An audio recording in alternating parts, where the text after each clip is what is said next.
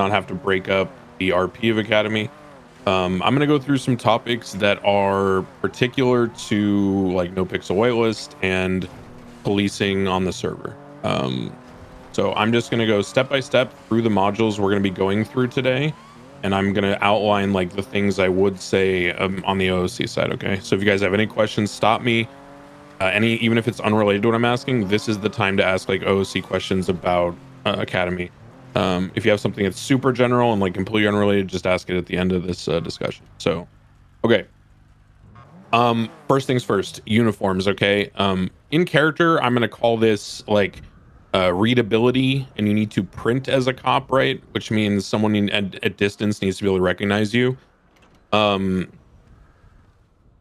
In the server, it's very, very important that it's not just for the RP of being recognized as a cop. It's also a big deal because when we get into some of these shootouts across the city, these can be like 6 square blocks and rooftops and alleyways and everything, and it is very, very difficult, especially as a criminal and as a police officer. Sometimes it goes both ways, to know who is involved if they are not very clearly uniformed. Police are always reactive, so yes, most of the time you're getting shot by someone when you don't know they're involved yet, unless you've already seen their outfit or whatever, or their car. But as a criminal especially, it can be very rough to second guess because people don't want to RDM. They don't want to get banned. I've been in situations on my crim where I've had civilians like looky-loo and drive through the scene. It's happened for years. Everyone's experienced it that's been on the service for a long time. So while the marshals do have more loose uniform SOPs, it is really important that when you are actively engaging on a scene, you very clearly either have one of your one of your very typical uniform jackets or a vest. I would say that it's generally not a good idea to wear the vests into a combat situation that have like the gray on black because it's very hard to read that. You want contrast. So you want like the BCSO ones that have like the black and gold, right? Or the one I'm wearing right now has like the Arctic camo and the gold. So just something to think about when you're making your outfits and when you're entering a scene. If you are completely plainclothes, please like consider how you look before you start engaging in one of these like wide open combat scenarios, because it can cause a lot of issues and just makes everything awkward and kind of slows down the RP. So that's uniforms. In terms of the next thing which we'll go through is going to be like inventory checks, like searches, frisks, everything like that. It's really important that you role play this out beyond the basics. Okay, what I would say the basics is like if I approach Knight on Declan, right, and I stand behind him, the basics of any patrol cop is like, all right, bro, you're under arrest, I gotta search you now, and then just like opens F1 police action search, right? And then you don't describe what you're doing, you don't narrate, you just stand there silently while you like go through their pockets and take pictures of shit. That's dog shit. Okay, so when you're gonna search someone, you should always be under the impression for RP that you're doing it for your safety first and then going for the loot, right, and the evidence. So when I search Knight, my narrative would be like, all right, Mr. Knight, at this time, I'm going to be removing any illegal objects, weapons from your person, anything involved in the crimes you are suspected of. If you are found not to be culpable for these crimes, you'll receive them after this arrest. But for now, I will be seizing these items before transport. And then I'll say, do you have anything on you, that'll poke, stab, stick, or prod me, right? So I'm prompting him to have some back and forth here. And if he chooses not to tell me, that's an RP avenue, right? There's things to come from that. But it's very important that you go through the habit of frisking first, right? The frisk has more RP to it. There's a different animation. It looks better. It goes more with the RP. You also can see different things which can progress the conversation, right? You can see loose cash in large amounts. You can see weapons and you can see drugs in separate responses, right? So you can then RP that out as, oh, it looks like, I feel like, what's this? You got a big wad of cash here. You a drug dealer, sir? It's a pretty big roll. You go to the strip club, like what's going on? Anything, right?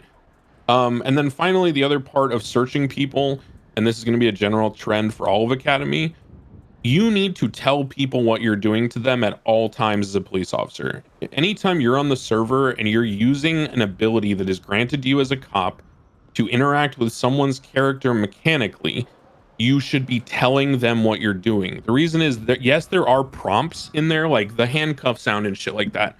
But at the end of the day, and yes, like when you search someone, they get the little pop-up menu in the top right. Your inventory's been searched or whatever, right?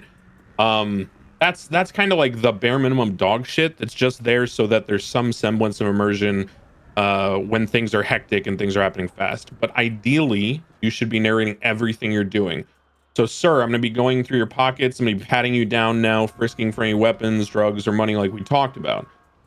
All right, sir, at this time, I've cleared you of your weapons. I'm going to be seizing anything else that could be dangerous, explosives, drugs, chemical compounds before you get transported by EMS.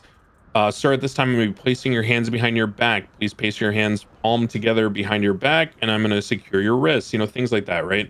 When you uncuff someone through the cells, don't just walk up to them and hit the fucking down arrow. So, sir, I'm going to loosen these cuffs. All right, sir, now could you please face away from me? Sir, at this time, be reaching through the bars and removing the cuffs from you. All right.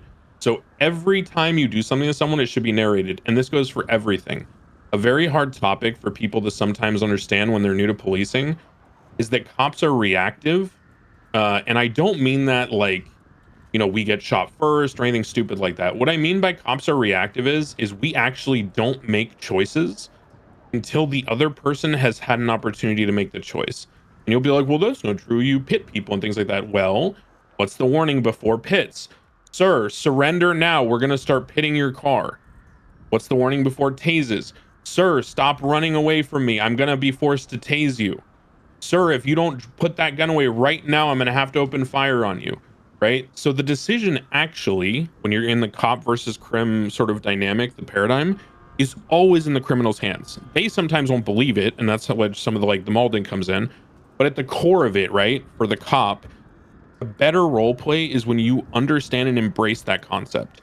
You always give people the out. You always give them the opportunity to make the decision in role play that is not the default. Okay, I'll give you an example.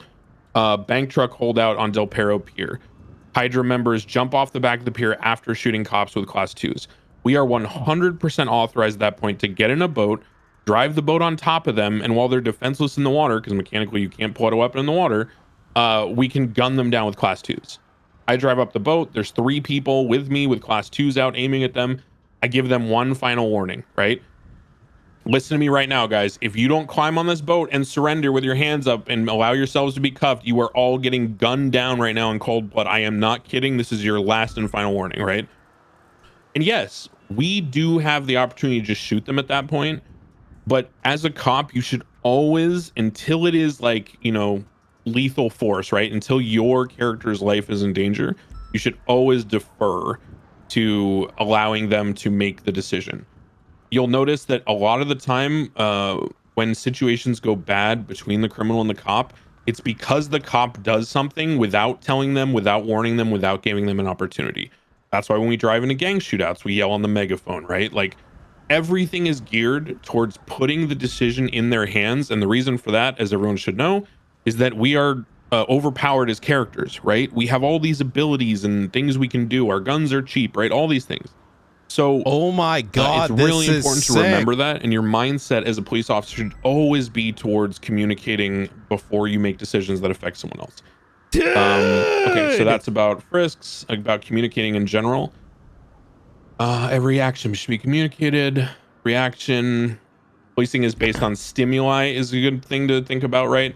I don't know if you guys even know this, but some of you might. If you approach someone and you open up your F1 menu, you can where is it?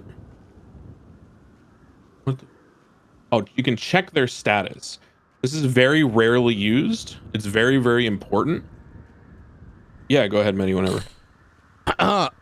Checking status allows you to RP out like a DUI stop. It allows you to RP out like, are you stoned? I just saw you smoking a weed cigarette before you got in that car. And sometimes when you look at them, you'll get a prompt back after you use the check status that'll tell you like red eyes, smells like marijuana, things like that. Fists are bruised, right? If you're responding to a 1010, a fight call. So use that and use that to enhance the RP. Yeah, go ahead, Medi, sorry. On the point of communicating the actions that you take, it is incumbent on everyone in SASM that you do so in a way that kind of fits the vibe of your own person.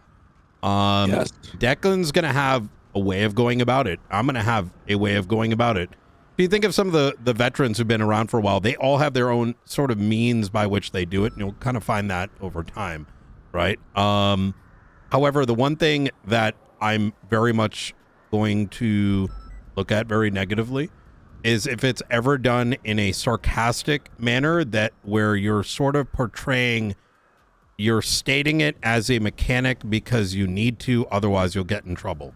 I'm going to provide a example just so my point is clear. Going for cuffs. Oh God. You know, that's the most immersion breaking shit ever as a crim. It's exactly that.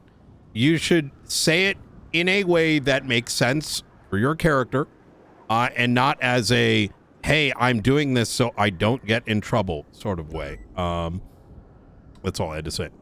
I'll go a step further and give you guys a cheat code. I'm going to teach you something about policing that I learned very early on, and it's only because I did a lot of D&D.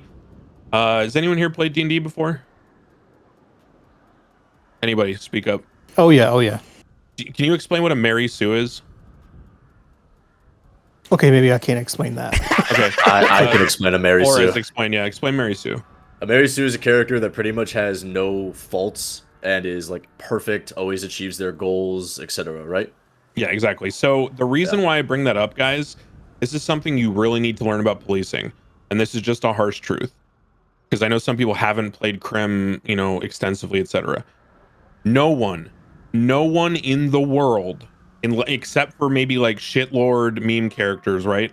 No one wants to be arrested and chased down by the best driving, best shooting, most handsome, coolest dude ever. It is fucking boring and it is awful, right? Your character needs to have pluses and minuses.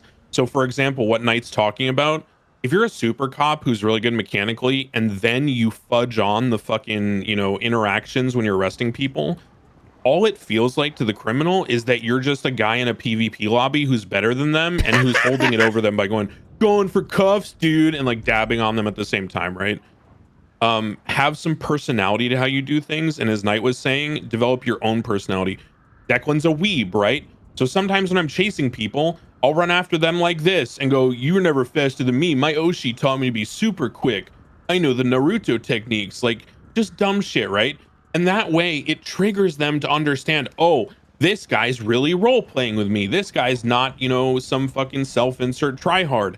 I can have fun with this. And most of the time, if you develop that rapport with people and they recognize you as a character with flaws and who has a personality, then they will be more willing to take L's with you. There's more give and take. So your chance to establish that rapport is how you communicate things, as Knight was saying. So I really want to emphasize that. And just to kind of expand on it, that doesn't mean that you have to go down the route that Declan's describing. Yeah, you can be hard, right? Like you'll see me occasionally, like, someone's thinking about pulling a gun out, or it's a scenario where we can shoot them. I will raise my voice, and I'm going to use Declan as an example here. Put the gun down now!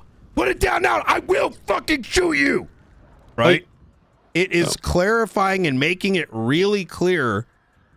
I mean, this is the use of your vocals too, right? They know I'm making it clear. If they take that action, they're going to expect to get shot. And at that stage, you are forced to shoot because they didn't comply. I mean, that's kind of on them, right? Yeah. Well, and I'm going to bring an example. This is the most extreme example of how you can do things in character that make sense for your character and make sense in roleplay that otherwise would be considered like griefing, right? If you weren't playing a character and you weren't doing it properly. So check this out. A while back, this is like a year and a half ago, we had a money run call. The gang, this was Old Cypress or Old Saints, I think. I forget who, it doesn't matter. They crashed out a car. We had a 95. We took some of the stuff off them. They had already tried to shoot to get him back. We fended them off. They came back with a hostage and then tried to negotiate after shooting at us for the life of the hostage to not only give their guy back, but also give the stuff on him. So we did it to preserve the life of the hostage, but we said, This is happening you guys know what's this way happening. so like that when we give you this, we can do it when in you the give us that city, hostage and it gets clear, and they're like, yeah, it is what it is. and We gotta people do what don't we gotta walk do. into this We chased them conversation. down. Their car got disabled. The guy was running around. This is he put his gun away. the So I first wasn't going to segment shoot of the him. academy. And then I went behind him after tackling him, and I said, I am going to shoot you in the back of the head if you resist these cuffs. He resisted cuffs. I shot him in the back of the head, cold blood, with like 20 cops around me. Okay. The point is that makes sense for that moment with that character. And he knew why it was happening. And everyone in that scenario understood that you can have a serious tone. You can have a serious moment, anger, things like that. The problem is when it doesn't read as you are peeing. Doesn't mean it has to be goofy. Doesn't mean it has to be over the top. Declan's a goofy guy, because I mechanically am pretty sweaty, right? So I want to balance myself by being a goofy guy. But that's just like a general topic that I want everyone to kind of think about as you develop your character. This takes me to the next thing.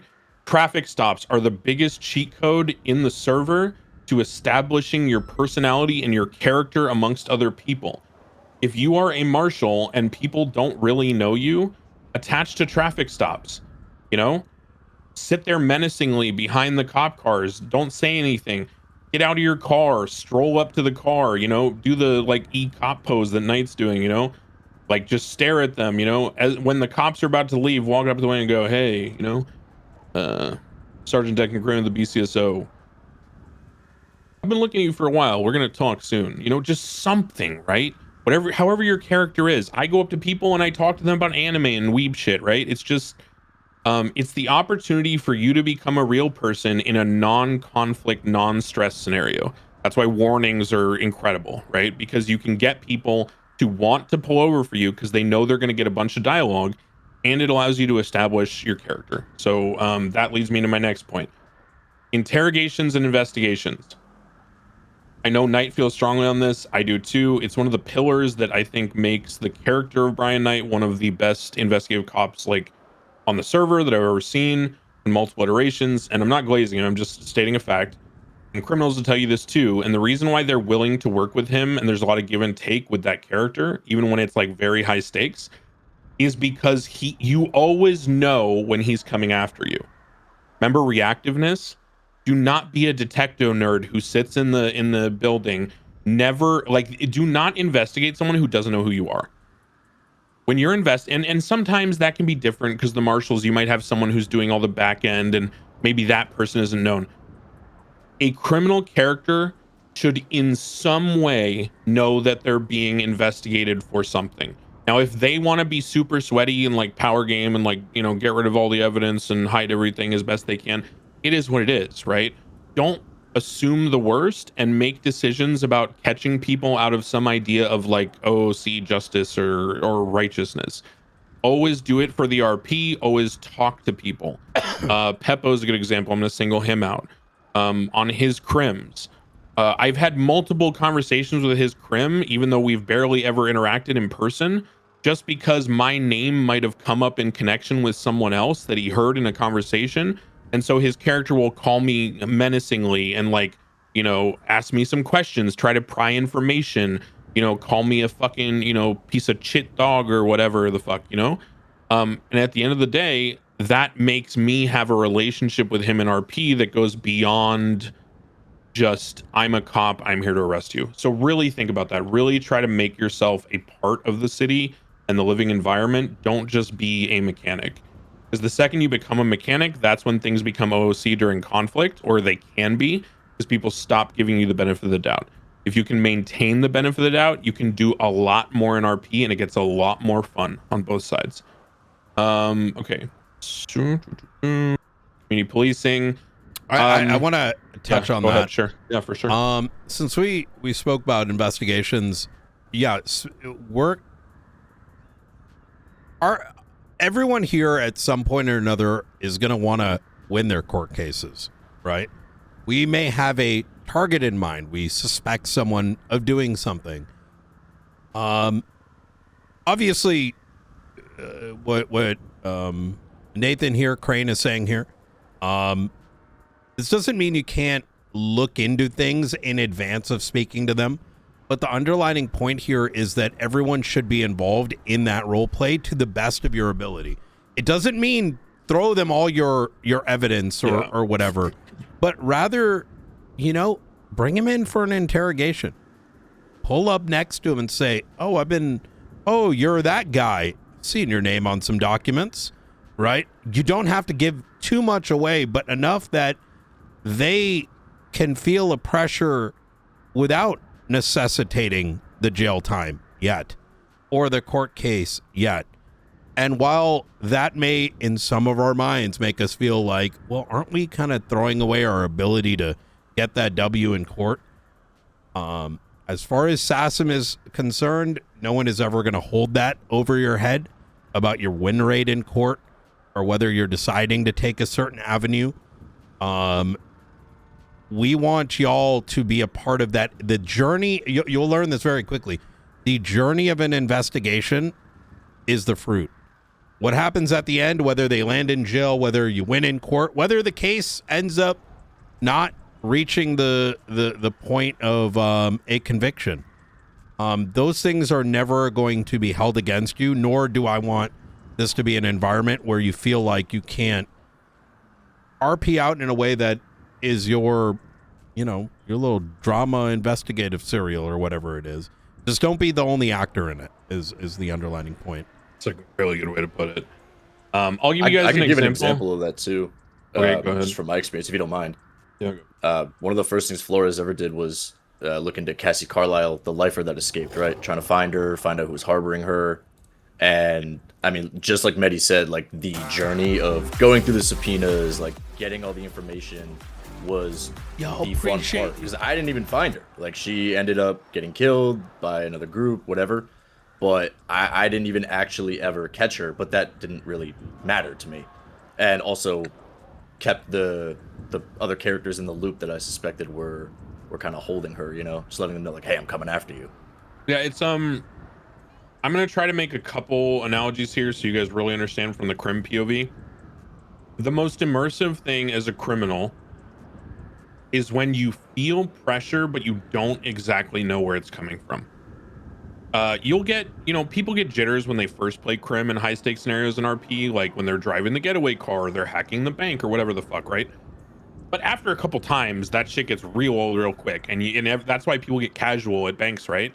That's why people start like fucking around. That's why people will stop dropping the immersion.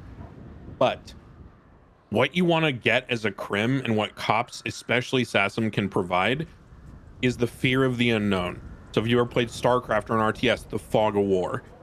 Is there a drop coming to my base? Is there a shuttle coming to drop a reaver on my fucking probe line, right? Whatever, right? If you're playing Tarkov, was that footstep a scav? Was that a PMC? Like, am I going to get naded? It's feeling the anxiety of your character kind of being boxed in, but not in a cheap way, in the atmospheric way. That's really what you want to go for. Okay. I got a question, if I may. Go for it. Yeah, go, bro. Earlier you were saying about the police actions, the status. I've never really seen that used or used it. How do you announce that? Like you're looking at somebody's status. Let's have him come and use it on me so you can see it as well. Yeah. Try it, Peppo, on night, and you just walk up to him. You go to him like, hey man, let's say you got him out of the car at a traffic stop. You got him out of the car, and you go, hey, listen, man, you were kind of weaving all over the road there, and listen, I'm not like a doctor or anything, but are you all right? You look kind of like shaky on your feet. Let me just take a real good look at you. Open your eyes real wide, and then and your character does this animation of like, this thing, you're kind of looking around, you check him up and down, all this, and you go, like I said, not a doctor, bro, but bro, your eyes are fucking bloodshot. Are you stoned? Like, something like that, right? And honestly, or you could be a dickhead cop who maybe this guy's been really back and forth with you, and maybe you're like Owen Svensson, who's like a hard ass. You're like, are you drunk? It's illegal, right? Like I could just throw you in jail. Can you even stand straight? Like it just, whatever it is. And you can use that to then even just do the false positive of like, yeah, I guess you look okay for now, bud, but I'm watching you, shit like that. Just, it's really good, and it gives you prompts. The number one thing that I use it for is when people are in fistfights. If you go to a 10-10, by the way, some of the best calls for investigation ever, go to 10-10s, because you know how people like accidentally punch each other or get in random Let's fights actually when they're show them, bored, because go to I don't 10-10s. think a lot of people have seen this. I'm going to be honest. Try it. All right, We're gonna I'm go just through this in gonna- Academy, but try it. Yeah. I'm going to hit you real quick. Mhm. All right. Now, if you haven't seen this before, just go ahead and take a look at me. Yep. Just check status with F1.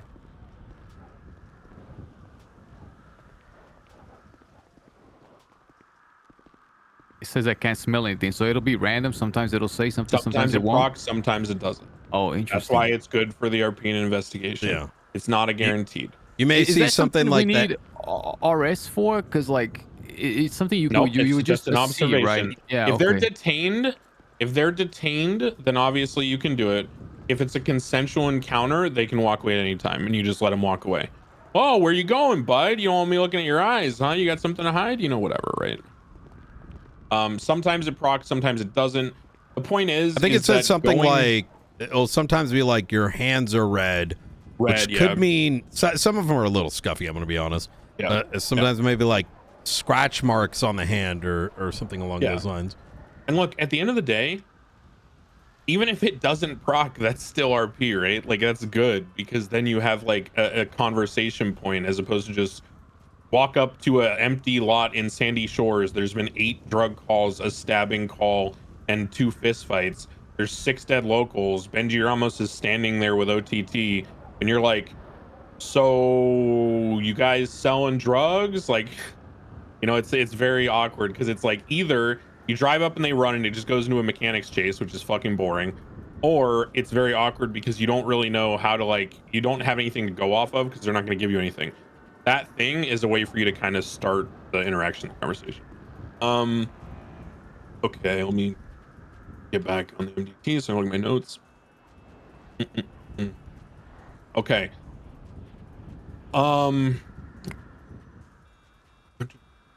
Scroll up. Okay, module 3, policing encounters. Yep. Radio etiquette, dispatch. There's nothing really on radio that's super OC except just try to make radio immersive for other people. The more you settle into your character, the more your character's personality can come out on radio. Like Declan is supposed to be 20 years old and like a fucking weeb loser who thinks he's the main character in his own anime. So like he's obviously going to be very like flamboyant on radio and kind of lippy. If you're a serious cop, be a serious cop on radio. It really fucks with other people when radio becomes like a Discord call and you just start like treating it like whatever. To that point, this is something I actually do need to say about radio. If your character has an accent, good luck. I wish you the best. You are very optimistic. Doing accents during high pressure mechanic scenarios is one of the hardest things you'll experience, and if you've been through this, you'll realize it. I had a cop in 3.0 who was like a church boy, and I was like, "Hi, my name's Wesley, and I love wrestling. My pastor used to tell me, you always gotta get on top." And when I did comms, I could keep it up for Is a he while, breaking but, like, up? if I see a car out of the corner of my eye that we just VCB'd on, and I'm trying to tell fucking Casey in Bones in the driver's seat to U-turn, Might just be me. half the time my voice is gonna break into a normal voice. It's just subconscious. You can't handle it. The best you can do is play it off in RP. People will say things to you like, "Oh, you got a little deep voice there, Wesley," and I just be like, "Oh, I just got so excited," So really think about that if you are going through with a character that has like a strong accent. Just RP it off. Don't accept the Is Crane breaking up for y'all, or is it just me? I'm turning my Yeah, voice yeah. on probably. Yeah. The last Yeah. time I turned my face away. I'm an idiot. Just a bit. Yeah, Am we I can better make now? out what you were saying. It was just a bit robotic. Yeah, I keep turning my voice Give over the me- mic. I'm an idiot. No. I think it's the Oh, is it the Discord? server. Yeah, let me migrate it real quick. You can continue talking. I might do a All right. switch the server location. Real quick. So that's kind of like, just a general note about communication in your character. It is what it is. Don't stress it. It's better that you try to do something and have an RP explanation for why it falls flat sometimes, rather than just like not doing anything. Especially if you play multiple characters, it's really important to. I mean, some people don't. It is what it is. In my opinion, it's really nice to play characters with some kind of accent or different voice, especially on Crim versus Cop, because if you use the exact same voice, you're gonna get memed on constantly about, you know, oh, is that Liam Law or, you know, Ventura? You know, it's just it is what it is. Okay, equipment. Let's see, flashlight, photographs. Oh, security. I got something for radio. Yeah, go for it. Those radio clicks are not just there for immersion. They're there as a cue. You hear a click, it means someone's about to talk. When you hear it click off, it means that they've ended their transmission. Obviously the immersion's there, but it's there as a tool to prevent people from speaking over each other. If you yourself notice that you're doing it, I would very much recommend trying to move away from that. Now, I'm sure we've all been on comms where that hasn't been happening. That is something we want to slowly migrate back to, because things have gotten very loose. We want to, at least in this department, try to bring it back a notch, because everyone wants to be immersed, right? Doesn't mean, you know, you have to be a hyper, you know, make a huge deal out of it, but try to do your best to try to not speak over others. It's bad RP etiquette anyways, right? Any questions about that, if that's not clear? Wait, do you guys all have clicks on? I do. No, I have it on. Trolls you?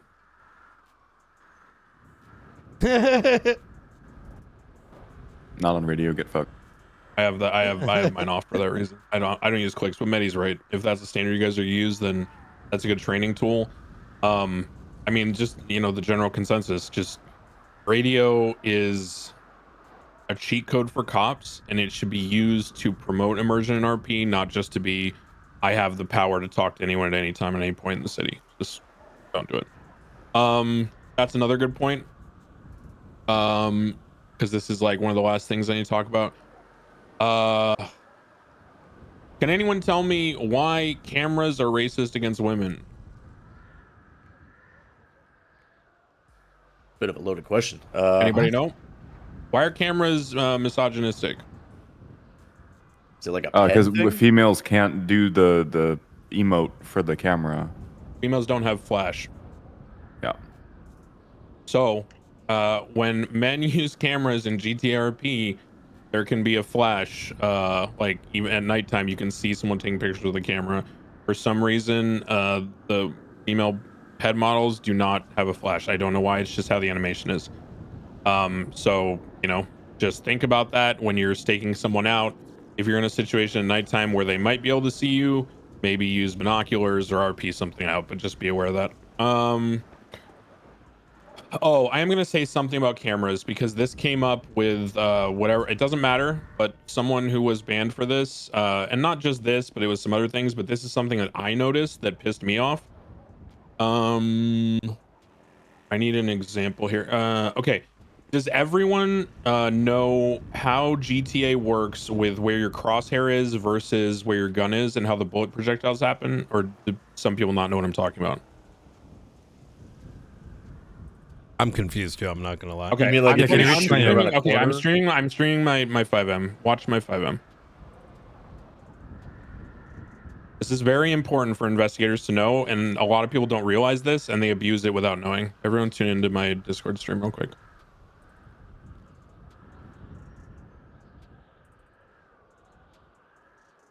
Okay, so I'll show this a couple times as people are tuning in. Here's the problem with GTA. Here's my gun. Okay. When I aim my gun, you see where the crosshair is versus my gun. When I shoot, the animation of the tracer is not an actual bullet leaving my physical gun at the emanation point of the barrel and going to where the crosshair is. It is just appearing at the crosshair. So what that means is, if I'm on a right-hand peak like this and I aim like this, I can shoot through this wall basically. Because although my gun would be hitting this wall, my crosshair's on the side of it. That's why right-hand peaks are so strong. That's why you get shot by people who you can't see and they headshot you. Because right now I can shoot right here and this will go through the wall and see here. You see where I'm at? Shoot me. Look at that. See where I am? I'm like pretty much behind cover, but I'm still shooting someone on that angle. And on the left-hand peek, your gun is on the right-hand side of your character, so you won't see. Now, that sweaty nerd combat stuff, the reason I'm teaching you that is because it does the same thing with cameras. So, if I have my camera out and I'm taking a picture, and I'm going to use an example. If I'm on a balcony or standing 4 feet behind a dumpster and I'm taking a picture, when I open up the camera, what the game's doing, if you notice, and I want everyone to do this, come stand next to me, like in a line facing this way, and you guys will see what I'm talking about. I want you to pull your gun out. I want you to aim at, let's say the white line in front of us that's going horizontally. Aim at the white line. I want you to just let go of right trigger, open your inventory, and press your camera. And don't move your mouse at all. Okay, where is your camera centered? A lot higher for me. A lot higher. So what does that mean?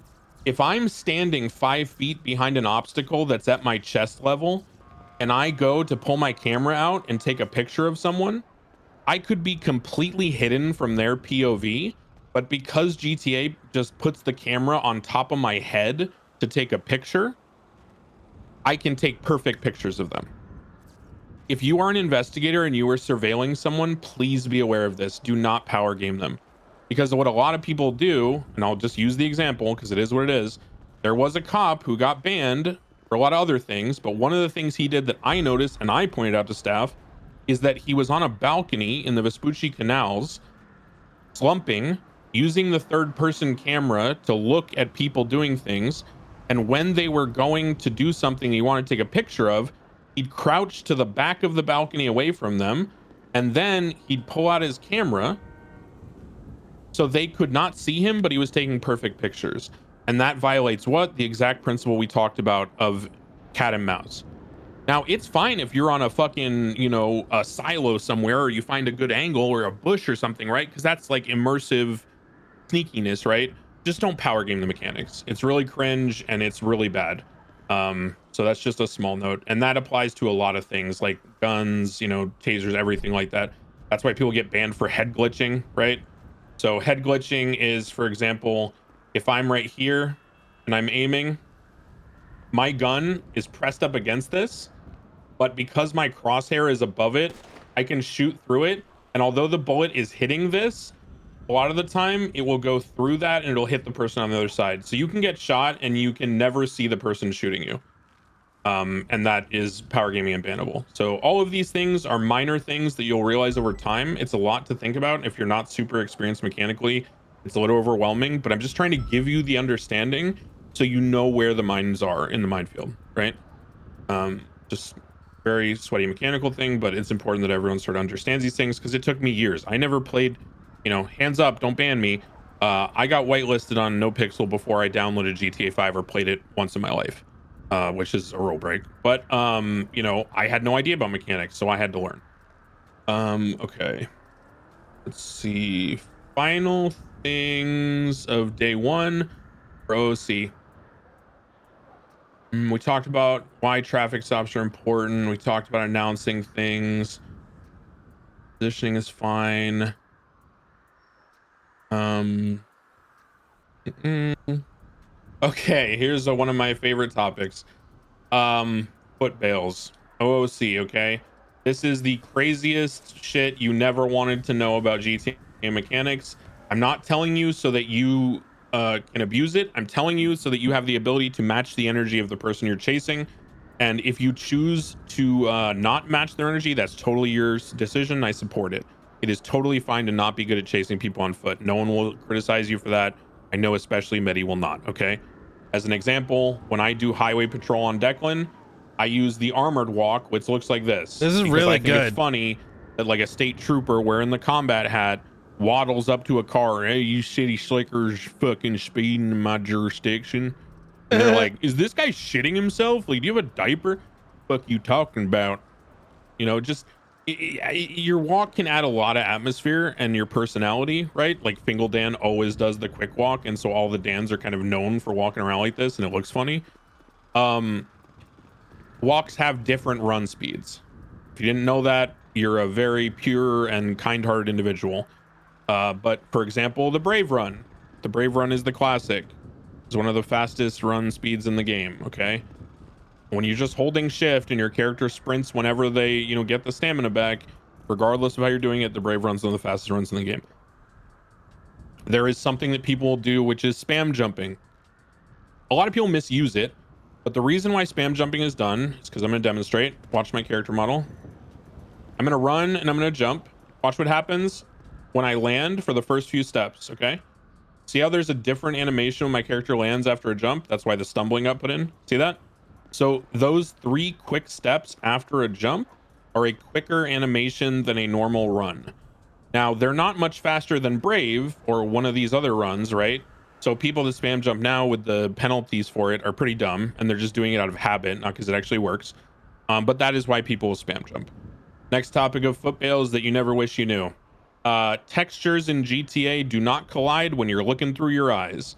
What I mean by that is when you go first person view on your camera, your character does not collide with the terrain, so you have no speed reduction. So if you're running up a hill and you look, you know, first person, you just sprint right up that bitch.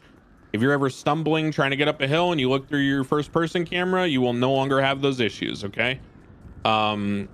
Same thing goes for running upstairs. That's why some people, when they like go to the white garage and start sprinting up the staircase around and around, just like get crazy distance on you. It's because they're doing that. If you ever do that to match their energy, be aware that there is desync, especially when you're running through your eyes, running upstairs in first person.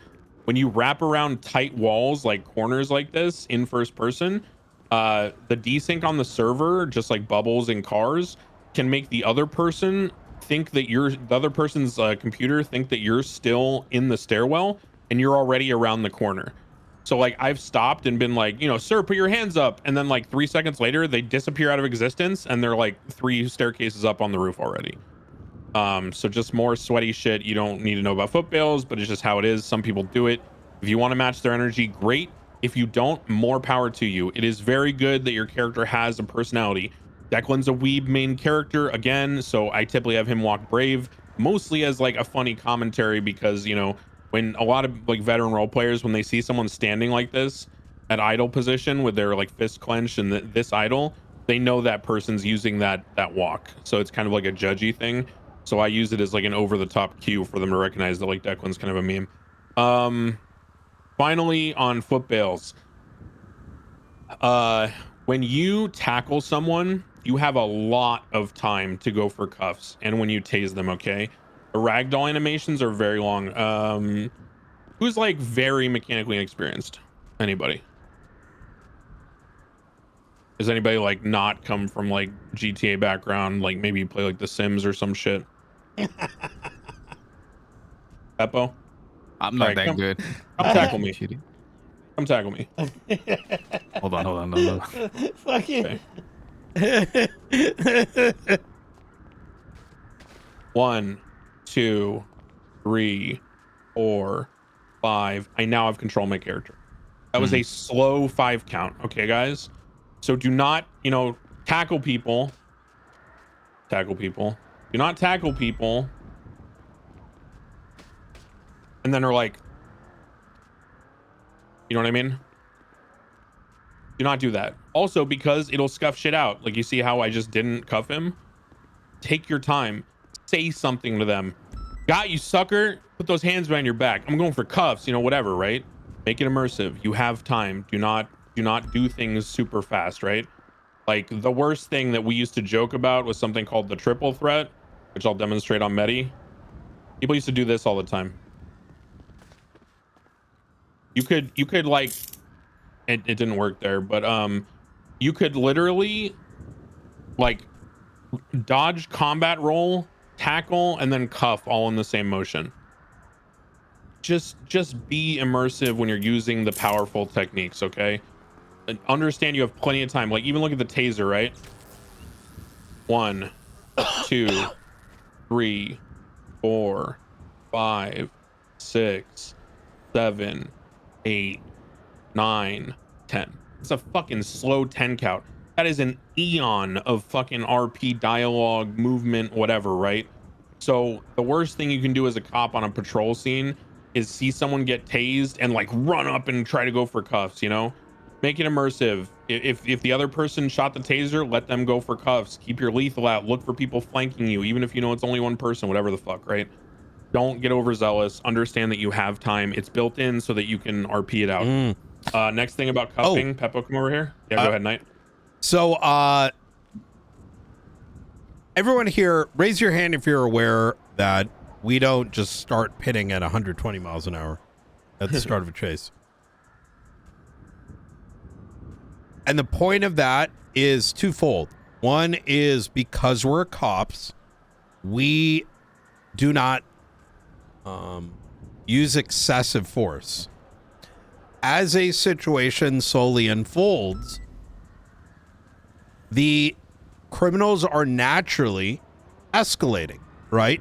As the threat not only is continuing, whether it's, you know, it was a shootout and they're continuing to shoot cops, or it's a reckless chase and it's been going on for 15, 20 minutes, etc., etc. You may find some scenarios where we may be starting, as Declan has mentioned, but now maybe it's 30 minutes in. It's 40 minutes in. Our escalation and sort of matching that vibe over time is still reasonable. These are sort of how we should be approaching it once their car first crashes out and the first time they get tackled. That doesn't mean we ever skip the verbal cues, but understand that as things start to begin to escalate, our actions will as well. So if, you know, it's a 2-hour chase and it's fucking terrorism, it doesn't mean, you know, we kind of give a ton of grace, right? That's when our grace starts to limit as well. Yeah, 100%. I had, that's actually a great point. I had a situation with the Manor about a month ago where it had been multiple scenes where people had gotten handcuffed and gotten like stolen and all that kind of shit. And we ended up catching one like out in the swamps by Zancudo out in the forest. And the car was disabled. Now there's 2 people cuffed. Another guy comes in, tries to like escort them to the car. There's 2 guys running around. And there were like more than 1 baton per person. And afterwards, I talked to James Wally in the cells, and Declan has a really good relationship with Krim, so he's usually like a go-to when it comes to like, you know, bringing up dialogue about how things went in scenes. And one of the things that I communicated to him, which he ended up understanding and accepting, is, look, bro, if we're 2 hours deep, you've disabled cop cars through heavy pits, you've had multiple swaps, pickups, foot bails, people have gotten cuffed and then stolen from us, you're splitting the scene, it's all started from you shooting someone and then running from us. At a certain point, like, you know, we're gonna up the aggression, and you need to understand that, right? And if you choose to shoot us in that moment, that's your choice, right? So I'm communicating the reactiveness to him and making him understand that yes, we escalate, but it's always their choice. They can choose to just try to drive away from us. They can choose not to pit at 130, right? It's always their choice. But when, like Mehdi said, there's a switch that you have to have, and we do flip it when needed. Okay, final things about mechanics for day 1, because there's a whole bunch of shit for day 2. Mechanics for day 1, the last things I want to talk about is the concept of bubbles, because they apply to foot bails, and it's very important you understand this. You need to learn your bubble. You need to learn your bubble with each person. It will be different. What I mean by bubble is technically is a latency difference, the time that it takes for your computer to communicate to the server and the server to communicate the information to the other person's computer. Okay, if I'm on the west coast of California and I'm dealing with someone in Australia, for example, our bubbles are going to be fucking crazy, because if the server's in like central or east coast and I'm in California, I'm going to have like 80 to 120 ping. The Australian could have like 250 to 300 ping. So when you add that shit up plus normal processing time and all that, you're getting up to like fucking 500 ms, okay? Which is crazy, because that means you're at almost half a second, right? Everyone understand that? So if 1,000 milliseconds, right? Milli, you know, so it's really bad, right? You need to learn your ping in each chase. You'll understand people over time, how you interact with them. In foot bails, it's especially important because if you're driving the car and you're the mobile unit trying to pick up and leapfrog the cops on foot, one of the tactics you'll use, which we'll go over today in character, will be pulling your car in front of them to get them to slow down to allow your ground units to catch up. But if you try to cut it right at the edge and break at the last second, and you have any kind of bubble with that person, you will fucking cream them. You will lay them out. There's something that happened to me. I was chasing CG during a shootout in Mirror Park early on in 4.0. I rolled up hot because it was literally, it just popped off with like the 2 cars in front of me.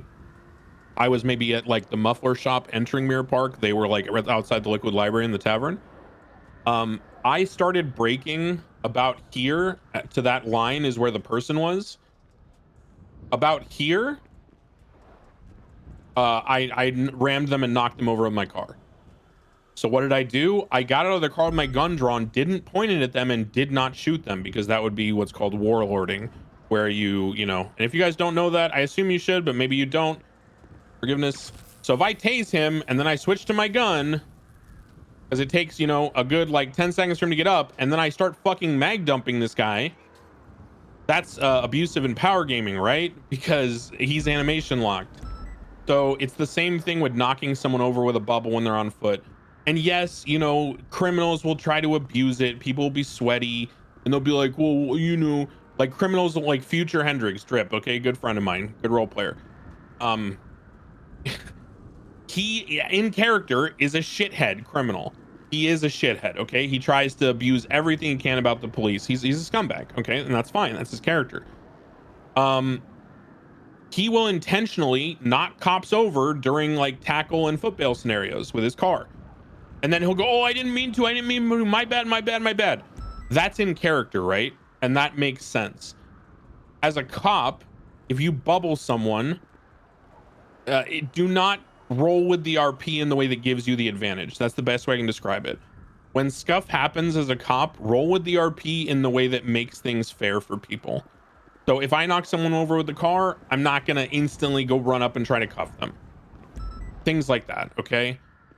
This is going to bring us to the final topic for today because we're at the point of OOC comments for practicality, and the rest will be for tomorrow for the other subjects. Final comment, and this is very important. There are things that happen in the GTA server in roleplay that are uncontrollable by either party. What I mean by this is, let's use a desing example. If I go to tase Nest's character, why is your name hard to say? Nest's, dude, saying a possessive with your name is fucking impossible. Nest's character. Skill issue. Dude, it's actually tough. I'm usually articulate, but that's fucked. Okay, so if I go to tase Nest's character, and let's say he's trying to get into a car. Remember how I told you there can be like 500 ms of ping between us, right? Latency. Sometimes you go to tase someone and you think you hit them and nothing happens, and they're just like electricity's coursing on their body. The animation's happening for you because it's your client side, right? But they're not getting tased because on their client side you missed. Don't comment on that. Just fucking roll with it. It is what it is. You're a cop. You're powerful. Okay. You always have the advantage. Your life is fucking easy. Okay. So just roll with it. Now, if you try to shoot him and he's getting into a car and you do a, you know, fucking running, you know, diving flick shot to try to get him at the right angle and he's getting in the back seat and it desyncs and you hit the tire and the tire gets popped. Okay. Now what do? Right. Let's go with McAllister. What do you think you do in that scenario if you accidentally tase someone's tire in a pursuit? You let them repair, because that's what we've done before. Okay, so that is what I would do as a veteran cop on the server who has a rapport with both criminals and staff and community members, right? If I was a cadet or I was someone who was less established on the server, I would defer to someone that felt comfortable making that call. And I don't want you to feel comfortable making that call because out of like arrogance or anything. I'm not doing it out of arrogance. It's actually not fun. being the person who makes that call is not a privilege. It is a responsibility, and it's sometimes a burden, because you are effectively, you're not mini adminning, but you're inserting an OOC judgment for the scenario that ultimately changes the outcome of roleplay if it was to be untouched. Okay, and that's a serious thing. Normally, that's bannable on the server, right? Going OOC, like, you know, doing things like that. But it is understood amongst people that have interacted for a long time that there are certain expectations that when something happens in a scenario that cheapens the role play because it's neither person's fault, a lot of the time it will be fixed. We will pause, right? Head pop happens. Sometimes you'll get scuff where you try to load someone in a car and they'll disappear under the car. And until they /E/C and cancel that animation that they're locked in of being under the car, no one will be able to see them or interact with them. So you're literally gonna have to like stop the scenario and like, you know, and like OOC local to the guy under the car to like /EC, right? Or if you tase someone, there's a scuff mechanic that most people should be aware of where, and I'm just gonna use Peppo as an example. Come over here, Peppo. Stand by the blue dumpster. Okay, so let's say the back rolling wheel of this blue dumpster is a car tire and he's going to get in the car, and I tase him right next to the car. No. See the animation? Do you see how he started falling backwards? Right? And see how his character model tried to go backwards? But because the dumpster is a solid object texture, there's nowhere for him to go. Cars are not stationary solid object textures, right? They are movable entities in the world. What does that mean? Well, that 500 ms of desync and the other scuff that can happen based on computers and processing time and all that bullshit, it could mean that when I tase him and he falls back, the server thinks that he should be like he should have 5 feet of space between him and the car, but maybe his perspective is that he's under the car, or my perspective, or whatever, right? So basically when you tase people next to a car, they can get sucked under the car, and then what happens mechanically is their character takes like 15 lethal hits to the chest as if they've been a car dropped on them in the span of 2 seconds while they're tased. So oftentimes you'll tase someone next to a car, you'll see them get sucked next to it, and all of a sudden they'll be limping and bleeding, or they may just get knocked out instantly. In that case, it's really fucking awkward, because the only way to pick them up, just so you guys know, I'm not saying do this, I'm saying so you have the knowledge of why it's being done and how. Again, defer to someone who feels comfortable making that call. Always defer to someone that you view as more senior and established in that scenario and ask them what you want to do. But I want you to know what it looks like so that you can communicate, if you're the first person on scene, the only person that saw it or had the good eyes on it, to communicate to those trusted people that something might need to be done about this, and you're deferring to their judgment, right?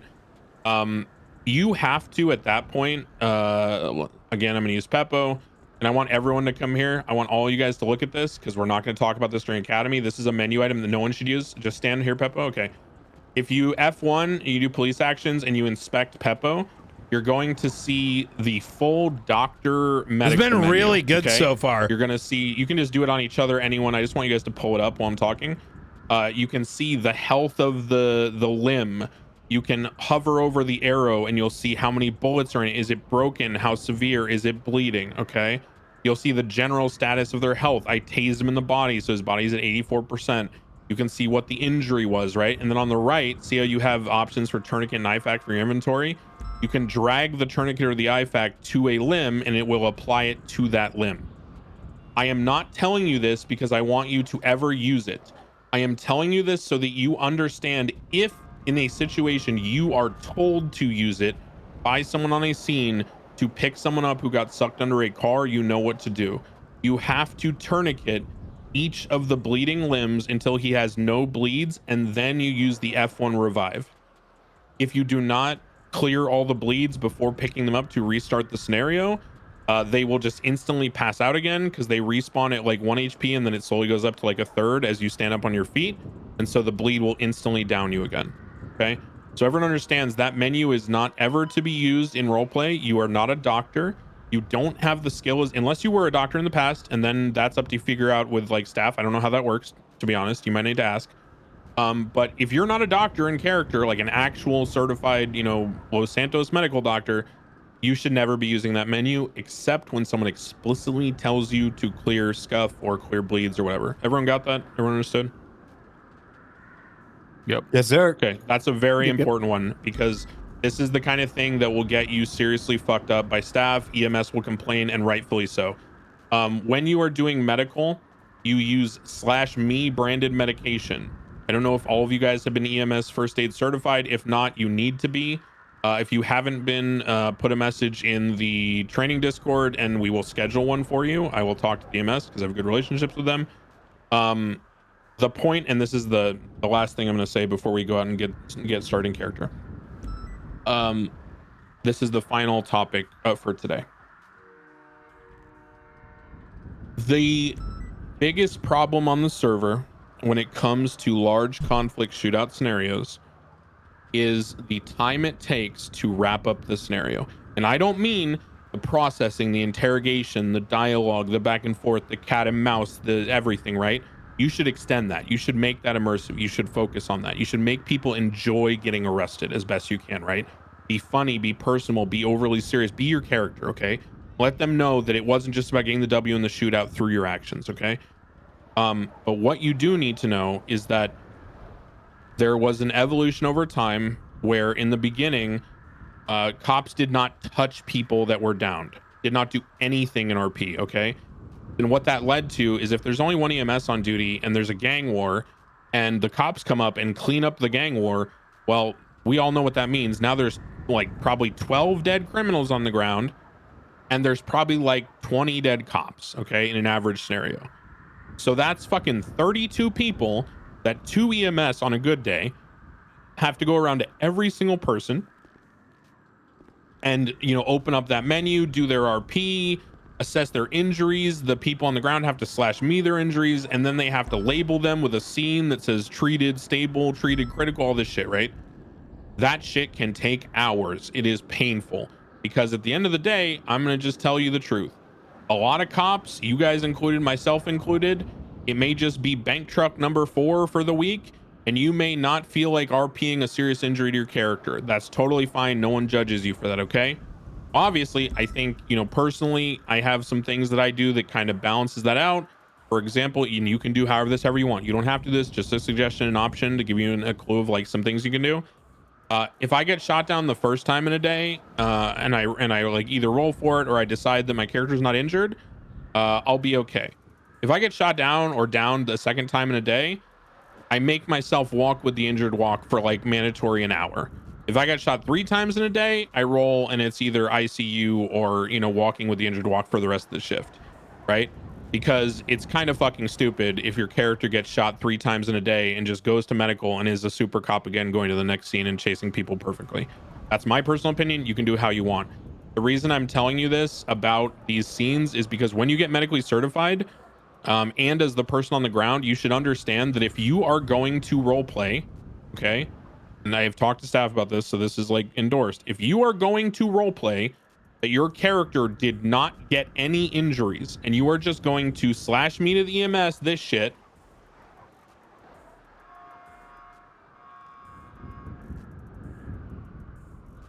and that's it, right? And your character is just role playing that they got the wind knocked out of them because they're wearing a ballistic vest and it was a blunt impact that, you know, caused a little bruising and, you know, made them want to lay down for a bit. You should try to communicate that to the cops on their feet.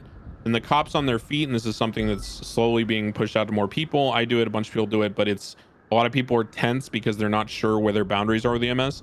As long as you are not using the actual medical menu, if someone on a scene, especially not criminals, right, but a cop on a scene is going to roleplay that they are able to consciously talk, they clearly are not exhibiting any injuries, which is their choice by /me's, and all it is just some bruising where the medic's going to put some ice packs on them, load them into an ambulance, and then put them through the fucking AI doctor at the front of, you know, the hospital, the mechanic, pick them up on their feet on the scene, have them transport cars, have them help load people into ambulances, move shit along, okay?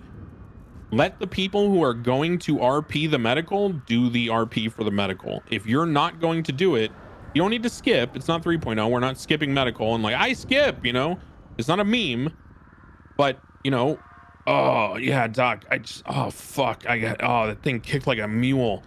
Came around the corner and that fucking Arnie dog hit me with a one pump. Oh, it was like Fortnite all over again, dude. Oh, tragic.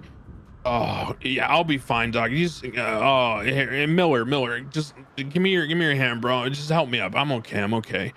You know, take off the vest. Miller RP / me removes vest from Declan. Discard shredded vest. You know, and then I get on my feet and I start moving cars and clearing the scene. Right. So think about people's time. Do not, and the worst thing you can do, please never do this as a cop. I swear to God, it tilts people so bad, and rightfully so.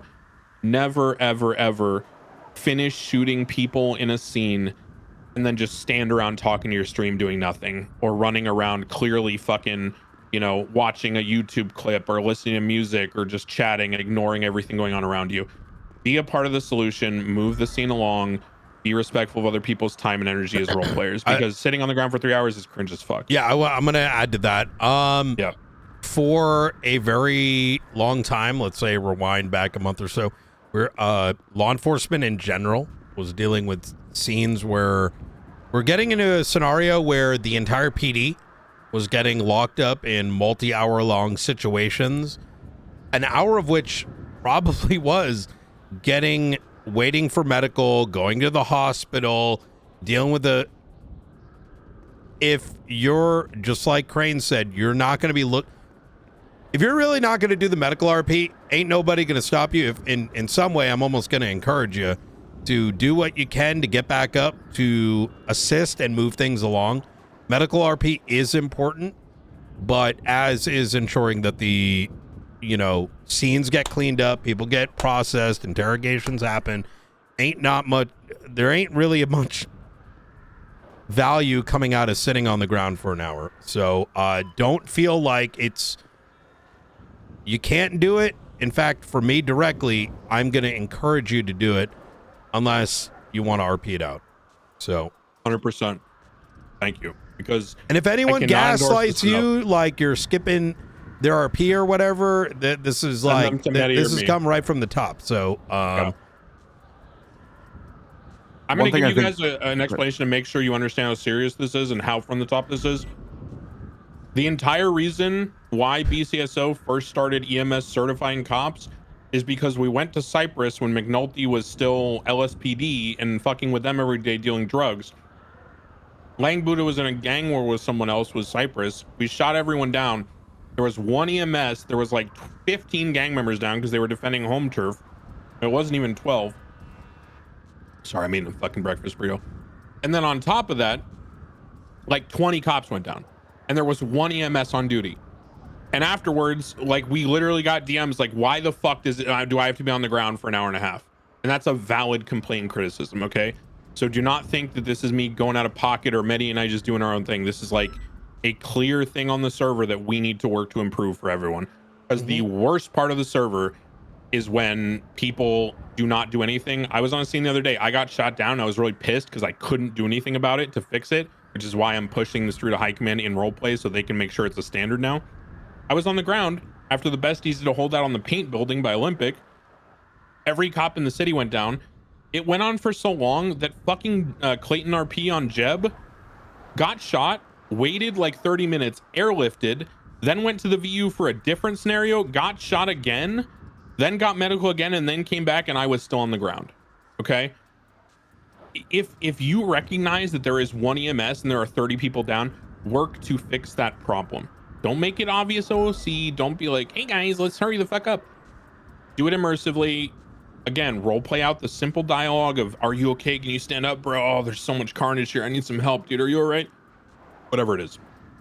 Okay. That's real it quick for on the OOC. note of what you just touched on. Sorry, Can you just cover for some of the folks when it is acceptable for using local and airlifting out of the? Okay. Yeah. So if you don't mind, I'm going to give the latest on this. Yeah, go for it. If I, this is SASM specifically, right? Don't. Let me put it this way. There are probably a lot of things that you might see on the field that are actually unacceptable. So if you see anything happening outside of this department, don't assume it's the correct way. If you ever have any questions about it, bring it to us. And I'm going to do my best, especially with the full marshals here that are your command, to get the answers that they need. So this kind of goes to command as well. If you have any questions about something, don't just assume that just because it was away for a while that it's not supposed to change. So the answer to that is, if it's a big scene, and command very much presumes, can make a good assumption that the scene isn't super serious, like it's just a mank truck, for example, or I don't want to say just a back truck. It's not like a fucking terrorism case, right? We may make the decision to airlift. And we will communicate that probably by 311. So it may be, I might, for example, look at the scene and be like, this is probably some dumb shit, right? And 99% of the force is dead. I'm going to go and airlift, and I will probably in that 311 RP as a way to say, like, you know, Brian Knight was picked up by local EMS. He's noted that other marshals can airlift as well, right? And then you can then proceed to do so. Now, if you do airlift, that doesn't mean that you cannot assist with moving cars off the scene. Once it's code 4, let's say it was a full PD wipe, you know, we might give it 10, 15 minutes. We can go in, we can collectively grab our cars. Things might be a little vague in your minds. You may not remember everything, right? But you vaguely know enough to go grab your stuff. But we should be leaning on those that have the more healthy memories and character to do the evidence cleanup. What I make it more blunt, it's really fucking awkward if there's a court case and you are the person who collected evidence on a scene and the defense counsel goes, I noticed here in the report that the one of the investigators who documented the evidence who's testifying here today, you wrote in your statement that you got shot down. You know, it gets fucking awkward. Don't be a primary investigator who would be called to testify if you got shot down in a scene. Avoid anything that involves you to the point of involvement later in the RP. That's where you're gonna fuck shit up. If you're fixing mechanics and people's time, great, go back and help the scene. If you're involving yourself in a way that materially affects the RP and involves you further, don't do it. Very simple. Yeah. Another way I'm going to put it is wait for high command to kind of make the call, because what they're effectively doing is reading the RP and making a choice for everyone. Don't make that choice on your own accord for your own good. Because you know, there's probably things that you may not be aware of. So just kind of wait for that clearance, right? Don't take it upon yourself. It's a very bad habit to get into. Okay. Finally, don't use airlift as a means to skip and go to the next thing. That is just as bad. And if we notice that, you know, big trouble. I'm just going to put it this way. Everyone has F8 quit by running behind a building, aka off stage is kind of the, you know, theater way of looking at it, so that your character, you know, disappears, but you role play that you went home to your house, or it will say, I'm gonna go fall asleep in this bush, whatever it is, right? Airlifting should function the same way. If Forehead just, you know, wiped the cops and you were part of the first wave and there's like 10 cops up doing a holdout scenario, and you're on top of the vault building because you were one of the first push teams, and you're lying there, and like, you know, fucking Chelb and Forehead and Drip are like on their characters running around next to you with deagles out calming and shit, do not airlift, okay? Because ultimately you are part of the scene that you could become a bargaining chip. They could want to rob you. There can be a million things that could still happen with you. But if you got shot where the initial ambush happened and then a holdout happened 3 blocks away and you've been down for half an hour and it's still going, or even like 25 minutes, whatever the, you know, right frame of reference is, you'll start to understand as you get more experience with this. That's when you should be airlifting, because you're not involved in the scene in any meaningful way.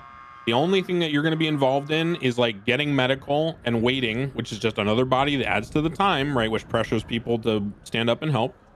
And on top of that, and I'm listen, guys, don't draw any inferences from this, because I'm just going to say this.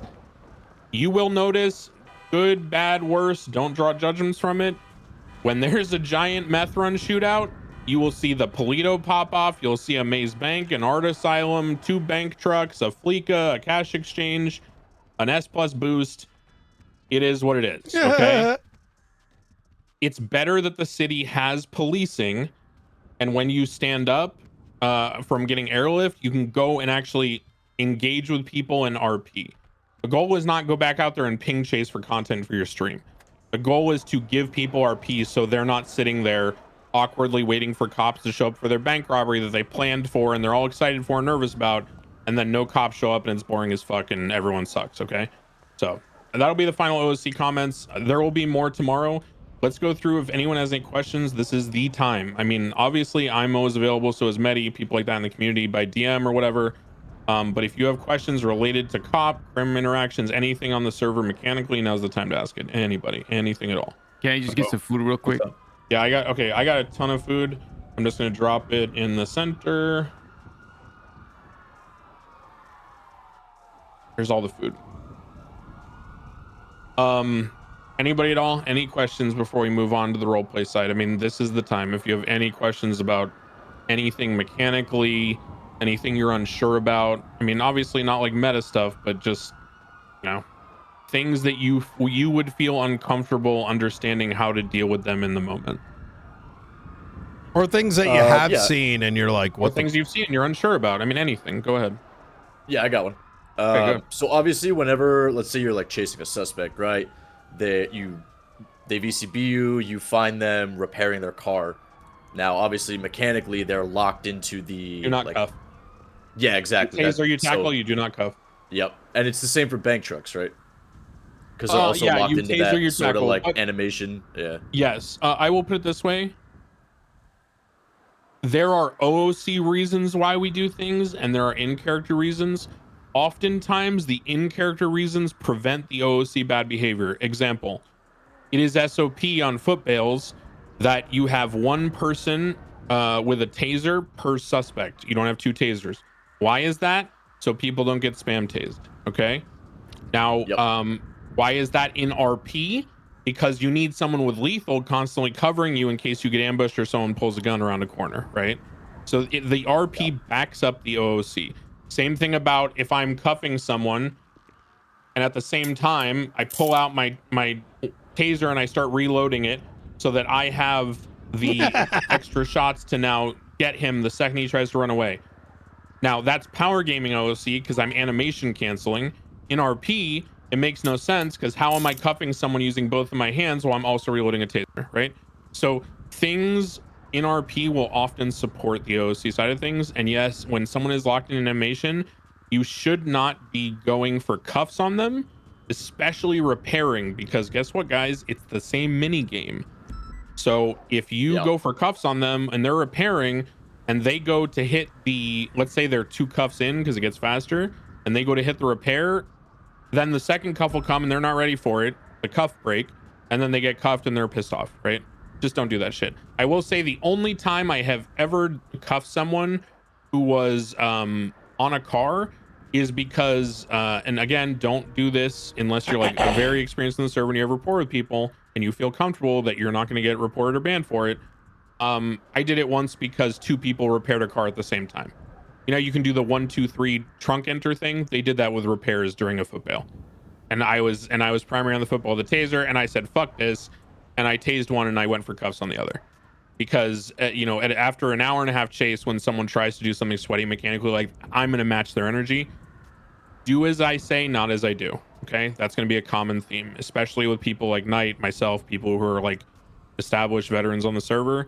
Don't put yourself in the position to think that what you're doing is okay because you saw someone else do it, because most of the time you probably don't understand the context and you don't understand the rapport that they're, especially when it comes to like dealing with staff and the expectation of good faith with your behavior. Any other questions about OOC stuff? Anything out of character mechanically server wise? Yeah, I have one. And this is something you might go over later, but what's the idea and the concept behind the beating up part when it comes to people trying to save their friends and throw them in the car and stuff like that. You know, actually, we should talk about this today because it's going to be a little part of it. It should be 1 baton per suspect, and it should be 1 taser per suspect. Mechanically, that whole situation sucks. I'm going to teach you something you never wanted to know. Peppo, stand against the dumpster. Peppo, crouch against the dumpster. Don't hurt me. Yeah. Okay. Peppo, pull out your baton.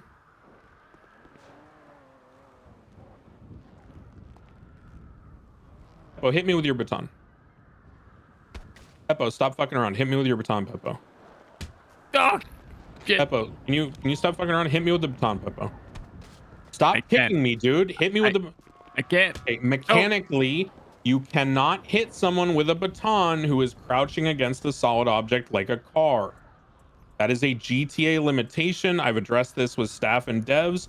It cannot be coded out. It is too much of a problem to try to fix, okay?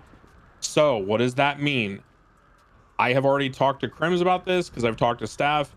If people are crouching next to cars and trying to load their friends in, you know, let someone like me know. I will talk to them and warn them because it is something that is power gaming. This has been confirmed to me many times through devs and staff. That should be reported if someone is abusing it intentionally. Now, some people don't even know that's how the mechanic functions because they don't play a ton of cop and they don't pay attention to that shit, okay? They think they just accidentally scuffed GTA kicked them, okay? So be aware of that, okay? Cops in the past have over-adjusted to that meta by like pulling 3 batons on someone. Don't do that, okay? And to that point too, the reason why Nathan here is saying, come to him, come to me, come to someone who is equipped with handling it. Do not admin for the admins, right? Never break character. Yeah, never insert yourself into that conversation in the RP. And if you see someone doing it, and I'll give you an example, being like, bro, that's cringe, bro, dude, what are you doing? Like, you know what I mean? Keep it in that character. Hey, move away from there.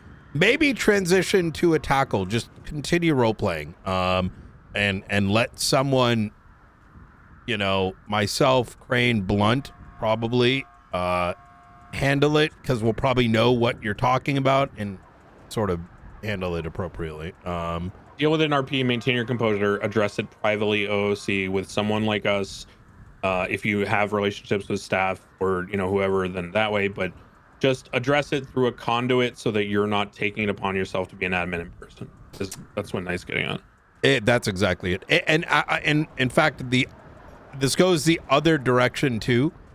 If you hear someone like me or Nathan hint something is coming from the state, don't turn it into some cringe, let me punch the God in the dick type shit. That makes it weird and uncomfortable. And with me, I'm just going to break the fourth wall, quite frankly. So if you don't want that, and you're not picking up on RP cues that something's coming from the top, don't be surprised if I break character and just tell you straight. Yeah, like we will try to make it very, like, don't put me in that position either, because like, I find it cringe. We will use hints, but people force our hand and it sucks. Yeah, it's very cringe because we're trying to maintain the immersion by saying something that's a euphemism for staff or development or management, by saying like, yeah, I talked to the federal government about that one. That's a no-go, right? Just fucking leave it at that. If someone ever says federal government to you and they're like an established person on the server, who you think he even has any chance of being in the know on those things, let it go and accept it, because guess what? If they're lying, it's going to be way worse consequences for them than it would be for you going along with it. Exactly. And that includes arguing those points as well. Yes. It's very, because at that stage, you're sort of leaving that individual having to be like, send you a DM or whatever. And that's just, you don't want to do that to other people. You know what I mean? Any other questions? Anything else you're curious about? I think I saw Sean Duncan unmute. Did you have a question, or was that just something else? No, I'm good. Okay. Anybody else? I got one thing I want to clarify. What's up? Yeah, the camera thing. Like, if I'm spying on somebody, it would make sense, right? Like, I'm behind the dumpster here. Yes. This is totally fine, right? To do this. Yes, because it's the distance effect, right? Because if I stand back here, Peppo, and someone's on a lower elevation than me, my camera goes above my head, right, in the game. So now I have an angle from above my head looking down like an aerial view that I should not have in RP because my camera is at my chest level. If you're right next to something and someone's across from you on an equal plane, it's not going to apply. You see what I'm saying?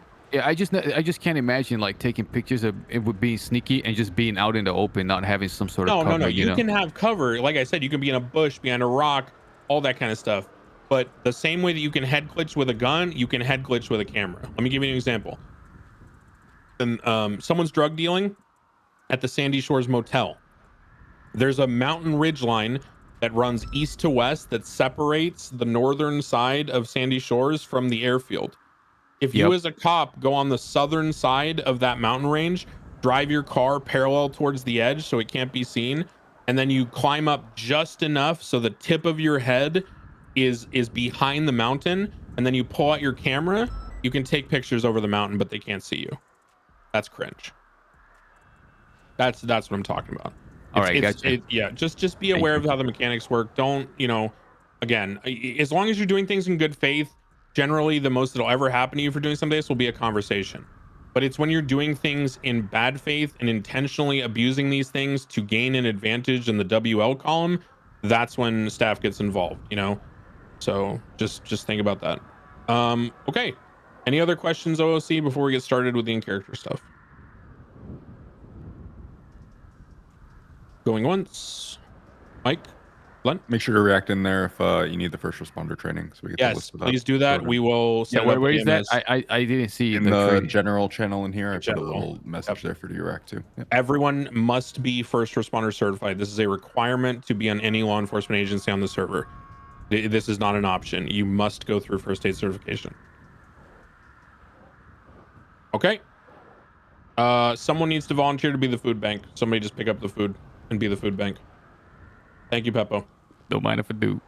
Okay. If any questions come up, throughout this, something comes to mind, scenarios, things you've seen in the past, don't hesitate to bring it up later or use the help channel. Yeah, I was going to say, write them in the OOC channel as a note for later, and we can talk about it tomorrow during the OOC portion.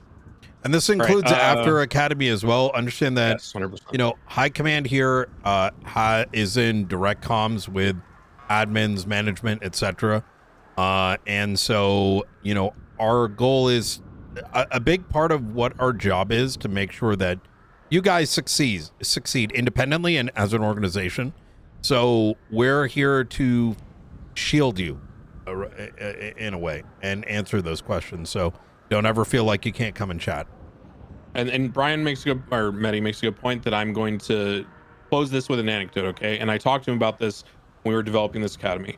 So in real life, I have a history of judo, jiu-jitsu, wrestling, and all that, okay? I competed in judo growing up, I wrestled in high school, all jiu-jitsu, all that shit, right? So very experienced with grappling and combat sports, all that kind of stuff, okay? A little bit of Muay Thai, shit like that. The point is, when I was 17 and I moved to the East Coast and I went to college, one of the first things I did was get a part-time job because I didn't, have a lot of money. My parents were middle class, but I didn't have really flowing money where I had spending money at will. So I got a part-time job off Craigslist. It was working as a bouncer at a nightclub, but just a low-level doorman. I ended up learning that the guy I was working for owned 5 or 6 restaurants and clubs in Boston.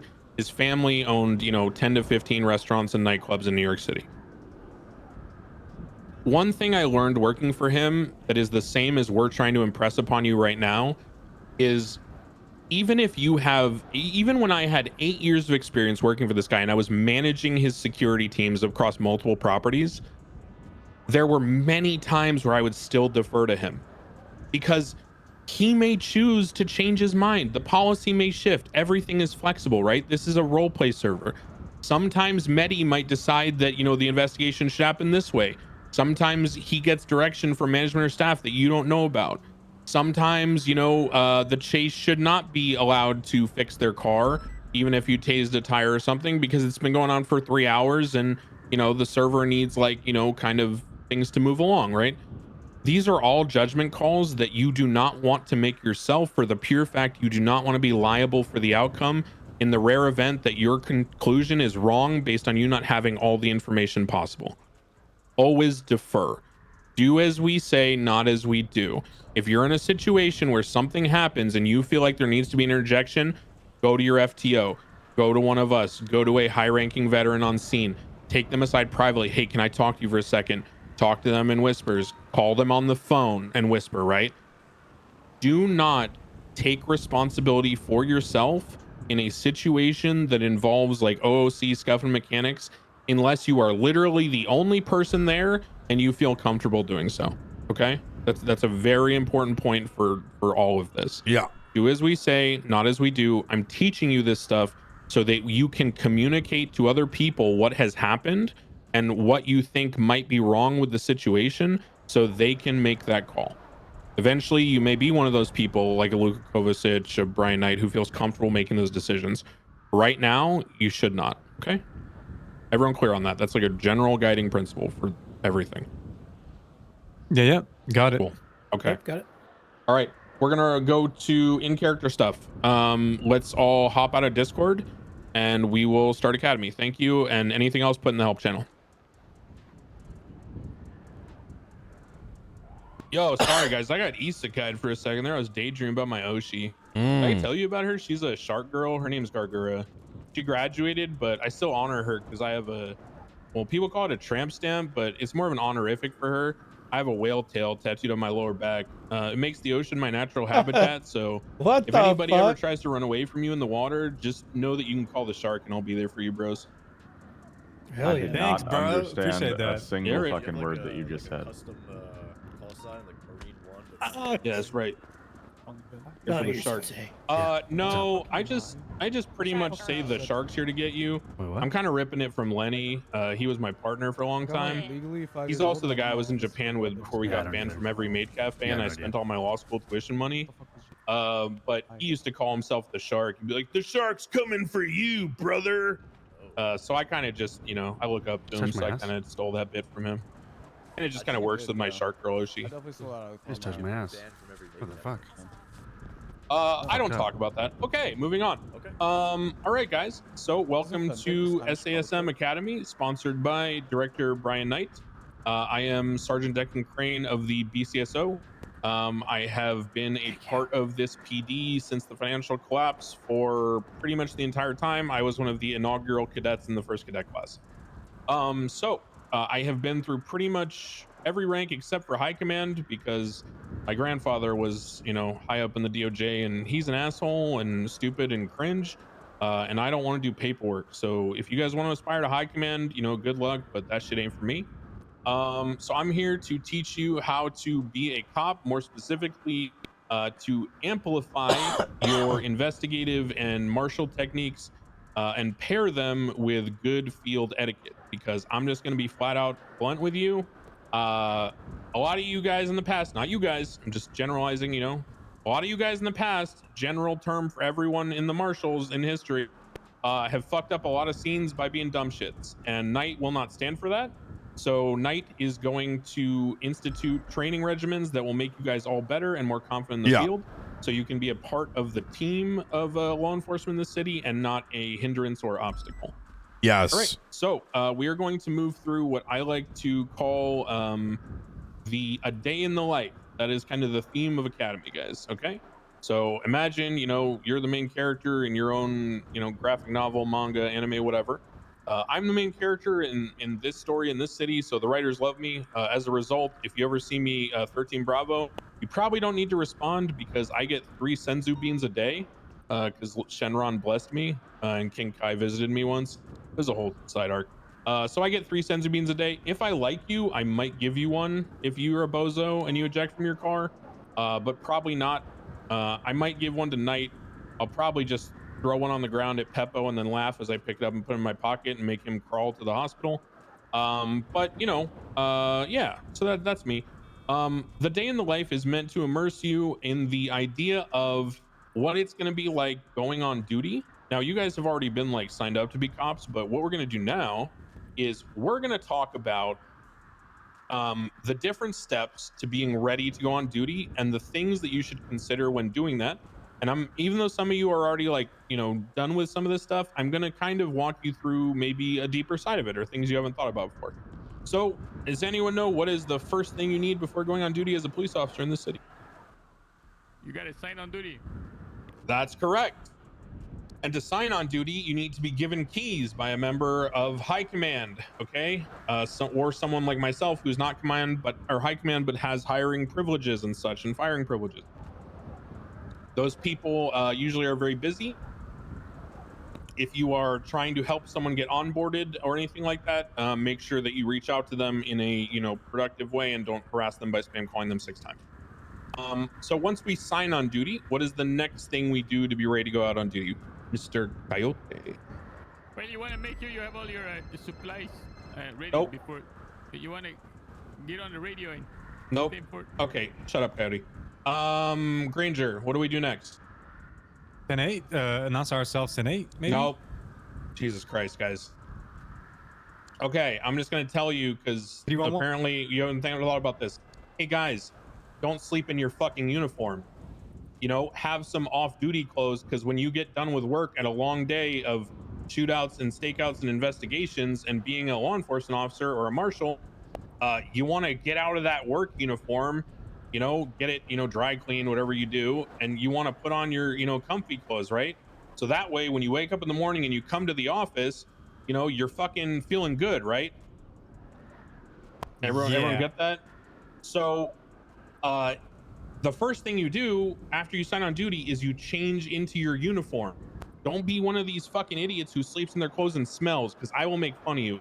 If I never see you in civilian clothing, I know you smell. Like, oh my God, you smell fucking bad. Because let's be real, none of you make enough money to have like 10 identical copies of the same outfit. So you fucking stink and you're gross. So please make sure that you're showering. Hygiene is important. And make sure that the first thing you do after you sign on duty is you change into your uniform. All right, now that you're in your uniform, what's your next choice?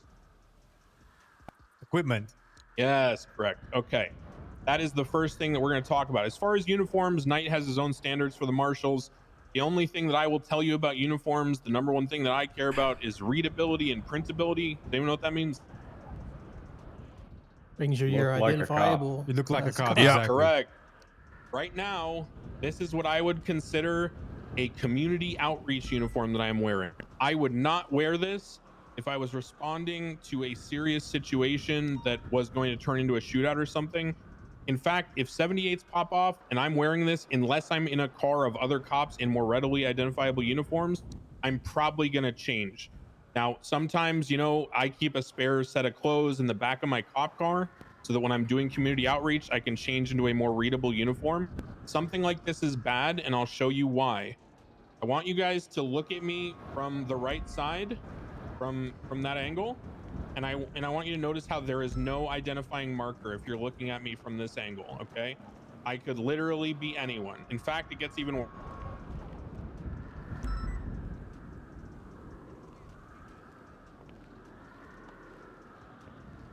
Like, Jesus Christ, okay? See how bad that is?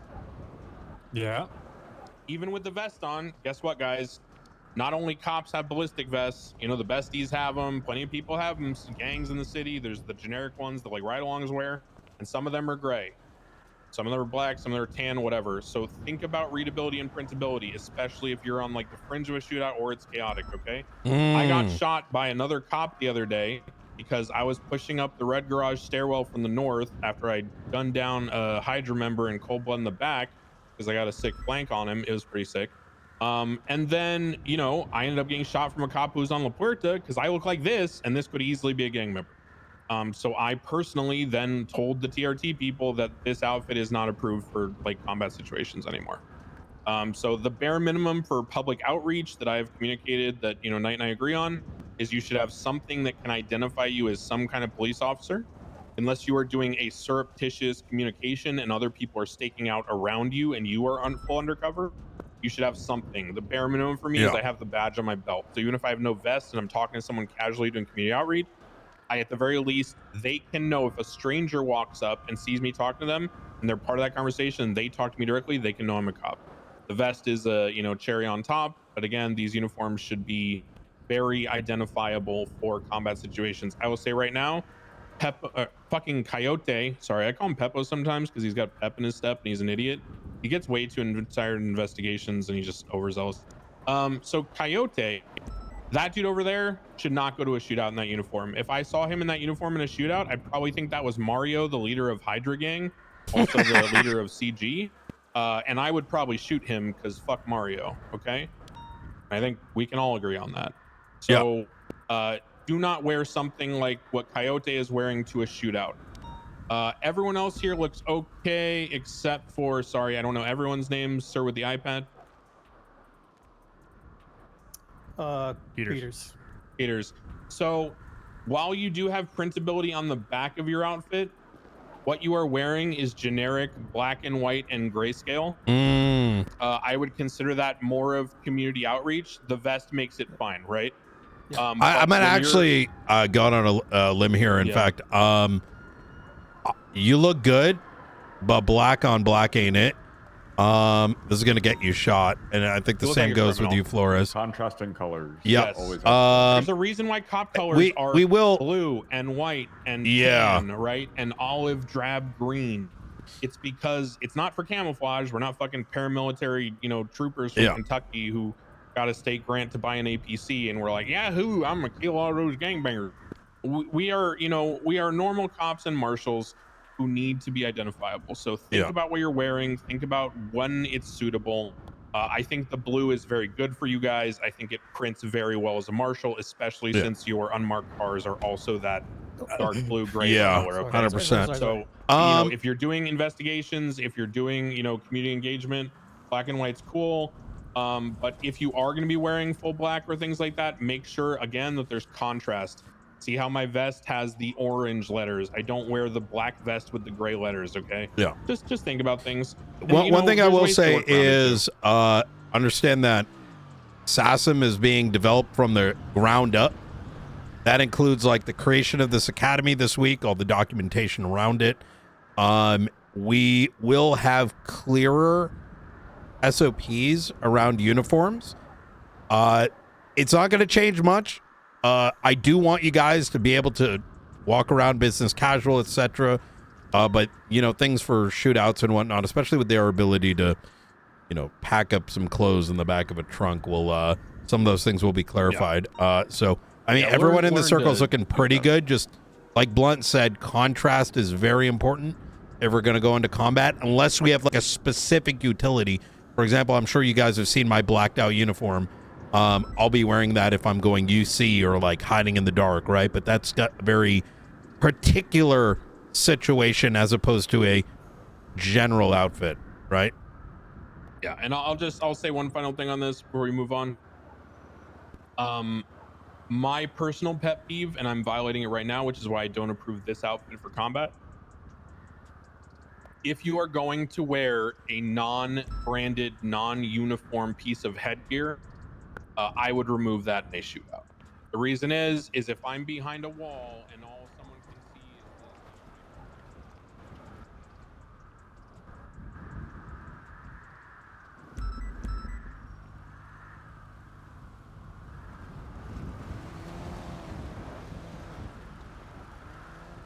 Oh, there you are. I didn't see you there for a second.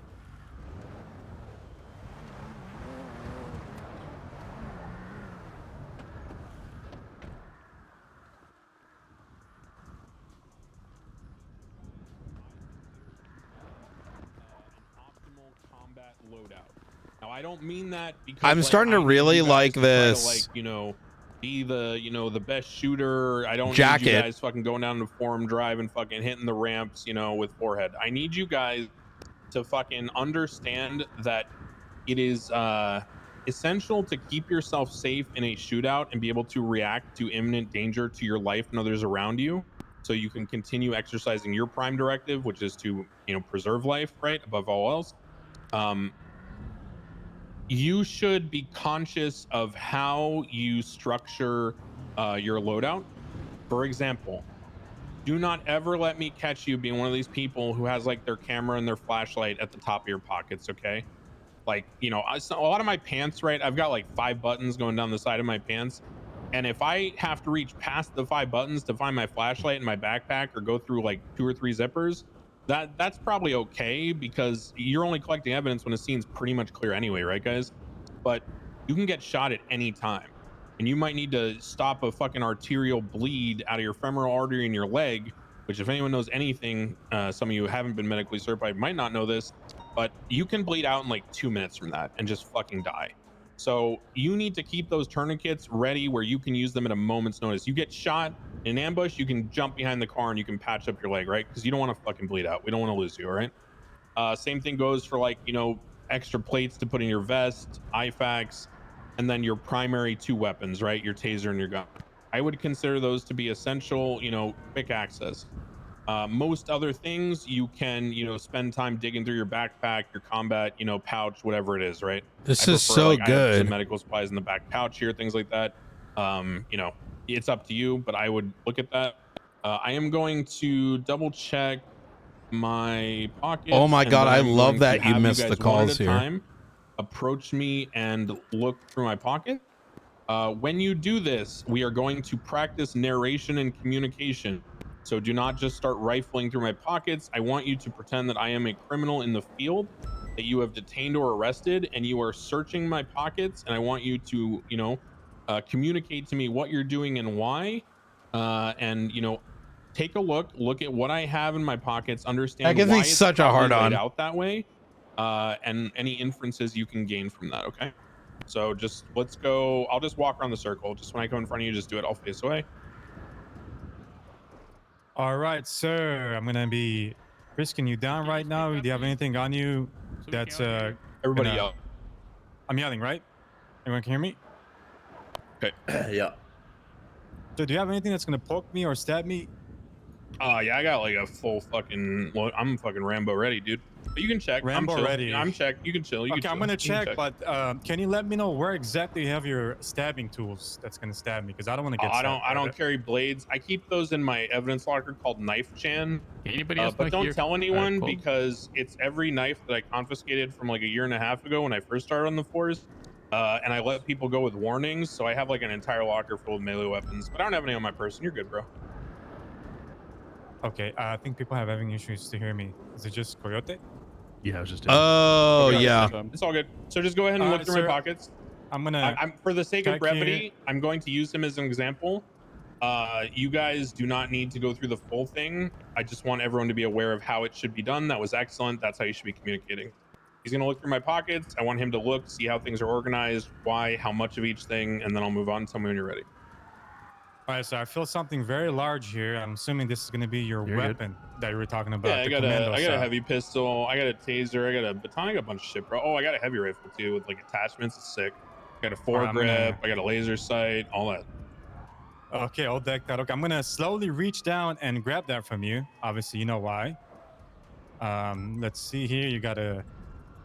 Oh, you weren't lying. You do have a heavy pistol. Don't grab my dick, bro. That's my dick. Oh wait, no. I'm not trying to grab your dick, sir. I'm trying to grab. Feels like something very hard, like metal. I'm going for the metal it's parts. hard, okay? bro. Oh, what are you hitting on me, bro? No, just do my job, sir. People will say this shit to you. Stay professional. All right, you got the heavy pistol. Especially female cops. Especially female cops. People are scumbags. Just learn to rise above it and ignore it. Gotcha. I'm just confiscating your pistol now, your stun grenade, and your heavy rifle with your baton, okay?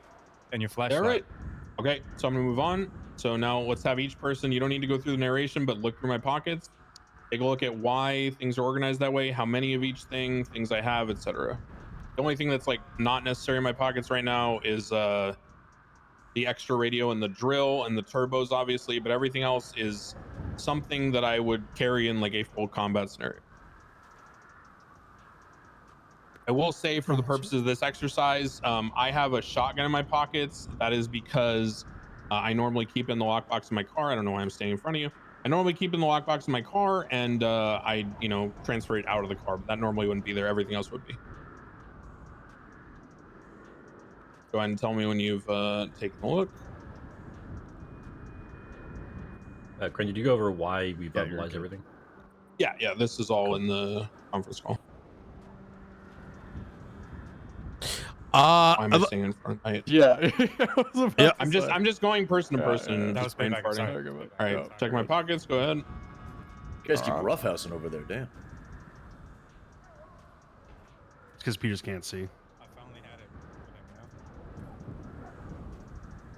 Tell me when you're good. I'm good. No keys though. Damn. Go ahead. Bro, I literally had worked for a year and a half, and my lifetime savings was like 400K, and I spent it on a 6.5 liter V12, and then it fell apart. Now I have I'm 400K genuinely again. sorry to hear that. That's life, dude. We made $250 an hour for like 8 months in BCSO. Wait, how much? 250? $250 an hour, brother. I found it crazy that DOC got paid more. Yeah, everyone got paid more. Oh, they hated us. When this department used to be under the DOJ, they used to pay us 100K a week. Yeah, no, you guys have always made money. BCSO was like the redheaded stepchild who had like an alcoholic uncle, dude. We got fucking beat constantly. You say that, but it turned out that for about 6 weeks we're getting paid $250. People will be getting back paychecks eventually. Yeah, that 250 is fucking awful, dude. It was hard. We were losing money on patrol, dude. We had to ride 3 deep just so we could afford repairs. Oh, what the fuck? It was awful. All right, so everyone look at my loadout. Okay, I consider myself pretty like, I said I'm the main character. I obviously am currently TRT lead for BCSO. I consider myself pretty knowledgeable on tactics and all that. There's a reason my pockets are structured like that. I hope you guys understand. I'll go through it just to reiterate. I have 5 extra armor plates, or about 6, usually 6 or 7. I usually keep a couple in the lockbox. Reason is because if your vest gets completely shredded and you have like the shell left, but all the plates are crumbled, you need probably about 4 or 5 to fully fill every compartment on the vest. These have a lot of different areas.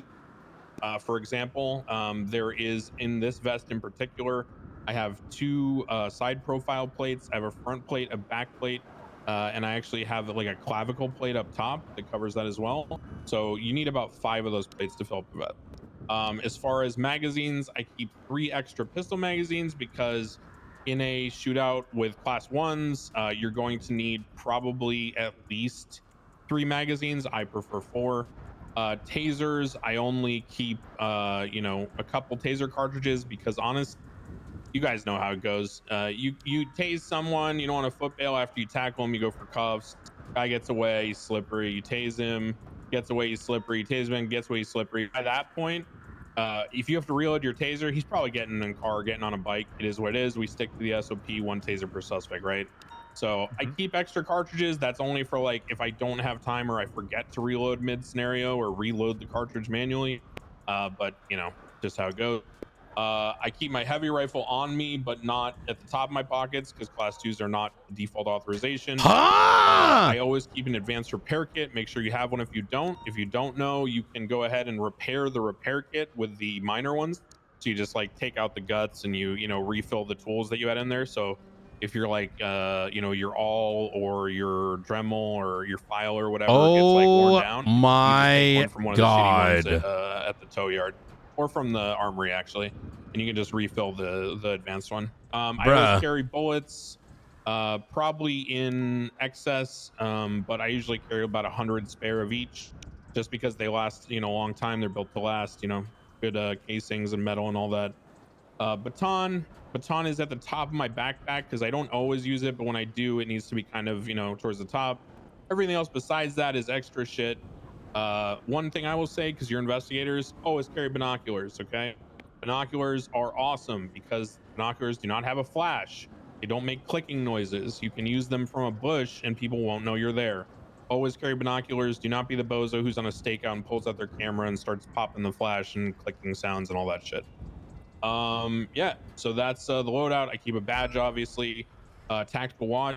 I don't think I need to say this, but if you don't have a tactical watch or know why it's good, you're fucking crazy, because as I learned navigating Harajuku and going to my different maid cafes, it's really good to have a compass watch because you can actually map directions without knowing the street names, because I don't speak full Japanese. I mostly just know speeches from Gun and Wing. So yeah, that's everything with loadout. Any questions about loadout? You give a quick pro tip. I personally don't have 5 pockets. I only have 4 that I can access quickly.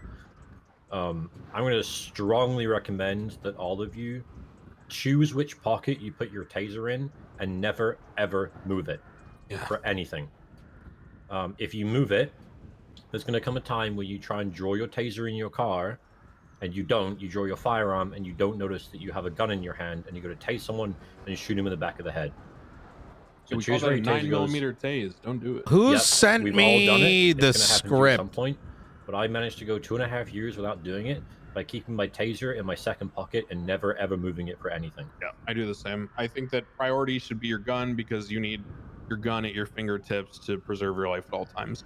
I prefer a leg holster. Some of you may use a belt holster. That's a personal decision. Tactically, I think the leg holster, the drop holster is better.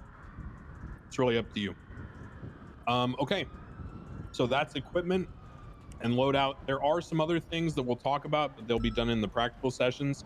Those things will be other things from the armory, all the way from fire extinguishers to barricades to spike strips to sledgehammers. For We'll talk about all the that once we get into the photos. building and start going through the stuff. 1 second. I don't remember for my notes. Someone made it for me. Everyone, Was by the it way, Thor if you see Star? Dawn Winters, thank her for assisting Knight and I with documenting our rambling info dump of Academy practices. Ooh, I She got put some together for the everyone. report. Go ahead. For your camera, I am going to be posting our ShareX script. Yeah. When you run this, it will allow you such that every time you take a photograph, it will embed your name, your call sign, and localized date. So this will be very, very helpful. Ooh, yes. Okay. Very cool. Very good tech. Okay.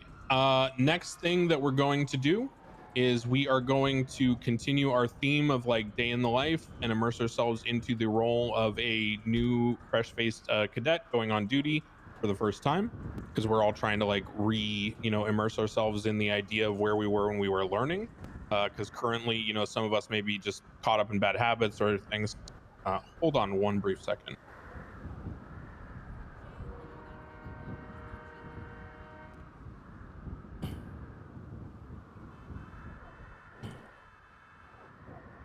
Sorry, it's just something very crucial just came in. 1 second.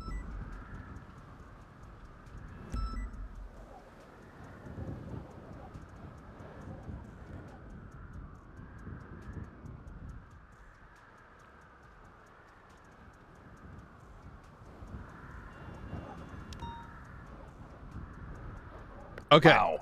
Okay, never mind. Some folks might be having some issues over here, so let's give them a chance to have a nap real quick. Looks like both Wayne and run away, Coyote. run to the hospital and back, and run to the think hospital. about Back? mumbling to yourself. Actually, let me Eric, come with me.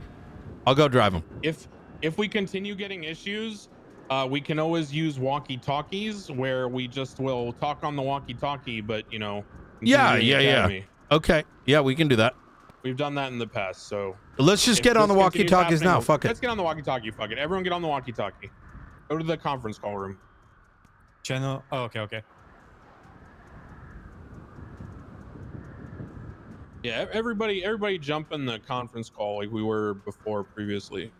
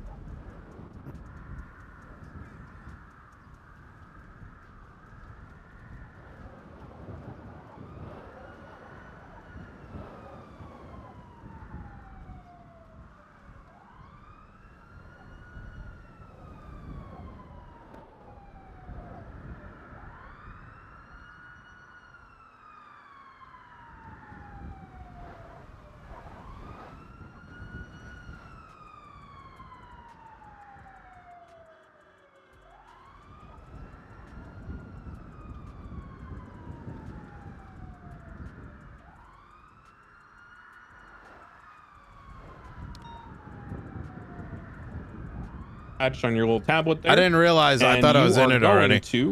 look and see if there's any dispatchers on duty. You'll see them under the category dispatch. Right now, Tim Littleman is on duty as dispatch.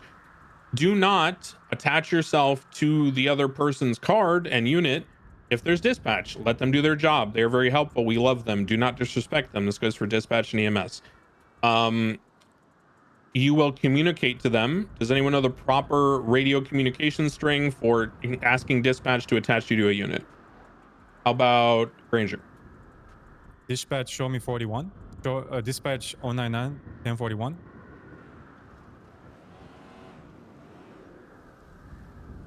Nope. Do you want me to say it on the radio? No, just say it on the conference call because we're not using the radios. So I would say dispatch, show 099 1041. Okay. I don't hate that. What I would say is more particular and proper as like someone who's really trying to be as formal as possible. It would be dispatch from 311. Dispatch comes back 311, send it. Dispatch, show 311 1041 operating under 202. 311 202 108, right? And then the dispatch will say 311, thank you for your notification, marking you on duty as of X time and date. Welcome aboard, whatever, right? The idea there is that you're using dispatch because they are a good tool, and the more that you get used to using them and paying attention when they're on duty, the better they can help you in the field, and the more rapport you will build with them, and the more helpful everything is. If there is radio traffic on the general channel, you should 311. And again, if there's dispatch, make sure that they respond to you in the 311 and they can attach you to the card for the other unit you're riding with. If there's no dispatch, then you just 311 or announce on radio, and then you do it yourself.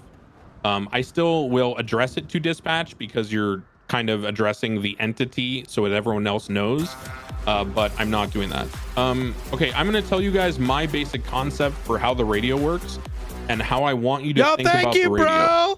Bro. The radio is not a private chat line. The radio is not a group conference call playing Tarkov and joking about the Raiders game. The radio is a professional tool that is used to enhance communication so that we can preserve life in the city, protect the public, enforce the laws. So here's the way I want you to think about the radio. The radio is like if you're in a giant basketball auditorium and you want to talk to your friend who's on the other side of the auditorium. You'd be a fucking asshole if you just yelled out, "Yo, you going to the Raiders game, bro?" Because first off, no one else knows who you're talking to, so they're going to listen and think it's going to them and then get annoyed. On top of that, when you continuously do things like that on the radio, people will turn down their radio because they're getting annoyed, and then they will miss essential comms. The skill that you need to develop is very particular. The radio is always structured in the same way. Who you are talking to, who you are, and then what you have to say. If you've already established communication, meaning you've talked to them on that shift already, they're on duty, they're involved in the call with you, for example, then you can say, Ventura from 311, be advised there's a black and color coquette following the pursuit.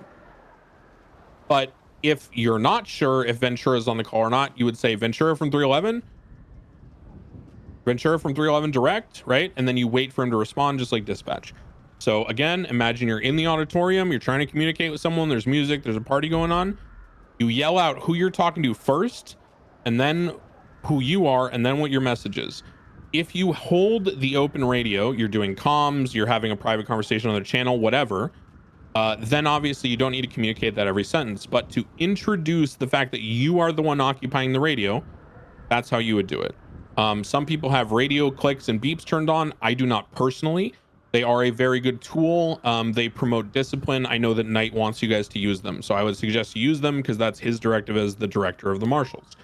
Now, in terms of other things about the radio, there are a bunch of things that you may not know about your radio. What I want you to do is I want you to just in your pocket. Just to interject real quick. I know the radio clicks can be annoying. Trust me, I'm aware. The good thing is you can alter the sound if they're too loud. There is a way to reduce the sound of it so it's not annoying.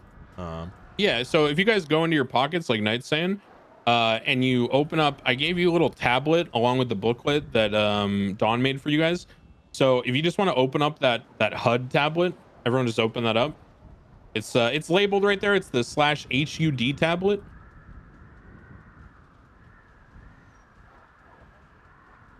Type /HUD. Okay, so you see on the tablet there, on the HUD menu tablet there, attached to your radio, the little readable screen on the side there with the buttons. If you go through the different categories, and I know it's annoying, it's kind of like one of those TV or monitor menus where it's just like dog shit to use because there's no remote. It is what it is. If you go through the radio settings, you can see that there's options, right? You can turn on outgoing clicks, incoming clicks, turn them on and off, the volume of the radio, the volume of the clicks, radio balance. Some people, not me, but some people find it easier to multitask their active listening by putting the radio only in one ear. So you could only have the radio sounds in your left ear, and you can have the little earbud in the wire, and you can pretend to be an FBI guy, you know, whatever it is, right? But at the end of the day, that's personal preference. And then also the visibility of the radio channel. So when you tap your radio, or when you change your radio, you'll notice that there's a little heads up display, and that'll tell you sort of like, what channel you're on. So that's helpful too. There's some other stuff in that menu on the side of the radio and the other tablet. And there's, lots of stuff there. Okay. You can figure that stuff out for yourself. There's a lot of settings. Honestly, I'm a tech guy, but I'm not that tech guy. So a lot of that you got to figure out for yourself. Okay. So that's radio communication. That is the basics of radio comms. We will use radio comms later in more detail and more explanation for like pursuits and shit and active scenarios. But for now, I just want you to immerse yourself in the concept of that being in that auditorium and, trying to communicate to someone else. So let's have Sean Duncan, tell me how you would go on duty if there was a dispatcher on duty and the radio frequency on channel 1 was clear.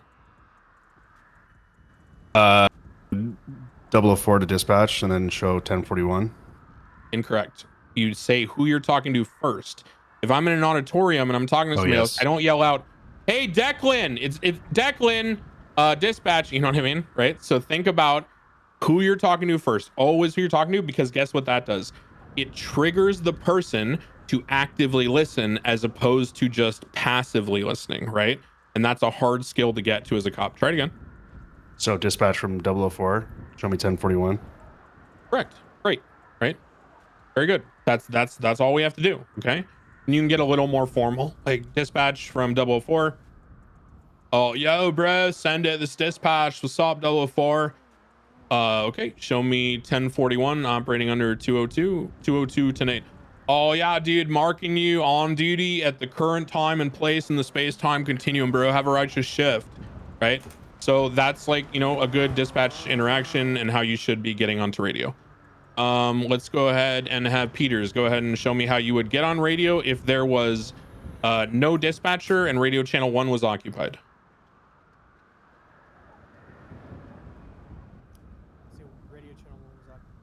Radio channel 1 is occupied and there's no dispatcher. How do you go on duty?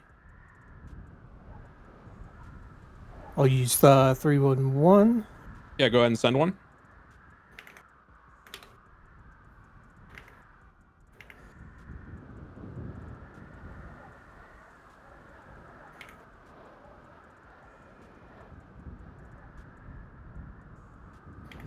Okay, great.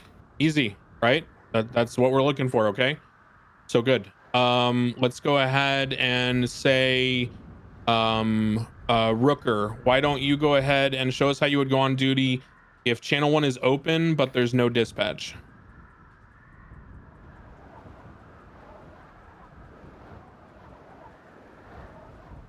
I mean, just verbal or 311? So if there's no dispatch, but the channel is open, then you'd still do it verbally because you're announcing to other people for their benefit as well. So just go ahead and announce how you would go on duty if channel 1's open and there's no dispatch. 009 to all units, 1041. Yeah, perfect. All good.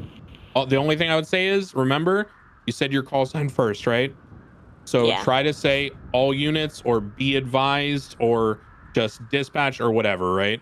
Okay. It's a habit everyone needs to get into. You're going to learn over time. Do not take me ever correcting you guys or calling on you to be like a criticism. I'm just trying to get you the experience in this isolated environment so everyone can learn and progress and not feel nervous about doing it like on the radio, right?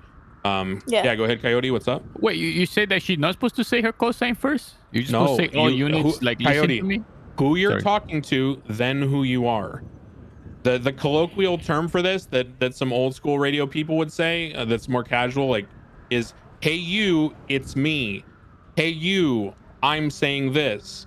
Hey bud, I'm me. I want to talk to you, right? Because again, if you're Coyote, you're a great example. Let's imagine you're on a stakeout. You're doing one of your investigations, right, bro? And you're all locked in. Remember, like, how I got mad at you because you like didn't even do your patrol work and you didn't pass your PPO stage, but you kept going on investigations. Then you lied to me and you said you were only going to do one more, and then you did another one after that, and then you just bullshitted your way through it. And you tried to go to my grandfather and get him to help you. Remember all that? What happened to your grandfather, by the way? So anyway, so remember, like that situation. Imagine you're like in a car doing a stakeout, or you're having a conversation with my grandfather or whatever, right? And then someone talks on the radio and says something like, yo, it 311, yeah, hey Coyote, and you see what I'm saying? Okay. That's very different than if you're having a conversation. I say Coyote, or I say 311, like your call sign, right? Because that way you know that when you hear your call sign, you need to listen to what follows actively and be prepared to respond.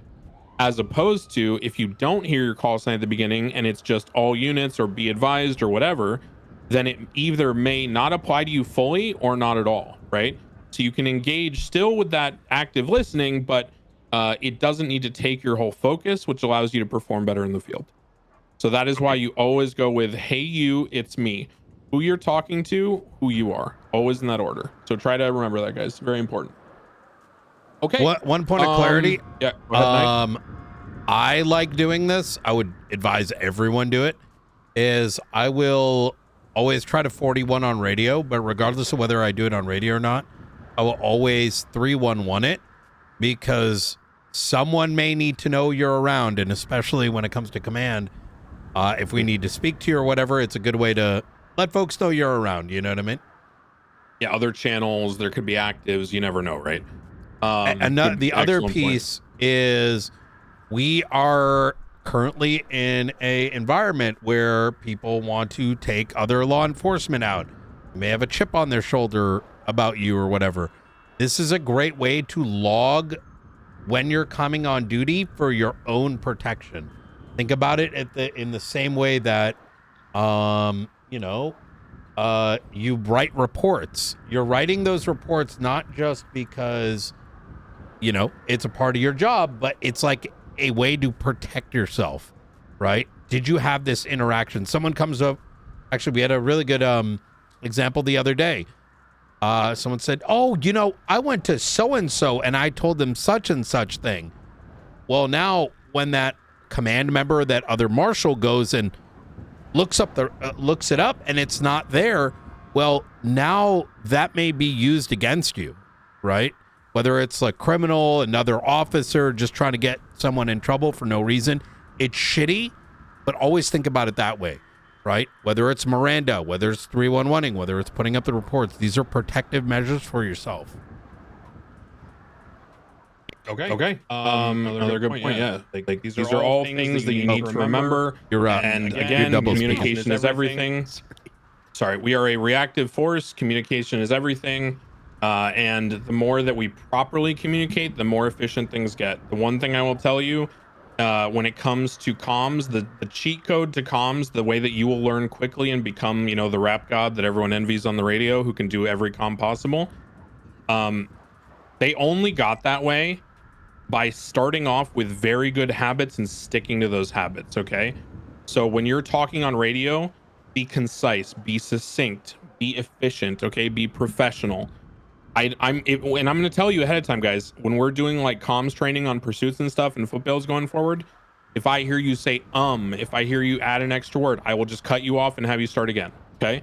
We're going to train the habits out of you so that when you are using comms, you are doing it so efficiently that you have natural space, so that if something unexpected happens, if someone pops a U-turn in a chase, if someone dips around an alley and pulls a gun, if something else happens, you're not stumbling over your words trying to stop what you were saying because you were chit-chatting, right? Or you were adding in extra words or fillers or shit like that.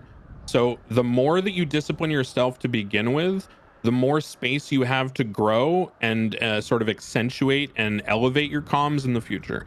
So keep it simple, stupid. You know, that's a good principle for life. Practice, you know, good fundamentals in the beginning. Focus on the bare, you know, sort of necessities of comms. You know, accept the training, accept that you're going to fail, correct yourself over and over until it becomes a habit.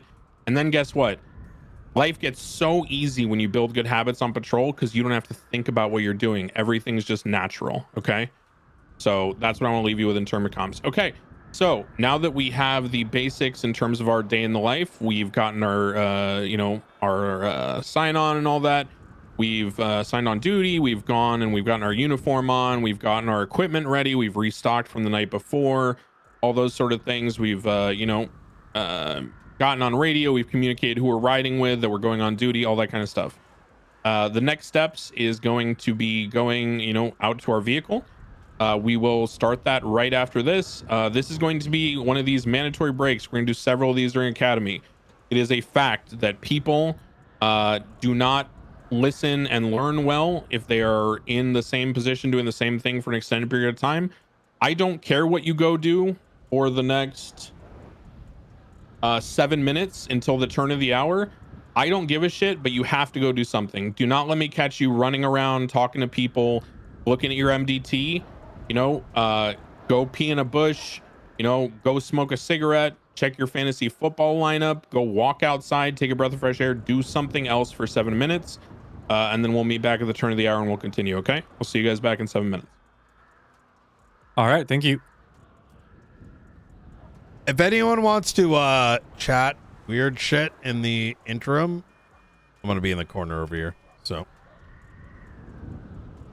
what I mean by that, if you have any out of character questions, I'll be over here.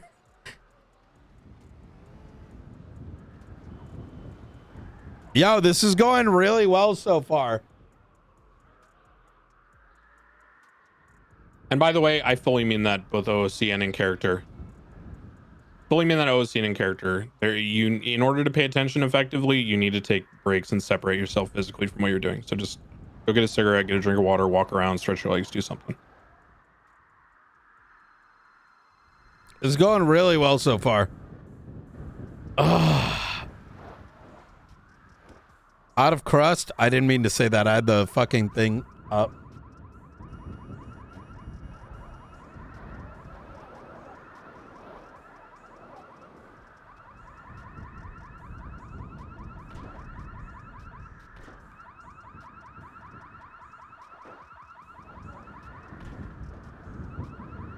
Yeah, we wanted to do it a little bit different because there's never a opportunity, I feel, to appropriately have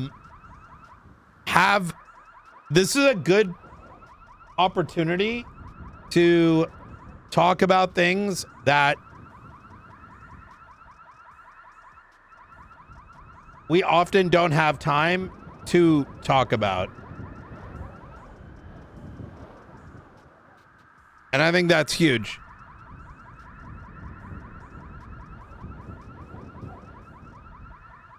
It is huge.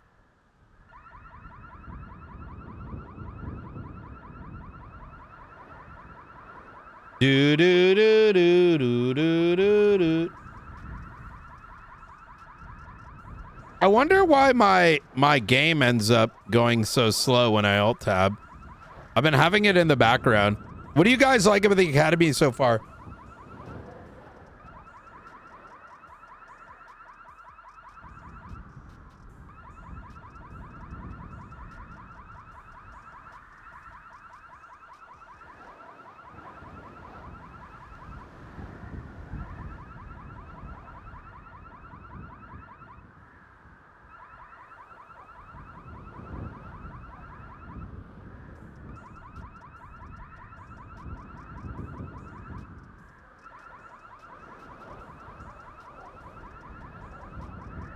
trying to like make it so that this thing focuses more. I mean, I got like 3 or 4 in, something like that.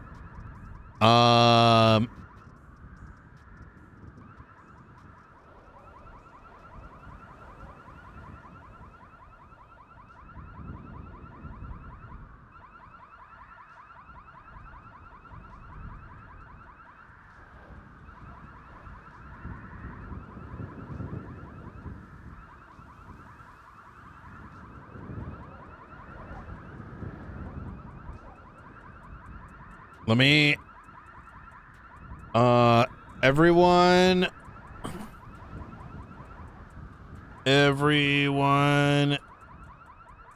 if your VoIP was scuffed, now is a good time to restart.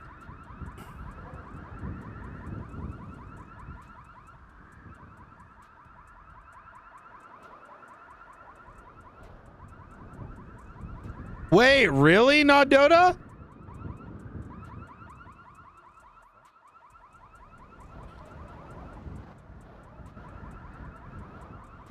That's interesting. I was not aware of that.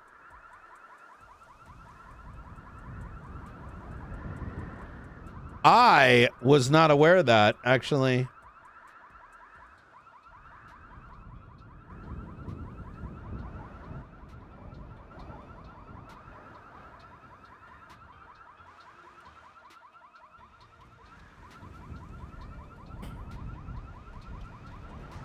I think it does. I'm glad I brought up the point too of like, for me, 2 big things were don't be cringe with mechanic stuff. Like, you know, I don't want people like going for cuffs, right? Like sarcastically, as if it's a, being sarcastic about it is just as bad, right? Or the, you know, punching God in the dick shit, because you're just putting the other RPer in a weird spot, because they're obviously talking about OC shit into RP. So debate broing those is like, take it up with staff. Yo, that should be the new thing. Just be like, take it up with. No, you know what I mean? I think that's good, because I even when you're like a crim, holy shit, that sucks, right? It kind of, you don't want to give people the feeling of like you don't want to be there. You know what I mean?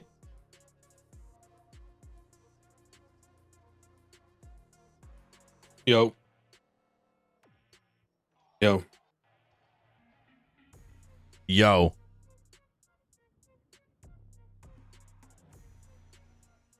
Has it been 7 minutes? I think some people may be attempting to take a nap right now. You know, yeah, I did. Their voices a bit.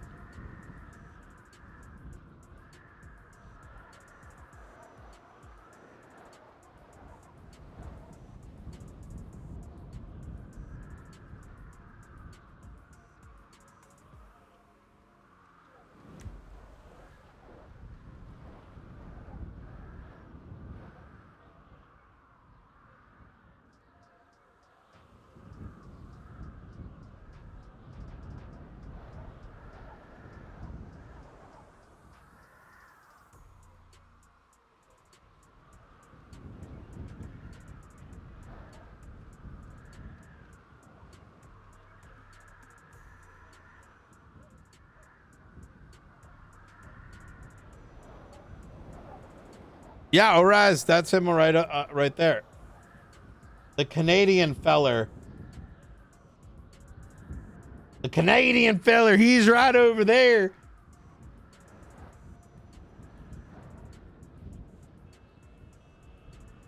All right, we're gonna resume. Honestly, it's just more efficient that we just fucking use the conference call for Academy. Obviously, you should, if you're, you know, on normal duty or anytime else in the city, you should never use it. The reason we're using for academy is because we don't want to waste people's time by waiting 10 minutes for someone to, like, you know, take a nap and wake back up and clear their ears and all this bullshit every so often. So stay in the conference call, everything will be good. Let's get everyone out to the cars, please. Oh shit! When you guys are back, just come over to the cars where I'm standing, please.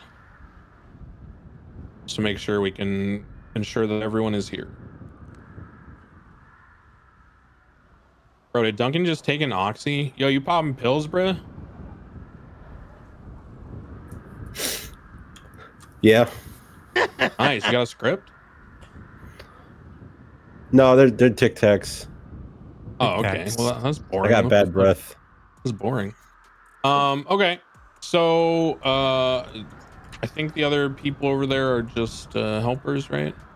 Flores and I'm still Coyote. waking up. I had to. Okay, you're chilling. Coyote's changing real quick, I think. Coyote's changing and Flores. Okay.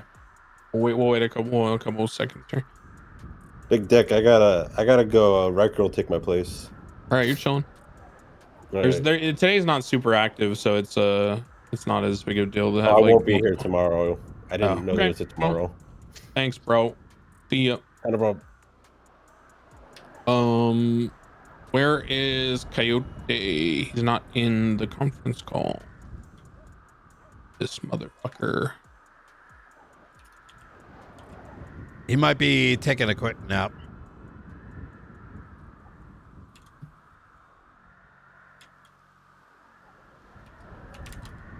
Declan, while waiting, can you give me a sample of EMS 52 calls over the radio? Yeah. So the process for EMS calls will progress depending on the scene. There are 3 stages that I look at usually. The first stage is going to be what we call 1012. This is a staging. So you'll say EMS from PD. They'll say EMS send it, or PD send EMS, or EMS ready, or whatever. You will say, EMS, can I get you to 1012 for me at the corner of Davis and Little Bighorn? I have a couple 47s from a gas tank explosion, but we're not sure if the scene's safe yet. So just 1012 for me at the corner there, and we'll call you when we're ready. Thank you. And then they'll say so-and-so 76. Then when the scene is what I would call soft code 4, which means you're moving to triage, you're no longer worried about ambushes, you're no longer like needing all hands on deck to have lethal out and patrolling and stuff. Then you would go ahead and you would say, EMS, you're good to roll in. Just be advised, we're not sure the scene's like fully code 4, but we've secured it enough that you can start treatment. And then EMS will go 76, roll in. You advise them where the suspects are, who's critical, who's not. And then, you either tell them to get into cover because the scene is re-engaging, or you call it fully code 4 and you start breaking people off to transport and all that stuff. And that's typically how you interact with EMS. Okay, and how about transporting back? Would that be radio comms as well? Nah, most of the time you'll organize that in person with them. And then the other part of it is you go ahead and you will use radio comms in terms of moving out from the scene. All units get ready to move out. We're almost ready. Everyone's loaded up. We're moving out in 1 minute. Let's get a convoy here, so blah blah blah blah blah. Okay, thank you. Okay, cool. Okay, so we are now back in our day of the life. Thank you for your attention and taking that break. I hope this has restored your vim and vigor. Please go ahead and now consider that we have signed on duty. We have gotten into our uniform because we are not smelly beasts. We have hygiene, and we change out of our uniform at the end of each day so it can be cleaned. We have changed into our uniform. We have gotten our loadout restocked and made sure all of our equipment is ready. We've turned on our compass watch so that we make sure that we're useful in footpails and not clueless as to what direction we're facing. And then we have got on duty. So the next topic that you all need to be familiar with when you move forward with going out on duty and actively patrolling in a competent fashion is your vehicle. Your vehicle is one of the primary tools you have as a police officer. There are many parts to your vehicle, many buttons on the dashboard, many things about it. For now, I am going to just go over the equipment side of the vehicle. This will not be related to extreme amounts of functionality. We'll do that in a more practical environment afterwards. But given that we are going to get in these cars and drive somewhere now, I want you guys to have listened to me on how to operate the vehicle properly before doing so. So there are 3 introductory things you know about a vehicle. What is the first thing you should do when you're on duty and you've done all the other steps and you are going to get in your vehicle and go out on patrol? What's the first thing you should do? Coyote. You should repair your car and make sure it look nice. Clean it. Kind of. That's like half right. Repair. What else would be part of the maintenance and preparation of your car? Refueling. Refueling. No. Nope. I mean, yes, that is part of it, but you need to get in the car and start it and go out to the gas station. So what else? Go ahead. Ensure the parts are in good working order. Yes, but still not what I'm looking for. Okay, I'll just tell you. Oh, maybe. Yeah, what is it? Can't hear you if you're pull it speaking. out of the garage. No. Okay, so here's what I'm getting radar at, comms? guys. Nope. Here's what I'm getting at, guys.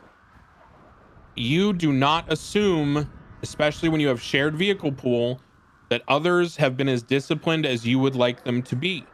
What I mean by that is, when you take out a vehicle, you are responsible for its contents. If you go out on the road and you get in a foot bail and you leave your vehicle unlocked, and you never checked the trunk and the glove box, and the guy who used it last night was in a shootout during Tsunami, and he had already arrested a suspect and thrown a deagle and a pipe bomb into the glove box because he was going to process, and then you take the car out because, like, you know, he had a storm or something and he couldn't, you know, wake back up, and then you're driving the car around and someone trunk checks you or glove box checks you, and now they have like stolen weapons and PD equipment. Okay, so the first thing you do before getting into your car, unless it is your personally owned car and you know for a fact that like it's clear, is you check the trunk and then you check the glove box. Like right here, right? I just opened, this is a perfect example. Everyone look in the trunk of this Stanier.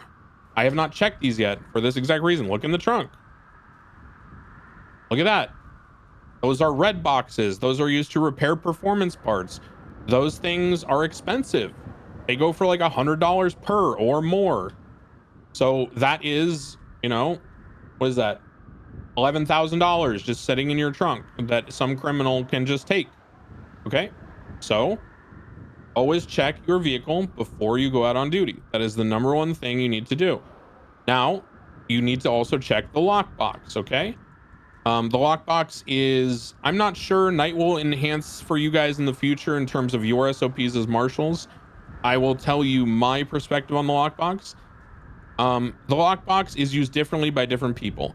Some people exclusively use it for evidence bags, spike strips, barricades, things they don't want to carry on them usually. Maybe they're class 2, maybe a shotgun, stuff like that. I personally have been involved in the hellfire of shift 2 for a long time. So I keep a spare service weapon, a spare radio, and some extra like armor plates, tourniquets, and IVACs in there. But that's like me, right? Because I'm like TRT lead and I generally get involved in a lot of those situations. It's really personal preference. Either way, your lockbox is yours. We don't have the Neuralink set up yet, but there is a what's it called? An ocular scanner in the dash of your car. So if you go ahead and you look just above the cold air vent for the driver's side, so on the right side of your person, but on the left side of the center dash, and then you press the release button on the lockbox, it will scan your ocular signal and it will open it. Do not ever open this for a criminal, even if you are held under duress. The state secrets as to how those things function, the items inside them, the weapons, the technology that we use on duty is extremely dangerous and sensitive. Not only is it protected, you know, design and engineering, but on top of that, it's just illegal and dangerous for other people to have. So, and they can also get the black box out of the car, which gives them way too much info. So do not ever open that for someone. Are you talking about the stash, Mr. Declan? The lockbox. Okay, that can be removed out of there? I would say. Sorry. Well, they could, if they get into it, because they hold a gun to your head, they could like take the lockbox, they could take stuff out of it. So we get shot rather than give up the stuff? 100%. Aye, okay. That is a problem for the federal government or someone like myself and Knight. You do not ever open that lockbox under duress as a negotiation tactic? Under no circumstances do you give anyone access to that does not have it themselves by registry with the ocular scanner as a member of law enforcement. And if that happens to you, definitely let us Talk know. to someone. Like, yes, definitely let us know. Right? That should never happen. It is not your choice to make that decision. You do not have free will in that moment. I'm making that's the final thing I'm going to say on it, and we're going to move on. I've made myself same goes with the armory. The armory. Oh, that is PD well, accounts. okay. Well, so with the lockbox, definitely let us know. Do what you think is appropriate. But when it comes to the armory, if someone tries that shit, just don't do it, because there's someone. You've probably seen Stanley, right? He sits right by the armory. He's sitting behind a glass wall. There are swarms of armed local workers in PD besides us, because we're just the active cops, right? But those mindless drones that work there, there's no chance that they would ever allow that to happen. So it's just not an option. Just don't do it. Don't let people in the lockbox. Don't get people shit from the armory. If you have access to a PD account, don't allow them to hold you up and pull money out of an ATM. Just don't do that shit. Okay, period. All right, moving on. Now, when it comes to operating your vehicle and being familiar with the very basics of patrol, I do need to confirm one thing. I want one at a time. You guys should get into these 3 cars. I'll make sure they're unlocked. And I want you to show me that you know how to turn the car on, turn on the lights, turn on the sirens. I want you to show me that you know how to change the type of siren, and then get out of the car. And next person. Go ahead whenever. Just use these 3 cars one at a time. When you're done, go to the right over here by the bushes, just so I know. Declan, I need keys for this one. Actually, I can do it without it, right? I can't turn it on.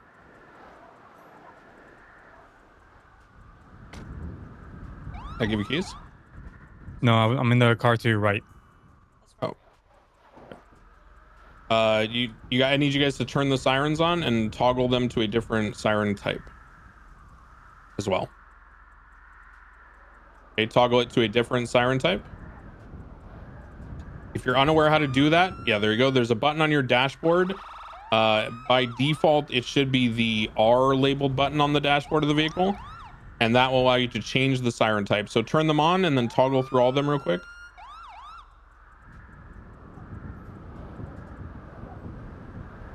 Coyote?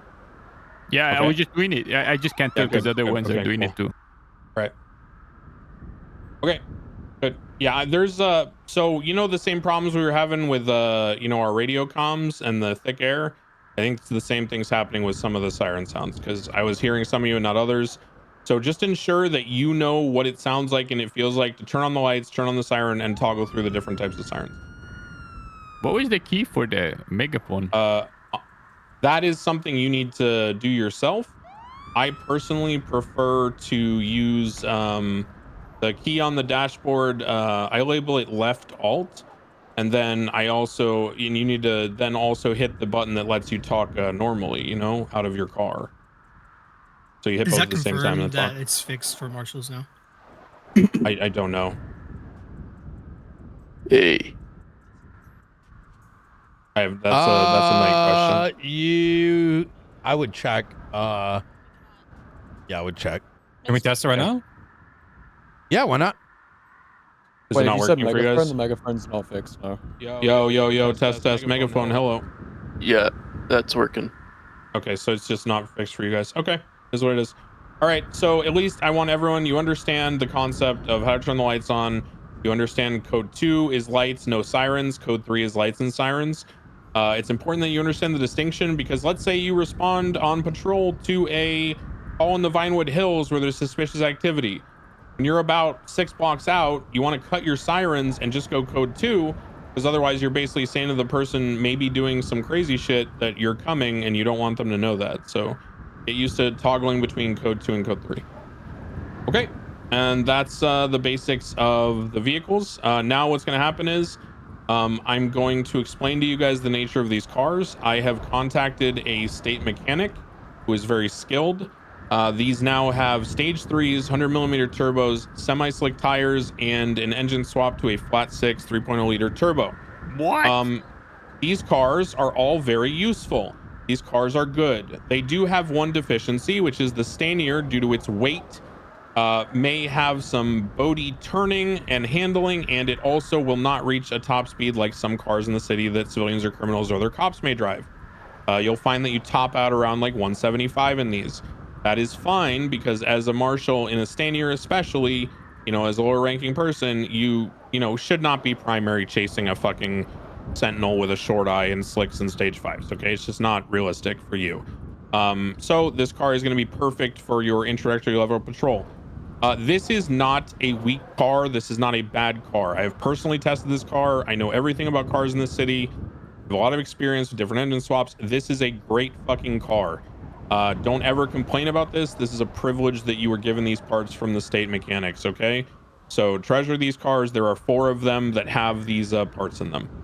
I'll work on getting the other ones sorted so you don't have to pick and choose which one is which. But yes, these cars are very good. We're going to be using them for Academy. So, you know, be very thankful. Because basically, these cars have about, if I'm going to rough estimate, like 600K worth of parts in them. So these are very nice. They're very good. Get used to them. They're a very good tool. Okay, so let's all load up into these. I don't know which one is which. Let me double check. I'm gonna cycle the horn on this one. It's just I love how do not get into the one with the broken hood. It should be the other 4, not this V-Star. So the 4 Staniers right here, not the V-Star. All the cadets get into those cars. Anybody participating in Academy, get into those 4 Staniers. Here, hold on. Someone else drive. I gotta grab my fucking gear. I'll drive. I'm gonna ride with Knight for now, and we're all gonna mount up. Cadets are gonna go into the Staniers. I'm gonna give you the all keys. going to get If you can mobile. drive it. Yep. It's like being weird. Sometimes you have to get out, get back in. You might have to toggle the 8-speed. You know how to do that? Can you say real quick how do it? You just like go up and down all the gears. Well, you should have a button that toggles the mode between sequential and manual, you know? Oh, yeah, see. I think our car is just cool. You might have to do that. Which one is it? This one here that I'm standing next to. Let me get into it. Some of these, we're having some issues. Oh, actually, mine is as well. Yeah. You just had to toggle it. I did it. Really? Get in now. Which one's having issues? Give me a second. Okay. This one's still having issues though. Okay, I'm gonna go. No, I can't drive it. I'm breaking the first wall, 4th wall for a second. If you go into key bindings, you go into 5M. Okay. It's lagging, I'm sure, a little bit. Yeah, I'm saying for people who don't. I'm saying for people who might not know. Just so everyone's aware. You go into 5M, okay, and you scroll through. There's something that is called switch conduction mode under vehicle. The preface is NoPixel keybinds in gray in parentheses, and then vehicle, and then switch conduction mode. Make sure you have that bound to a key. That will let you toggle a vehicle between different types, manual or sequential. These vehicles do not need to be retoggled once they've been done once and put away that way. You know what? I might know the problem. Can you still not drive it? Yeah, No. even okay, though I know the problem. Mine is even shifting into reverse. It's just not moving. Hold on. Here's the issue. I got it. Don't worry. Okay. The problem is that I pulled these cars out by raiding your garage because I'm not a marshal. So that's probably the problem. So I am going to have the local marshal tow unit, put them back in the garage, and then you guys can pull them out.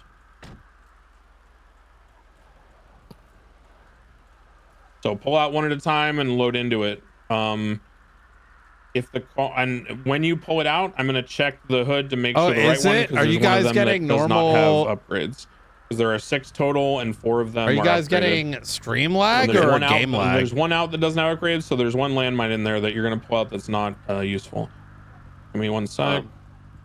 Just don't pull out the one that's not S-Class. Oh, you can see that? Okay, good. I was having problems seeing. Oh, because I this can't one see still that. doesn't work. It still is bricked. Yeah, it wasn't even working like on manual transmission. Can you get out and then toggle the conduction? Get back in, turn it off. Now get back in. Turn it on, don't do anything, and then toggle the conduction mode. And then try driving.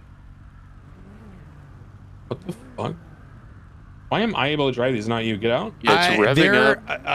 I think I know what it is. There is a weird thing where they may need to open up the little menu, you know, and the fuck it. Okay, you might need to open up the the vehicle menu and hit the induction mode on the menu instead of the quick key. I've seen that happen before. Yeah.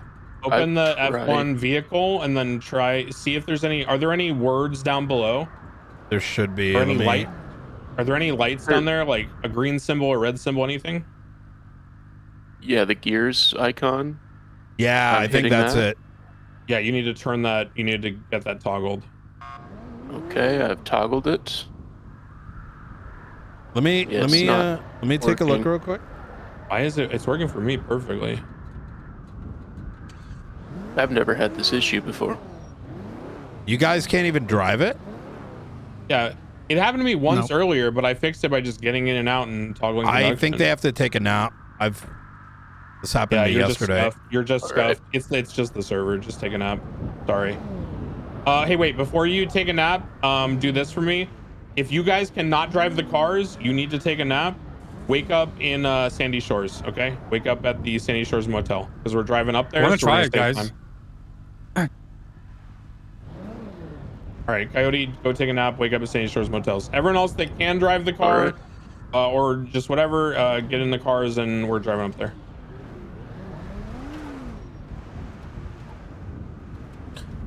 Now, I'm going to say this just to make sure everyone understands. When you are not conducting official police business, aka you're not on actual patrol, you're not chasing a call, you're not doing anything serious, you should be obeying the road. Sir, what was that?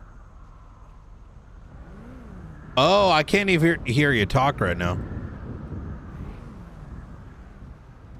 Send me a text. Yeah, send me a text. Yeah, I think it's really laggy down here. I need him to move so I can The hood? Open the hood? Okay. All right, let's open the hood. Do you want me to ping the devs or no? This is the server scuffed. Okay. Hey, this is a good one. You guys can load up into this and drive it up north. Go to Sandy Shores at BCSO. Okay. So do we have 4 of the standing? When you drive that one? When you drive that one? Pop the hood of this. I'm just gonna make sure it's the right one. I'm having hearing issues even though I can drive. I'm gonna take a nap quick. This is the wrong one. Don't drive this one. This is one of the ones that's not upgraded. Grab one of the other ones out from the shared. Just park that, yeah. We're just gonna need to talk on the conference call, guys. The city is really scuffy right now, and we're gonna waste too much time trying to do this. Okay.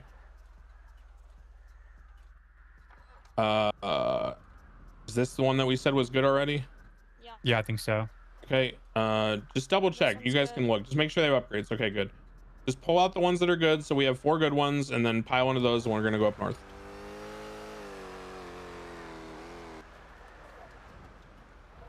Should be 861. Yeah, they're S class if they're upgraded. There's a 3rd one. Good. Okay, and then get the 4th one, and then we're gonna move. Anyone else who has to take a nap or whatever, just wake up at the Sandy Shores Motel. The local bus driver will take you up there.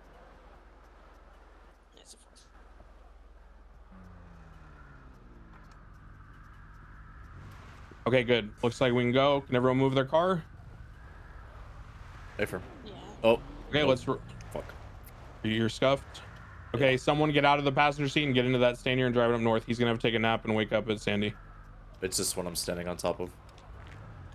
I need all 4 little cars bit driven. of scuff Surely we have 4 issues. people who can drive, right? I'm already in one. I think Cat's in one. Are these 2 literally? Are you guys both solo? Yeah, I'm solo. In here, yeah. Oh my god, so many people are scuffed and can't drive. Okay, Knight. No, do you I got mind it. I driving got it. I one got of it. the- Oh, you got it. Okay. Yeah. I need one more. Can we Here. get someone else to drive one of the Staniers? Riker, can you do it? Yep. We just need those cars. Here, I'm just waking up here Oh, in the okay. locker room from a little nap. Yeah. So I'll Then you test can it out really take quick. the Stanier if it works for you. CVPIs who are good in mobile cadets go to BCSO. If you can drive your Stanier, go to BCSO. Okay, that's 3 of them rolling out. We just need the one more. Okay. See if you can drive it, and then we'll be good to go.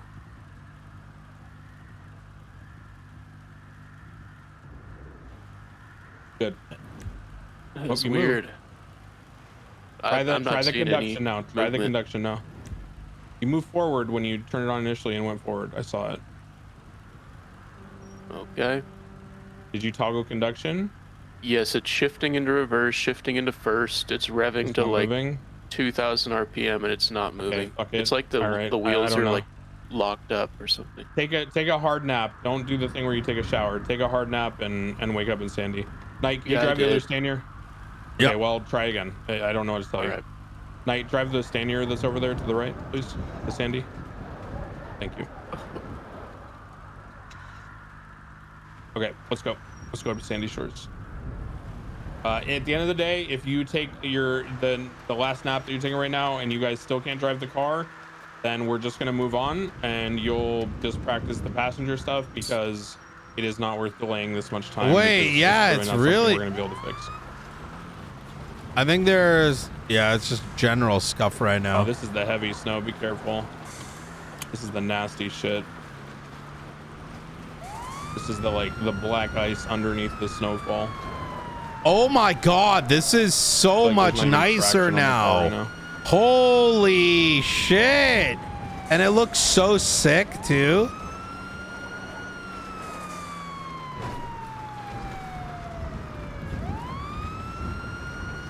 I'm gonna double check to make sure I took the right one. We confirmed that they're the right ones. They are? Okay, the other one got put back. No, the other one's parked in the corner, so we didn't get misled.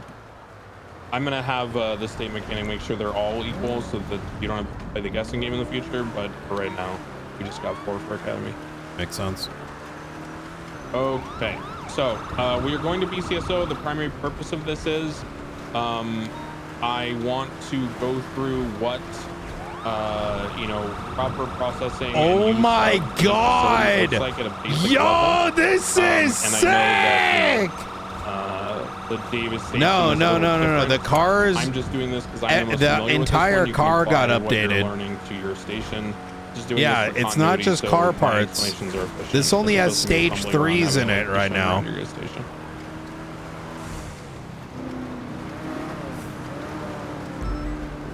Yeah, no. NNS like updated this So vehicle. at BCSO, when you get there, go ahead and park to the right of the station. There should be a public parking lot over here by this store. Yeah, go ahead and park in these spots right here in one of these. Park all the cars over here and then come by to the front of the building when your car's parked and locked. And if you're waking up from a nap, we're waiting in front of the building. Yeah, there's nothing that we can do. It is what it is. Yeah, I wasn't sure. I wanted to figure it out. When the air gets thick and there's problems with other things at the same time, it's almost always not on our end. Okay. So if you're still getting here, who are we missing? Who's still pending? Speak up on the conference call if you're not here and you're still pending. Yeah, I'm still waking up here. Okay. Yeah, we're waiting for you. Do you want me to go to the SASM HQ office? No, wake up at Sandy Shores Motel and then run to the BCSO.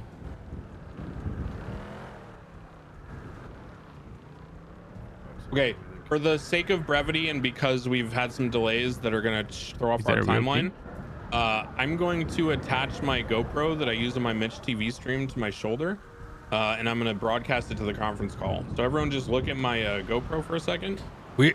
on the conference call software, and this will just speed this up to make up for the lost time from all the We should go inside somewhere just so while that's happening, you know. Everyone go to the meeting room, which is in through the double doors, then into the left through the door. Just follow Riker. Everybody go in the meeting room. Either way, let's make sure that everyone is looking at my camera so that I can go ahead and sort of run you through the things that are important to understand regarding the basic use of the facilities, how things work, how to not mess things up, how to like keep everyone safe. Okay. So, in terms of the Davis PD and your facilities, like the what the fuck is it called?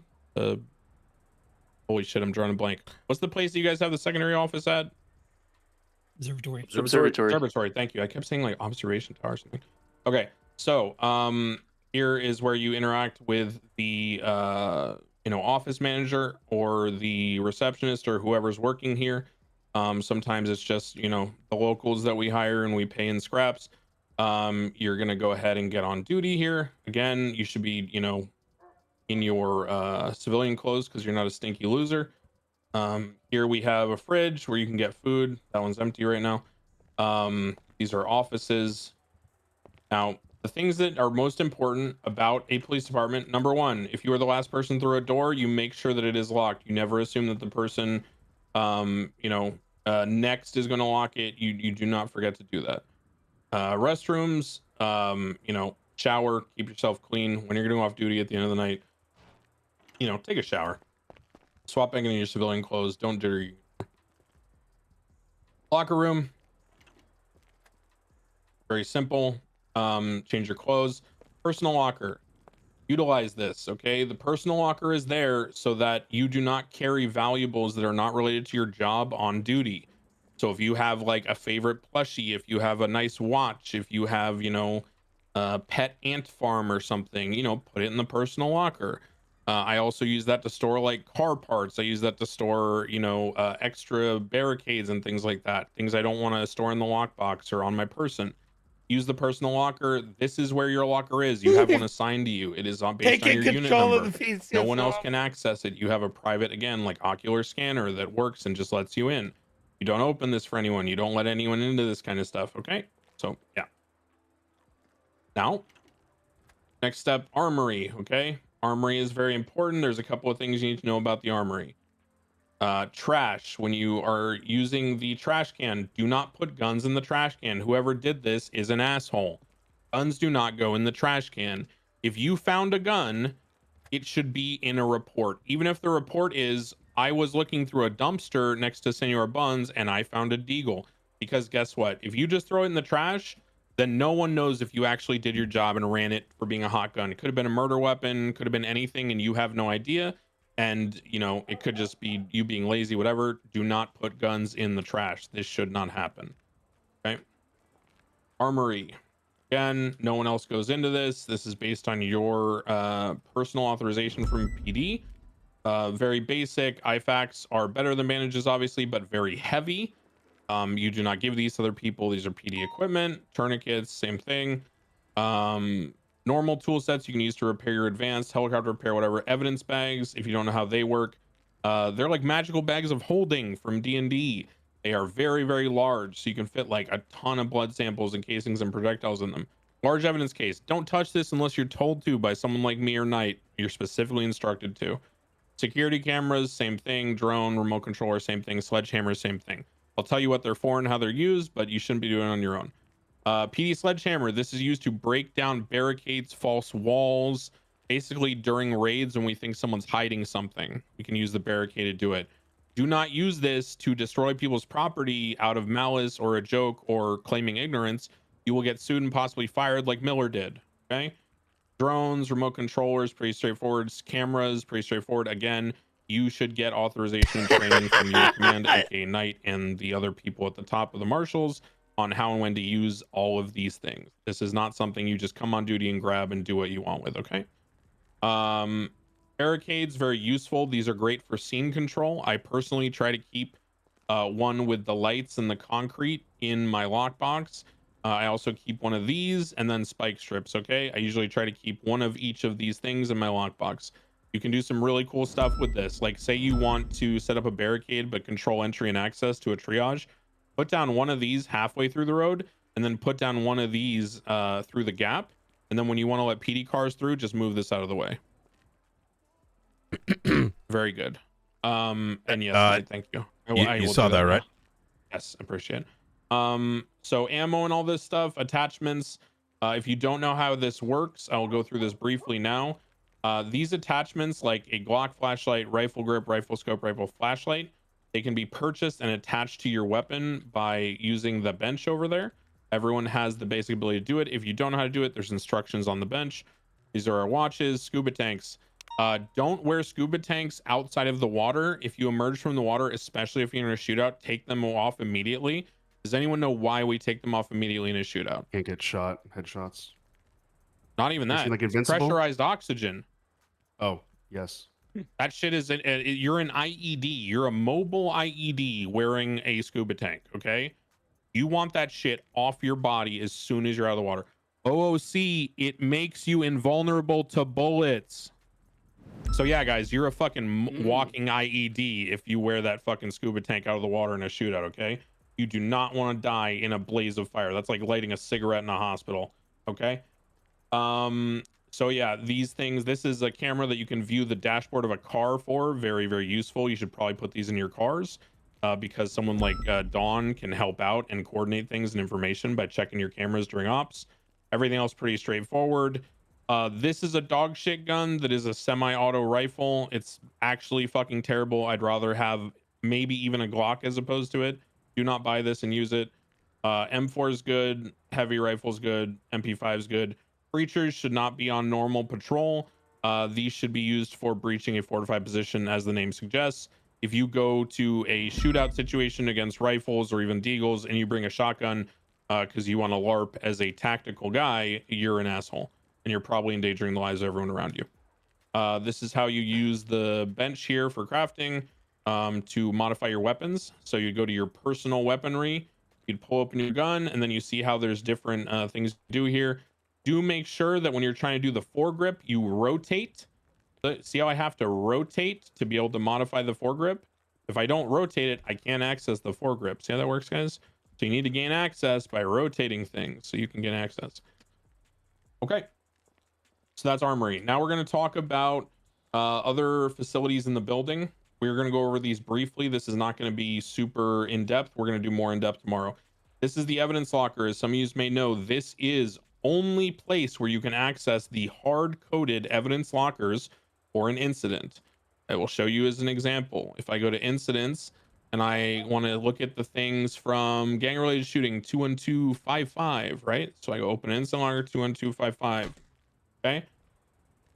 Now, if I try to just open the locker without going through the ocular protocol, see how I'm denied access? So do not just think you're being clever and shortcut and put evidence in a locker that you don't have cleared with the ocular access. I don't know how to do what he's doing, so I'm just gonna go like report lockers, same thing. Disposal locker, last locker. This is just efficiency, so you don't have to type over and over. And this is moving things from a report to an incident. So that's how the locker works. They only exist in the buildings. What did you mean for you said the ocular? Well, can you say that part again?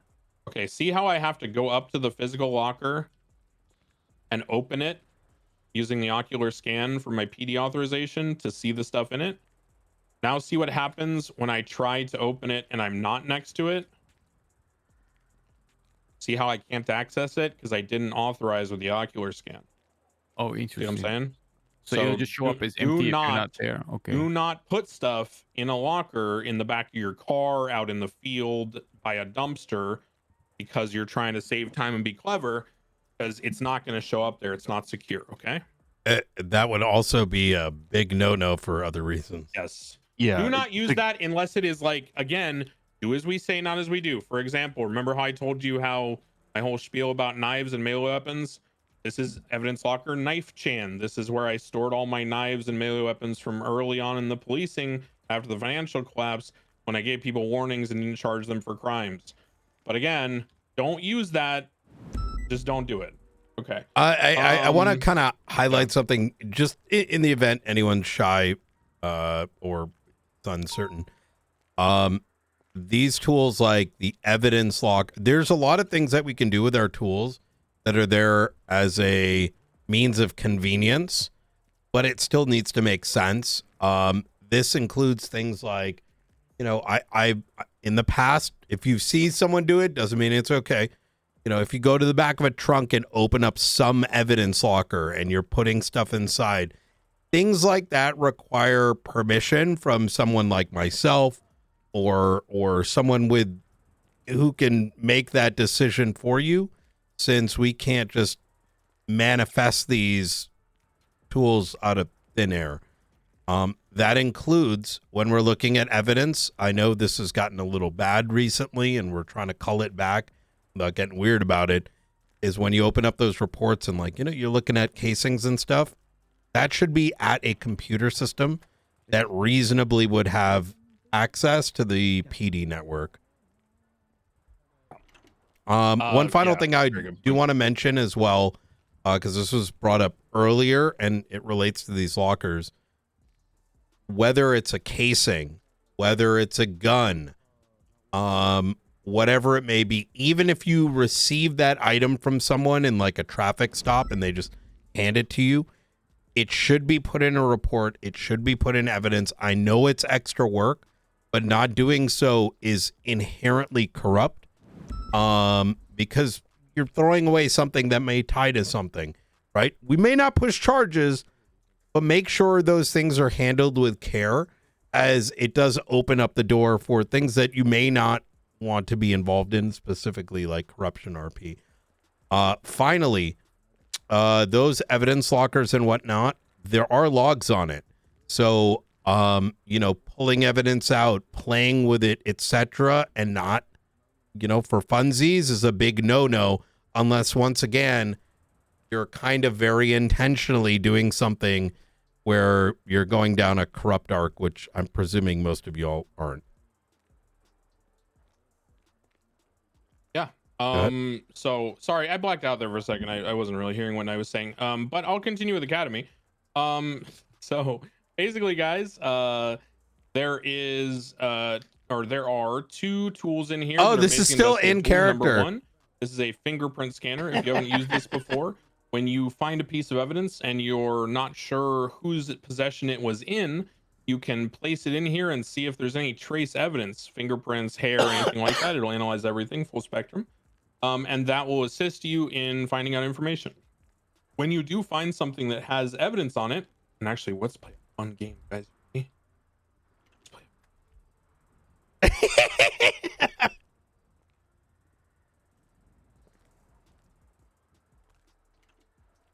So when you find something like that, sometimes you'll find trace evidence. Now, I'm guessing nothing's going to come back. Exactly. So this is a good example of what I wanted to show you.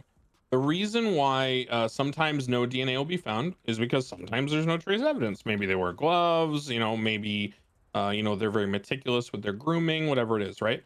But if there is trace evidence, and again, it's not consistent, so don't be surprised if, you know, you don't know when. You will see who has touched it most recently, and then older fingerprints. Maybe they're more degraded. Maybe it's a hair sample that's, like, you know, clearly been like detached from the follicle for too long, etc., etc. You will get these responses from the machine in terms of the identification string that is attached to that person's DNA genetic profile that may or may not be on file. Well, I mean, I'd rather do it now than outside of Academy. The machine, then you can things will come up as we go. This is to run blood traces off of a melee weapon. I will tell you this, me personally, most of the time I will just look at the knife.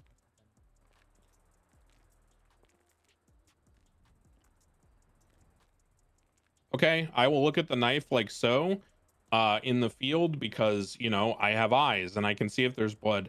But if the knife is suspiciously clean and you're kind of, you know, suspicious that it was used in a crime, then you might, you know, come run it in the machine. Or if you found it and no one was around. Okay. Dispatch room, you really shouldn't be using this too much unless you're monitoring as part of an op.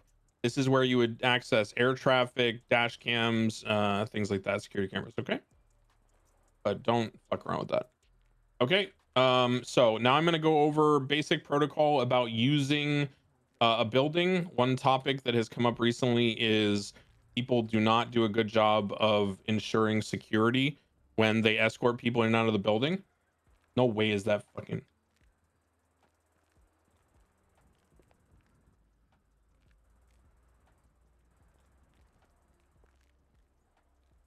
Okay. So when you're dealing with people getting... Is that Garcia? Sorry, brief intermission there. When you're dealing with people getting in and out of the building as a person in custody, you're going to always, I mean this from the depths of my soul, unless Brian Knight himself, your director, tells you to do this in the moment, you do not let them soft cuffed and walk around. Okay? You do not do it. I have been Molotoved. I have been shot in the cells. I have been stabbed. There have been holdouts where we were forced to shoot down our own helicopter because they got all the way to the roof holding us up. Do not do it. You are not clever. You are not unique. Do not do it. Okay? They stay cuffed. They stay hard cuffed. Protocols. Before you get someone into the building, before they get medical, does anyone know what you must do before they get medical, before they go in the ambulance? Use their object or take off their weapons. Dangerous weapons, anything that can be used to affect their escape. Knives, guns, whatever. Okay. This is what would be called for a Rust player an airlock. Okay. So use it as such when you come into the building, whether it's your foyer, whatever is the secured portion before you go into the cells, double check, make sure you took all their weapons, you know? Then, and maybe the scene was chaotic, double check their ID matches them, double check it's actually who you think it is, you know, check their pockets, look for like surprise boxes that could hold, you know, drugs or whatever, right? Thoroughly review their contents, their pockets. This is where you would document their mugshot. You just walk up next to here, face yourself against this, and then just turn around while escorting them, and they'll be perfectly in line for the height measure. You're going to take a picture of them. This is the only place where you have DNA scanners and fingerprint scanners is in these types of rooms. They do not exist. We do not have superior alien technology. You cannot randomly check someone's fingerprints out in the field. You do not have a bionic fucking scanner like from Dragon Ball Z. You are not, you know, the Ginyu Force, okay? So you cannot just read someone's fingerprints on the field to make sure who it is, okay? You don't know who it is, figure it out with the proper way. Bring them in here. This is where you'll double, triple check warrants, everything like that. You'll talk to them about their possessions. You'll narrate for them that you're going to make sure that you have everything illegal off them. This is also about the stage where I would confirm 100% you know, whether interested in a lawyer so I can prepare myself mentally. And then you're going to come in here. Again, they are staying fully cuffed. This is observation for interrogation. You can turn this light on and off. If it's green, they can hear me in the room. If it's red, they cannot. This is the interrogation room. When using the interrogation room, it is very crucial that you understand that you need to make very clear to someone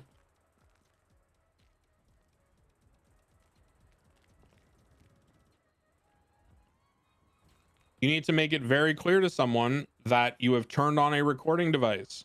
Okay.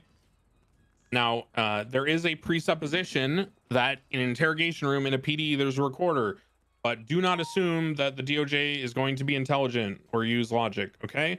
So always communicate when the recorder is active. And if you're going to leave the room so they can talk to their client privately, make sure that you put the recorder off. Same thing goes in here when it comes to cuffing them. Do not leave them soft cuffed if they are a dangerous individual in an interrogation room or unlocked, unless you are 1000% certain that you are Director Knight or he has told you to do so. Okay. There are things you can do to ensure they cannot attack you while still giving them freedom, right? You can...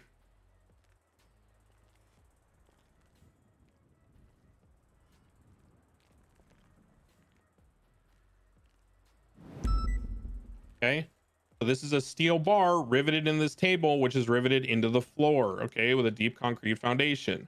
So no one is going to be able to break out of this if you properly attach them to it. They'll still have the freedom to sit down, but they're not going to be able to lunge across the room at you or anything like that. So if you maintain, your space and you're intelligent, you should not get attacked in these rooms. So use your intelligence, communicate properly. Finally, when it comes to the cells, it is very important that you understand, okay, how these cells work. Sometimes if you take some of these cells and you're escorting them by the hand, oh, sorry, I'm just walking through my daily routine. Sometimes I do like the intro from Superman, where you like slowly arise out of the shower and you ascend, and it kind of gives me like confidence for my day. But sometimes the shower curtain gets stuck on my leg and it kind of breaks the whole thing.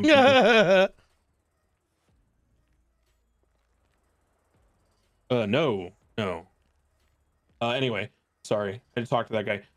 So basically, be careful. There's some things that can happen with temporal wormholes when you go into the cells. Imagine this is the cell when you bring them in here. Double check, ask them, hey man, we've been experiencing some temporal wormholes lately. Are you in the cells or are you outside the bars? Because sometimes when you carry someone in here by their arm, they're slippery and they'll end up outside the cells. So then if you uncuff them, you're fucked. Once you confirm they're in the cells, you exit the cell, you lock the door behind you, you ensure everything is locked. Then you reach through the bars, loosen their cuffs, you instruct them to turn around, place their hands through the bars, you remove the cuffs completely. That is the way you should take people into the cells. That is the way you should handle their possessions. That is the way you should secure everything. Are there any questions about that? If you do it differently than that, you're doing it wrong and you're going to get someone held up. You're going to get the entire station shut up. Anybody have any questions about that? Oh, sorry. I'm on a conference call for Academy. It's good to see you though. Yeah, sorry. I gotta talk to you later. I'm on a conference call for Academy. You can all hear me right now. Okay, bye. Yeah, so everyone understands that, right? So that's how we're gonna handle moving through the building.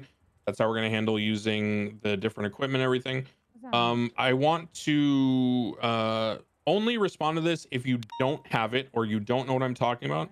Does everyone have their weapons registered in a report with active current serial numbers and ballistics, and they have their DNA on file? Does anyone not have those things? Give a couple seconds. Okay, good. So everyone has those things. If you are in a position where you need to get someone's DNA, you always collect DNA for a violent felony, okay? If it is a violent felony, you collect DNA. Now, I'm going to be clear about this, okay? How do I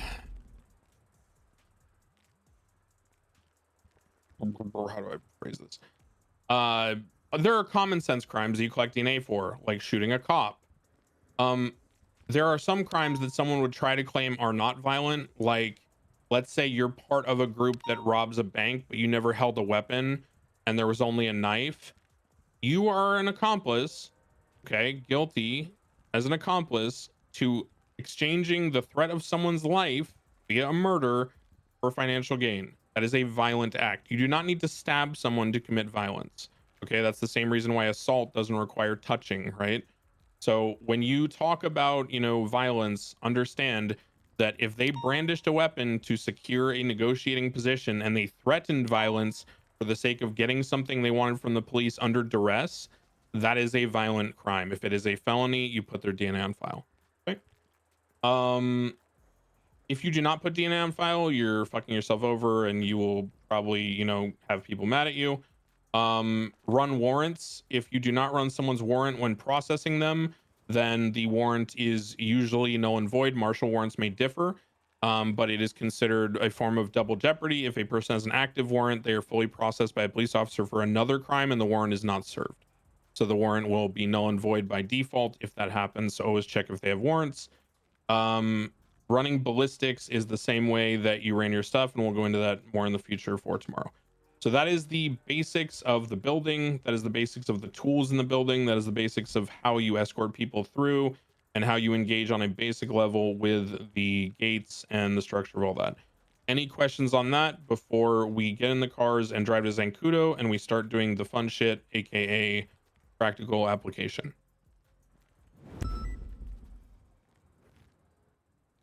Okay, let's load up and everybody head to Zancudo, get in the cars again, and we're gonna go get into the active moves.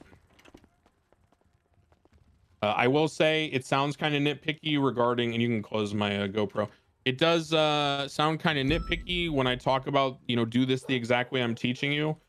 Again, this is the same thing as the radio comms and doing them the bare bones way first.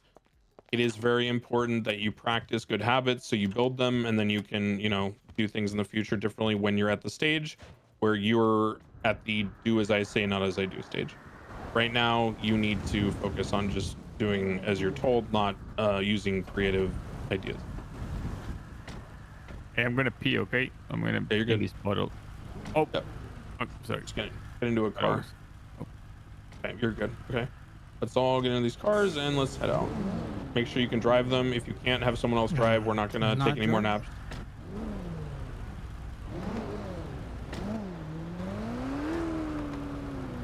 At night, you might have to drive one.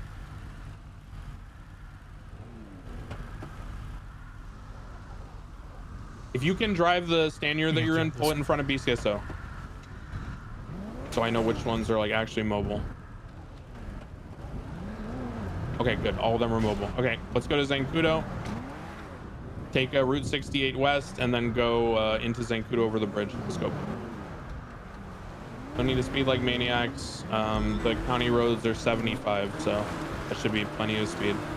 You keep your lights on because it's wintry and we're on a convoy. And some of these need gas. Should probably do that now. Yeah, go to the Sandy Shores gas station if you need gas. If you're below half, go to Sandy Shores gas station. You're above half, you're fine. Because we're not doing pursuits today. So if you're above half, then just come to Zancudo. If you're below half, go get gas.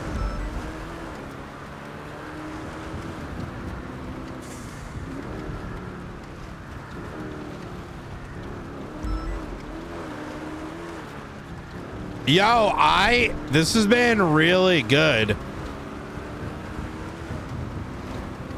thus far. We tried to go a lot deeper this time around, mostly as a countermeasure to what is extremely just bad habits that have been forming. And that's why we keep our lights on. That racer was taking the racing line off of Route 68 approach and almost head on me driving non-coming lanes. Be careful, you never know when people are just driving like assholes. Which I think is a really good thing, because that's why I touched on, you know, unless you're trying to become a criminal, you know what I mean?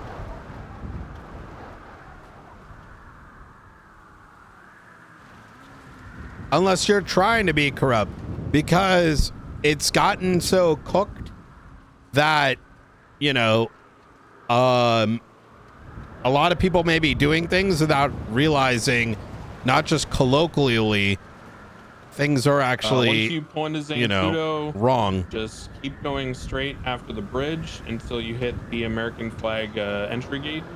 Take a left into that, and then take a right and come to where the coquette is at the main hangar.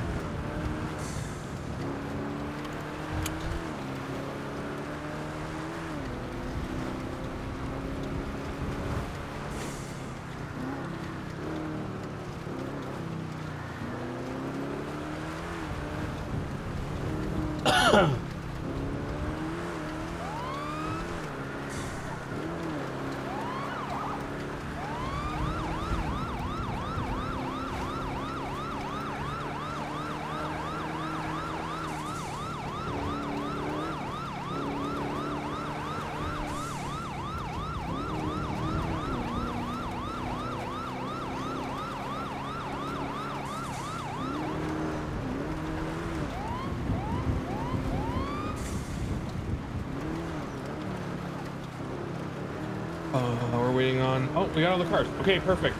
So we're going to go over the very basics of radar first. Again, for convenience and because there's some scuff issues, I am going to have you look at my GoPro again, okay? Just to make sure that we're not. Dude, this car is fucking fire now. Like, really good.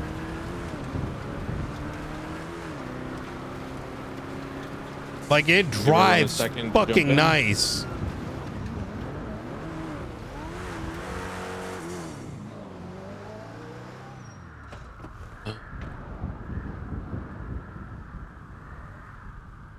Still missing a couple people. Just give it another second here.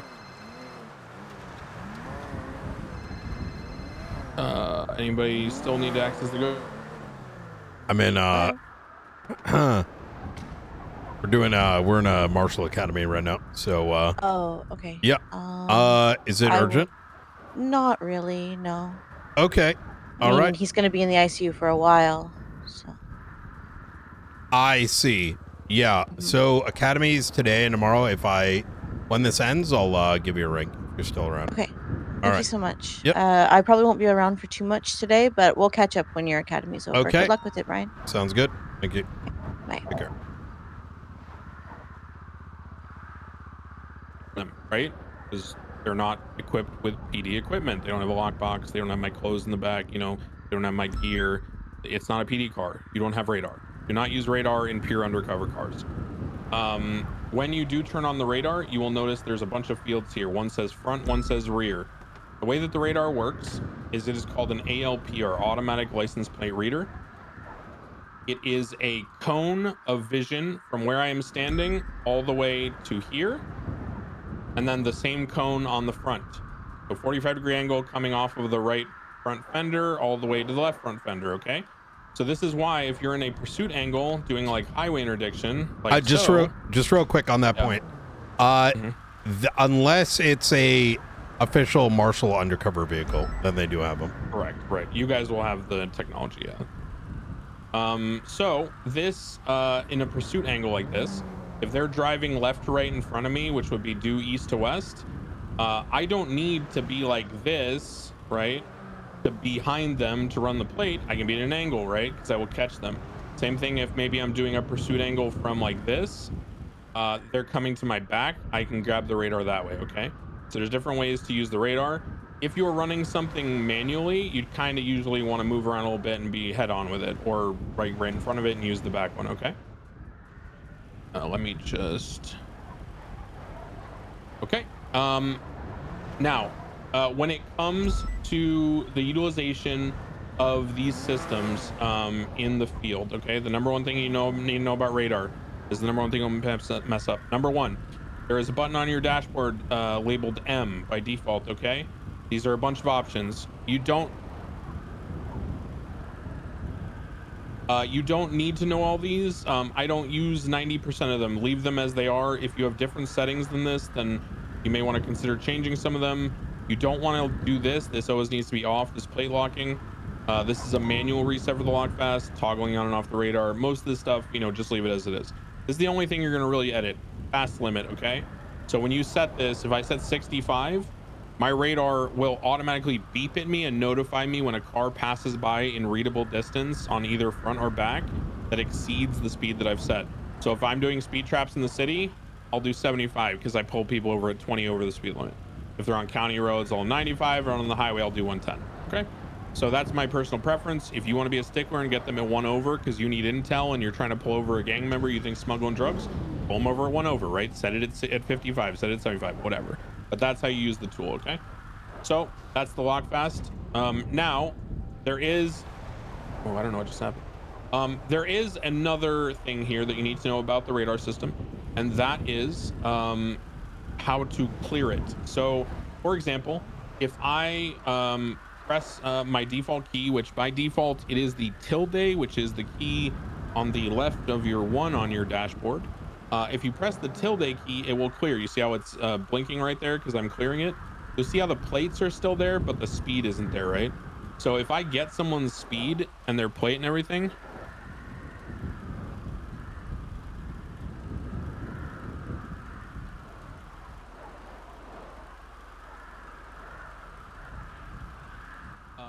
so when you get the speed and everything, you basically can reset it.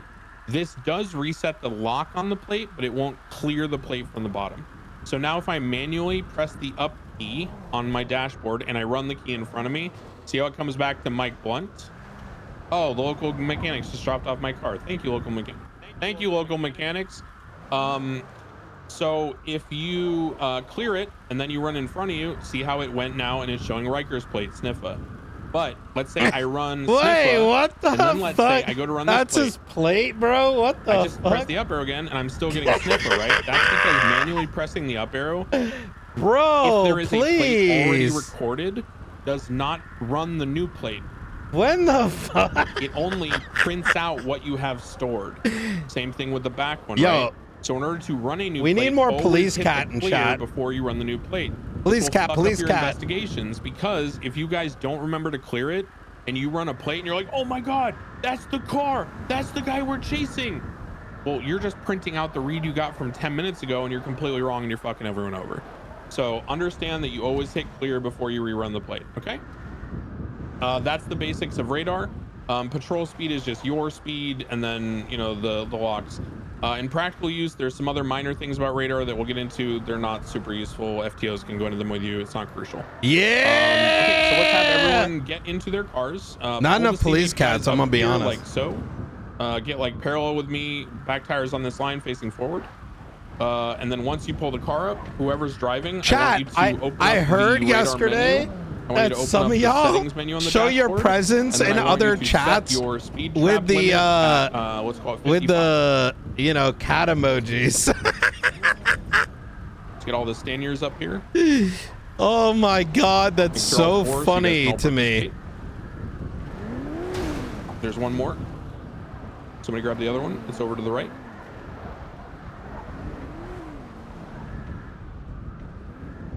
Okay.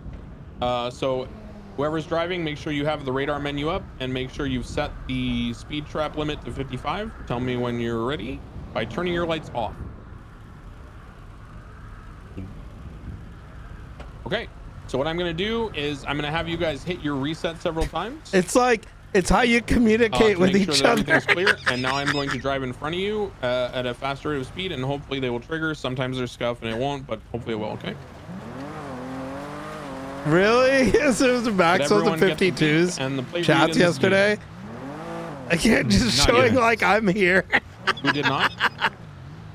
It's like you don't even got to say anything else. It's just you just put that. I It's am like driving. it's like Okay, saying pull out a little hi bit more in front of without that tanker, just acknowledgement. go forward a little bit. Stop there. Okay, there we go. Got it? Okay, good. Sometimes the angle is just scuffy. So that's what it feels like to lock up. You do a polite now cat. You'll see that We know if, you're a you, Medi one by chat one, contaminated. Like person who's right next to me on the far right, hit your back arrow on your dashboard, and you'll see how that reads the car behind you. That's funny as right? shit, dude. Now don't. I noticed some hit people the get clear, triggered so you by should it still too. have Wait, what do you the mean? coquette read in front of you, right? Now, if I go in front of you with this car, now hit the up arrow and run my plate. Should come back to the coquette still, right? Yep. Yep. So that's what you guys need to get used to and understand. Okay. So that's the basics of radar. Any questions about radar? Anything you guys are unsure about? Okay. Cool. Oh, good to have you back, The next Kibla. thing we're going to Wait, talk how do we about- pull up the Yeah. menu? Only the driver can do it? The left arrow, no. Passengers can use the radar. It's right there on the dashboard, Coyote. You just reach out. The menu for the radar. Oh, by default, it's the M key on the dashboard. Okay, copy. Got it. Yes. All the more reason to be so subscribed. when you guys, yeah, you can.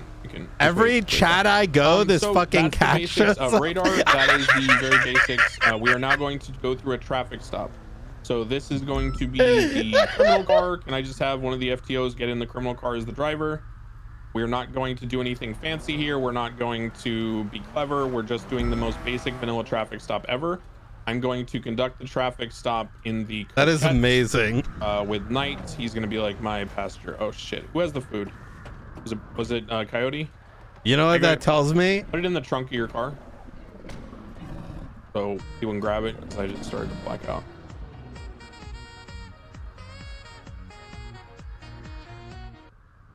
It's a little scuffy. Oh shit. Can you? Okay, no. Okay, it worked now. Jesus. Okay. All right. Let's go. All right. Jesus, I was almost on to pass out. Okay. So I'm going to demonstrate the basics of a traffic stop. Get out of your cars and come and stand right up next to the quote-unquote criminal car. Everyone on the right side of the criminal car by the passenger doors, just stand there close so you can observe, okay? I'm going to do everything very deliberately. I'm going to give you the basics of the most vanilla SOP traffic stop ever, okay? So I'm on normal duty with Knight.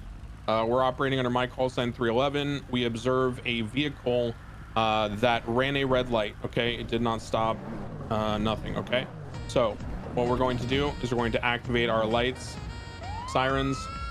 They're going to pull over. We're going to get in the pursuit position. Once I am in the pursuit position, I am going to ensure that radio is clear. If it is not clear, I will ask Knight to call it in over 311. If it is clear, I will say the following. Dispatch, show 311, 1038, westbound Fort Zancudo, next to the main hangars. Vehicle is a green in color Progress, occupied 1 times.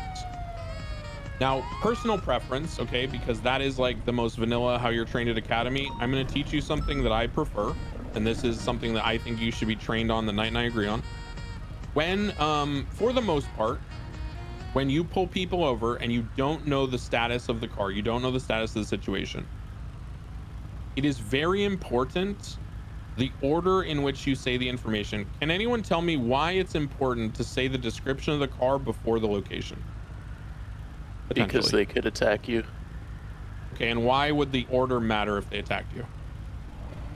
Because that would be the only thing that would be relayed over radio before you'd be incapacitated. Correct. And other officers would be able to step in. And the reason why the order matters is because if you go down, other officers or dispatch can look at your GPS tracker and know where you are. They cannot look at your GPS tracker and know what kind of car shot you. So it is imperative that you ensure that you at least state the description of the car first. So the way that I did it is not ideal. It's just acceptable and vanilla. I would prefer that you say dispatch show 311 1038 westbound Fort Zancudo tarmac adjacent to the main hangars, northwest corner, out with a green and color Progress. And that's like in a casual stop. If it's in a serious stop, or I don't know anything about the car, I would say dispatch 311 1038 Babs, green color appreciate Progress, you. 1 times occupied, westbound Fort Zancudo tarmac near the big hang. Once I call that in, I am going to raise my voice. If you guys get your megaphones, use that. If you don't have megaphones, just raise your voice to where you're shouting. Driver of the Green Progress, this is Sergeant Deck Grant, the BCSO. Please turn off your engine and roll down your driver's side window. I'll do more later. I got tired of clicking all the buttons. Once the engine is off, only then do I get out of the car, okay? As you're approaching, always You have to hit look like at the 5 different tailpipe. things If to like. smoke starts coming out of the tailpipe, then the car is back on. Sometimes the lights don't turn on. Sometimes people ram their cars into light poles so their lights are broken on purpose, so they're more stealthy. You know, don't assume things. Always look for either the underglow or the tailpipe exhaust. Once you go ahead and approach the car, scan the car. You should have already done so, but this time you can double check, make sure no one's lying in the back you seat. did too, Scuba. And then you approach the car. All right, I'll take a two break. Places you will For stand. others to These are take called over for pillars now. of the car. The way a car is broken down is you have what we'll call 3 pillars right here. So the part between the windshield and the passenger window, that's the first pillar. This part between the passenger and the rear window on the passenger side is the second pillar. This behind the rear view windshield and the rear passenger seat is the third pillar. If there are occupants in the back seat, stand at the third pillar. That way, go ahead, driver, point a gun at me out the window. Keep it on me, like aim at my head the whole time. Here's what happens if I'm standing right in front of him. He's got a clear shot at my head. Here's what happens as I move back. See how his angle gets worse and worse, and it takes longer to aim at me with his gun, thus giving me more time to react while my gun get in cover. So keep yourself safe. Identify the Police threats cat, in the police car, cat. okay? It doesn't mean you need to be hostile. Just this is the discipline that will keep you alive. It also tells them subconsciously that you're not an idiot and they won't try to pull shit on you as much, okay? The more competence you display and the calm assertiveness you display, the less people will try to get one over on you. Okay, So if there are no passengers in the back seat, you approach this pillar. Hey, sir, thank you for your compliance. As I said before when I pulled you over, my name is Sergeant Declan Crane with the BCSO. The reason I stopped you today, I just saw you run through that red light. It's not a big deal. This is a stop and go state. You don't need to wait the whole time, but we do prefer that you come to a full stop. And I get it, maybe you're busy, something like that, but just wanted to talk to you about it. Any reason you're going so fast through there? I just got an appointment to get to, you know. Hey, I get it, man. We're all in a rush. Not a big deal. Like I said, it'll probably just be a warning. Do me a favor. Go ahead and slide me your ID. And I'll just go back to my car over there. I'll run your information. As long as you don't have any warrants or anything, you'll be good to go. Hey, I'm bad with like memory. Could you hand it to me so I can reference it when in the car? I don't want to waste a bunch of your time trying to remember how to spell your name and stuff.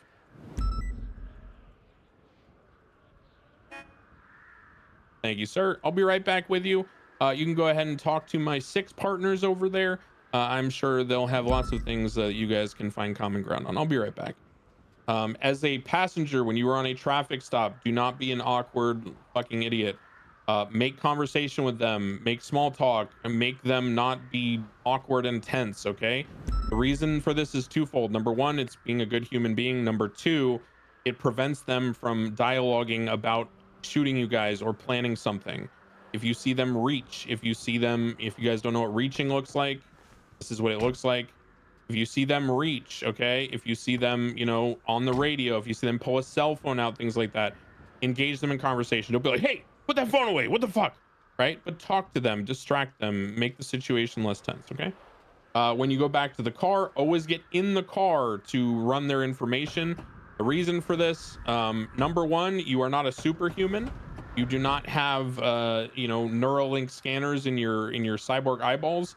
You cannot peek at the back of a car and run the plate like a encyclopedia, okay? You're not connected to a database telepathically. Go back to your car, right? Use the radar to make sure that you run the plate, double check that it matches the ID, and then look up their information. The profiles, the notes just in there real quick often have like warning. Yeah, go ahead. And this kind of goes to Declan's point is, we have our tools work the way they should, right?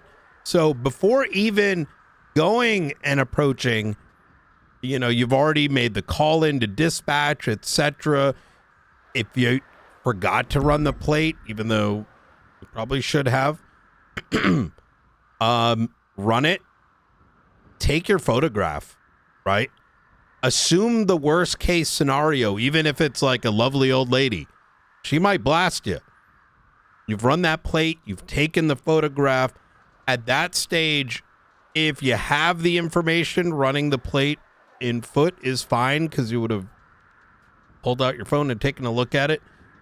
But the main underlining point there is don't do it unless you've checked already. Yeah, to make it really simple for you guys, if you roll up and there's a car crash on the side of the road and you run up to it and you peek at the plate and then you run the plate with your telepathy and it's flag 1060 and you instantly start searching it and calling in the impound, you're going on a fucking vacation and I will personally send you there. I am King Snitch. Do not fuck with me. Do things the right way. Okay. So traffic stop, I go in here, I run the information. When I confirm he doesn't have any warrants or anything, there's no notes on his profile about don't give this guy any more warnings. Read your notes, work with your colleagues. Maybe someone is wanted for interrogation by another marshal, maybe they don't have a warrant. Look at the notes. Then I'll approach. Hey, Mr. Riker, thank you so much for your compliance. I ran your information. Not a big deal. Sorry for the delay. I did get a text message from my friend. He was telling me that the new drop is available for these Gundam figures that I buy from Etsy. So I was kind of looking at that. It's my fault. So I'll tell you what, I'll give you a warning here. Not a big deal. Hand you back your ID. Just try to stop at the those signs, okay? Like a full stop. Yeah, you got it. And then I will hand him back his ID. Here's your ID back, sir. You're free to go when my lights are off. Have a nice day. And in the future, I hope to see you not in these circumstances. Thank you, buddy. Now, as a command member, as a person who, as a marshal, may be more interested in community policing, one thing that I always say, because it gets me a lot of information, even if they don't have something to say, it builds rapport, I disconnect from the stop. Once I give them the warning, I say, oh, and hey, by the way, I am a sergeant with BCSO, so I am responsible for overseeing like the quality of our troops out on duty. If you have any questions, comments, concerns about anything, interactions you've had with the police, anything you'd like to share with me, or any other questions at all, I'd be happy to answer them. Anything like that you need to address today? And then, you know, maybe he has something, maybe he doesn't, whatever. At least you're giving them the option to now they see you as a person who's willing to talk to them on a casual basis, not during a detainment, right? So always a good thing to do. So that is the basic of a traffic stop. You would then get back in your car with your partner. You turn your lights off, and then you don't need to drive away first or anything. I prefer to stay in the position I'm in. If you drive away first, it's kind of weird. It's like you're kind of like disrespecting them almost because you pulled them over and you're too busy and you're leaving before they even like get in their car and leave. Turn your lights off, you know, wait a second, put your MDT away, get your gear situated again, you know, adjust the heat in the car, and then get on dispatch and go, dispatch 311, show me clear traffic with that green progress 10-8. Some people add in one warning issued or one citation issued, you know, 10-8, whatever. And that's the basics of a traffic stop. Are there any questions about the basics? Anything at all? Okay, cool. Now we're going to talk about some advanced things that you may run into. People are scummy. They may pull things. They may put things in the glove box. They may switch seats to try to obfuscate who the driver is. Does anyone know why I ask for the physical ID of the driver to hand it to me? Can anyone think of a reason that a criminal would not want to physically hand me the ID? In case they want to drive away. That's one. I'm thinking of something a little more devious. Anybody have an idea? This is very creative. You might not have experienced this. Okay, let me give you a hint. What if Coyote and Riker are in the car together, and Coyote's sitting in the back seat and Riker's in the front seat, and they're both wearing masks and stuff, okay? Or they look pretty similar. And let's say when I walk up to the car and I start talking to the driver, the person in the back seat responds to me because the car's registered to Coyote, and he has a warrant. And let's say Coyote's in the front, Riker's in the back for sake of argument, and Coyote has the warrant. Coyote being in the front wouldn't want to talk to me because I know his voice. So Riker from the back seat would talk to me and act like he's the one driving. Is that scummy? Yes. Do people do it? Yes. Okay. Sometimes the air is so thick you can't see their mouth moving when they're talking to you. So maybe there's tint on the windows, whatever the fuck. I don't care.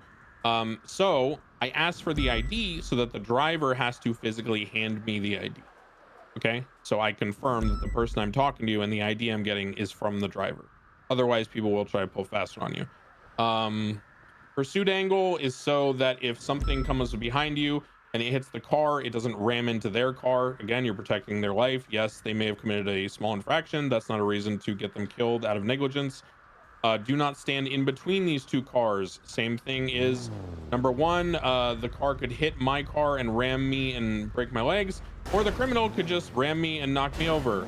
Another fun tactic is if the criminal opens the driver's side door when I'm standing here, and then goes to reverse and knock me over with the door. Look out for these things, okay? If someone starts doing things to test you to see if you're competent or not, it is time to up the seriousness of the stop.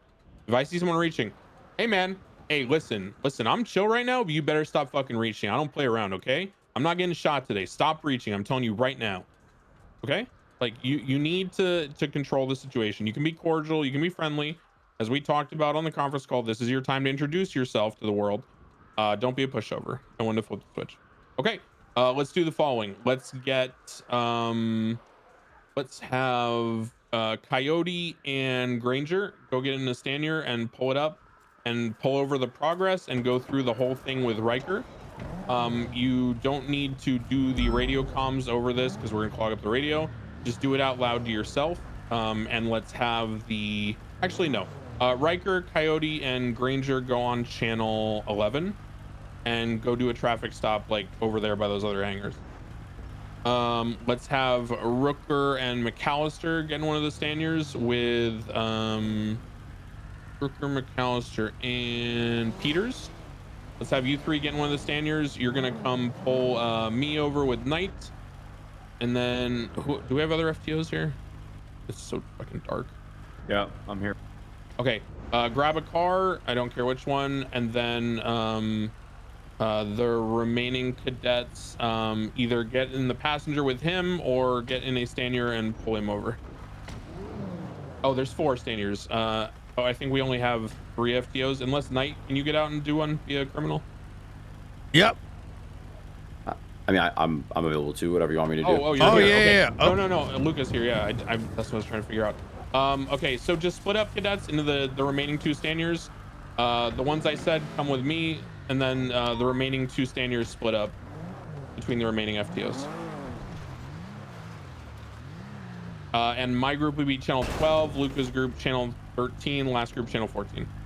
Go to your channels and just do a traffic stop, not on top of each other. McAllister, can you drive this? No? Okay. No one in our group can drive. No one can drive? All right, swap a person around so you got someone who can drive.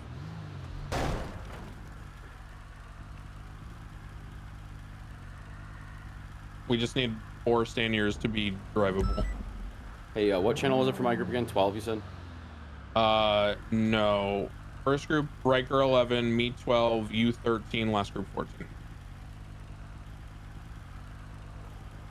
I guess me. Yeah. Whoever can drive the car, just bring it over here and switch to channel 12. I'm gonna mute up on the conference call so we can do the thing. Please tell me we have 2 drivers.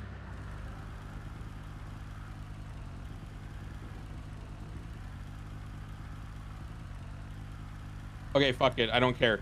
Fuck the cars. Just go to separate sides of the hangar with the 2 remaining FTOs. My group come over to me on foot. You're just gonna pretend you're getting out of a car and approach on foot. It doesn't matter. It's not, driving is not needed for this exercise. Fuck the cars. We're wasting too much. I got the lights on in the coquette. If you're in the group that I called out, the 3 of you, come over to me.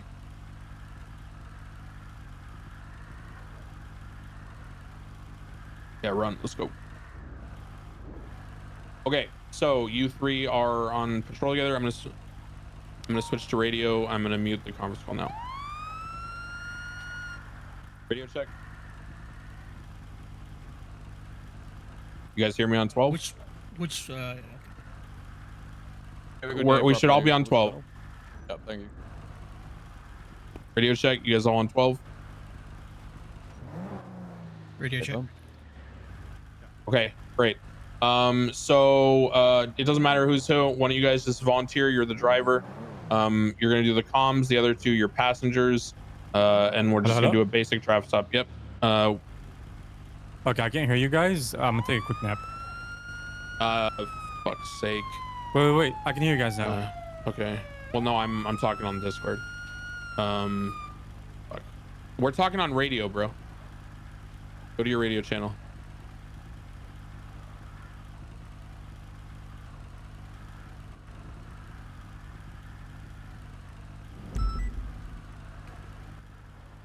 Driver, could you please We'll do this quick, guys. roll We'll do down this the quick. windows for me, turn that engine off? Yeah, I got you, bro. The car by the way.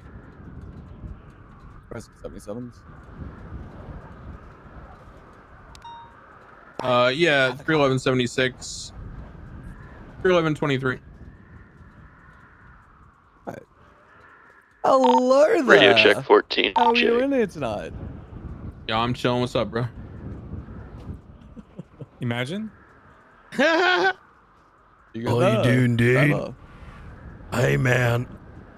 Yo, man, do you want to join my like military militia, man? You know, I've already been invited to one of those. Not this month, maybe next month. I need to free up my schedule, you know? Anyways, driver, could you please shut the fuck up, Peters. Yo, these cops are clowns, bro. These guys aren't serious. Fuck it. Go ahead. Fuck it. Go ahead. All right. Could you please flash me your ID real quick? And could you please Yeah, I hand it got you, over? bro.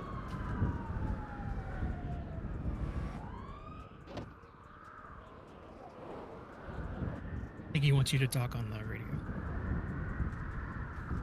Oh, he wants me. What? Yeah, there you go, bro. All right, thanks, mate. You know, just so I can hand this back to you after this, would you mind just not leaving the area? You know, I don't want to accidentally steal your ID or whatever, you know? Yeah, all You right. chill. Okay. Okay, so I'm gonna stop you. One thing that's very important. Who are you guys, and what department are you from, and what are your ranks? Oh yeah, I forgot that whole Like, I don't know who you are, yeah. right? You're just treating me like a faceless Yep. drone, right? So you need to. You're right. This is your opportunity to introduce yourself. So first thing you say whenever you interact with a member of the public in official law enforcement capacity, unless it's surreptitious or undercover, you know, hey there, Sergeant Declan Crane, BCSO, badge number 311. How you doing today? You know, introduce yourself. Make sure you identify yourself as law enforcement and you state your badge number. If you get asked by a lawyer in court what you were wearing and you say a hoodie with a jacket and black pants and black boots, and there's nothing on the front and there's just a pendant with a badge on it, and you don't identify yourself, somebody will be like, well, I thought it was a gang member. All right, go again. Just do the introduction part. And always, by the way, throw to your friends, right? So if your partner's on the other side of the car, always include them in the introduction by saying, hey man, Sergeant Declan Crane, badge number 311 with the BCSO. I have with me over there my partner Jeffrey Bones, badge number 301. You know, blah blah blah. Here's I'm gonna go over, assist those guys over there too. Just yeah, you're make good. sure they're You're good. So at this point, you know, you've introduced them, and then when you get all this information, you tell them you're gonna go run it.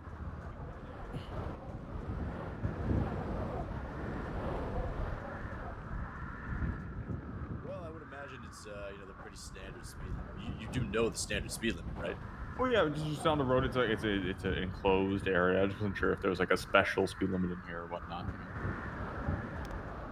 Well, sir, speeding is speeding, you know, regardless of, you know, whether you're on a county road or a military base. Right, but I just pause. Like I said, I was just. Okay. Why do you got your hand on your gun? Just in preparation. Is the vehicle 60? No, it's not. Negative. Has he done anything to induce a escalated response? No, he hasn't. Yep. All right. Continue. Yeah, I was just curious, you know, just making sure that I like to be well aware of the law, you know. Whenever there's a doubt, I figure asking an officer is probably the best bet. Oh, of course.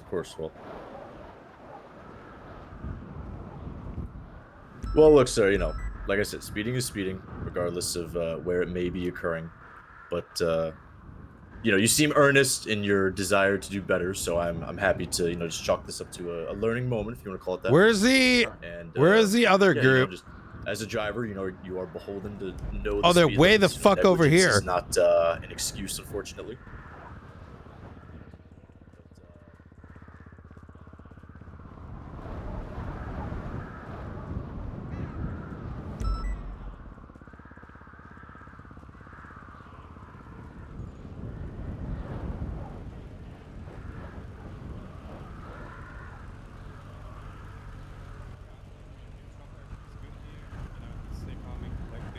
My partner's running some paperwork there, and then once he's ready, he'll come back, and then I'm sure everything will be fine.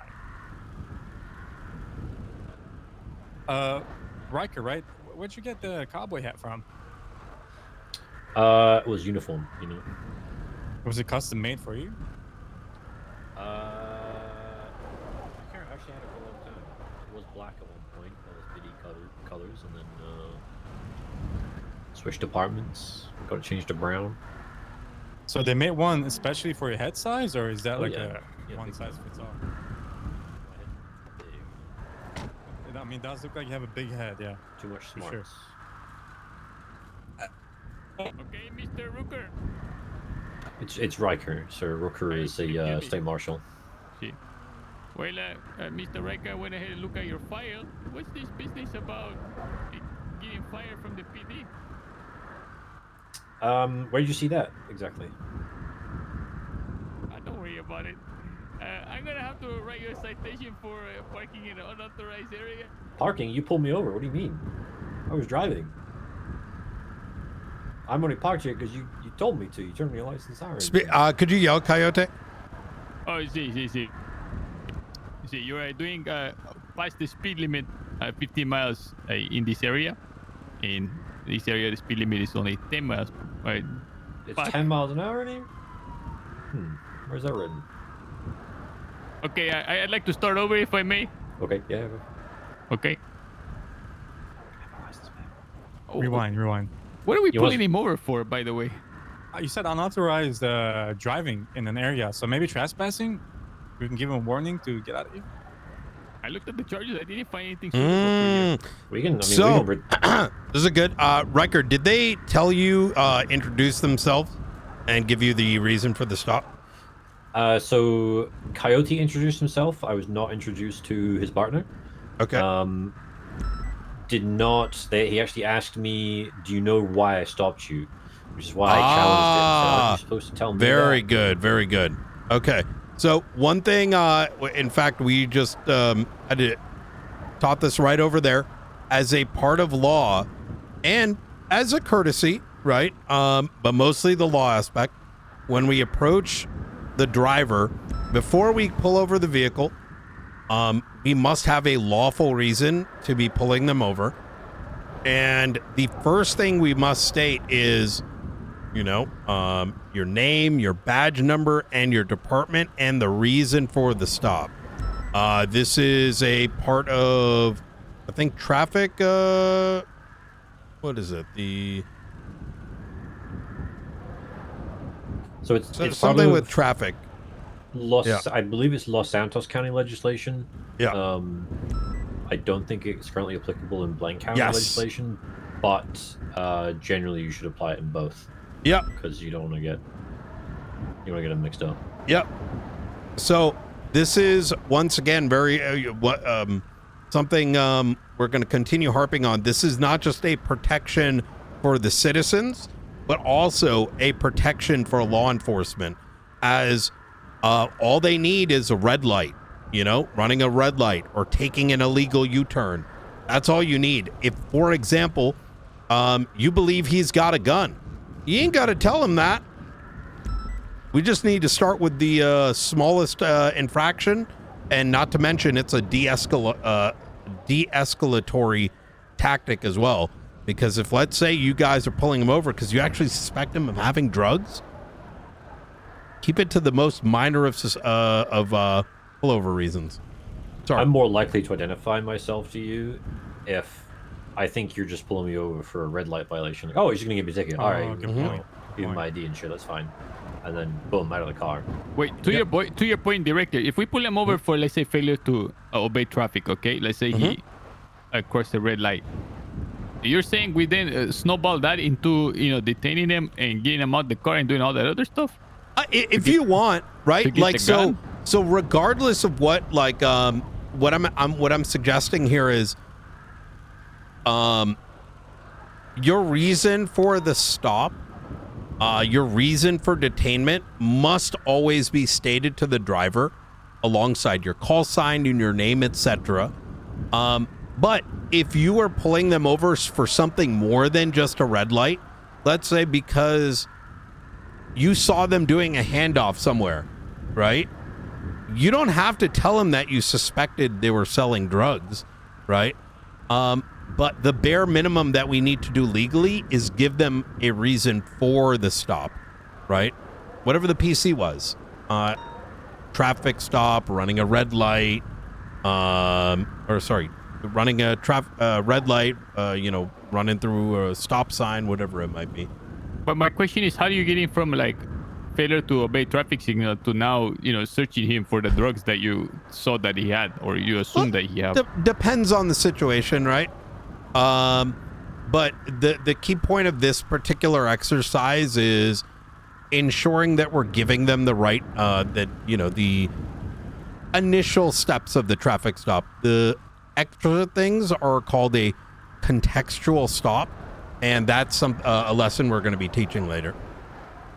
Copy. I'd like to start. I'd like to try one more time. Yeah, absolutely. Start over? Let's do it. Yeah, let's start over. What's the... We're on ready or 11, director, just in case. I forgot the fucking code for...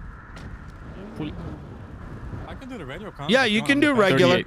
So, just as I tend to say, 495 traffic southbound Strawberry. Nearest cross is Alta Street. Green in color, 4-door. Let's say I didn't know the car. 4-door vehicle, occupied one time.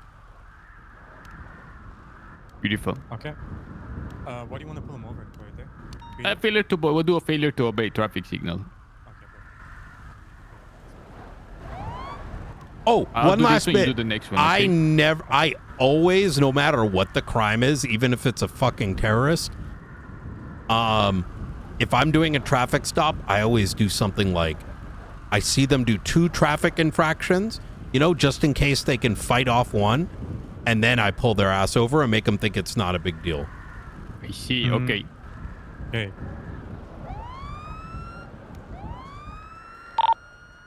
Okay, windows down. Engine off, please.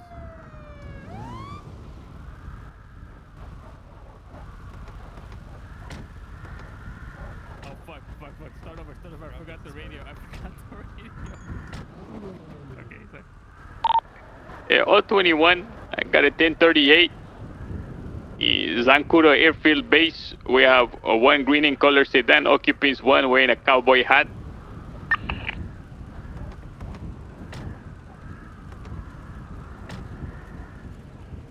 Hola, senor. How you doing? I'm doing good, thank you. Hey, this is Marshal Coyote, vice number 021. Just pulling you over because I noticed you were speeding back there and you made a left on a red light without stopping. Mm-hmm. Okay. You got license and registration, senor? Yeah. Okay. You mind showing me? Oh, thank you. There you go.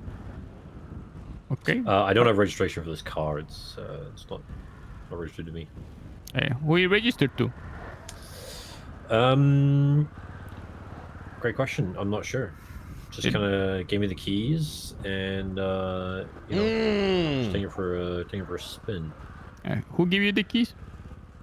Just an acquaintance. Oh, I don't know his name. He just said, "Hey, check out my car. Go take it for a spin." Just a random guy give you the keys and you're driving his car? Yeah, well, a friend of a friend. A friend of a friend. See. And how long you been driving a car for him? How long you been borrowing? Oh, like 10 minutes. Oh, just now. Okay. Interesting. Yeah. And did you notice that you were speeding, senor? I didn't. Things kind of got away from me a little bit. Is there a reason why you didn't stop at the red light? But it's stop and go, right? Just kind of slow down and then go through. No. You have to do a complete stop at the red light. Oh, is that what stop and go means? See, especially when making a left turn. Okay. Well, you go ahead and wait here. I'm gonna go and just look up the information. Okay. I'll be right back. And All right. See. Thank you. Yeah, for the record, Code Ranger with the Marshals, badge number 099. Oh, good. I was wondering. I was thinking to myself, who's this guy on my right? So I didn't catch your name there, driver. What was your name again? I'm Riker. Riker? Yep. All right. So you said a friend of a friend gave you this vehicle? We didn't give it to me, but he was like, we're just standing around in a circle, just shooting the shit. I was like, hey, nice car. And he was like, yeah, you want to take it for a spin? I was like, yeah, all right. You do that often? You just take cars from people and just drive it around? And I didn't take it from him. He gave me the keys, Gotcha. Okay, senor, I got some interesting news. Yeah. Car coming back is reported stolen. Damn. Well, that's crazy. Because I didn't steal it. I don't know. I don't know what the owner did with it. See, if we can find out who the owner is, all we have to do is call and verify. Otherwise, I'm gonna have to ask you to. Sure. Well, you know who it is, right? So it's important for you to know who it is. Otherwise, you've taken this car without permission. Well, I don't know. Well, how do you? He gave me permission, but I don't know who it is. He was like, "Hey, you want to take it for a test drive? Because you like it." And I was like, "Yeah, all right, I'll take it for a spin." Well, senor, the car is reported stolen by the owner. So. Okay. Well. And in this moment, I'm sure if you call the owner, it'll work out. I don't think we can do that. I'm gonna have to ask you at this moment, senor, to step out the car. Okay. Okay. At this moment, you have the right to remain silent. Anything you say can and will be used against you in court of law. You have a right to an attorney, and if you don't have one can be supplied to you. You understand this myself as I have read them to you? What am I being detained? You are currently detained, see. Oh, I see. Okay. See. Very good. Very good. Okay, where do I go from here? Okay. So, this is very... sorry, actually, Riker, you know what you're doing. Go ahead. Am I free to leave? No, you actually... You are currently being detained.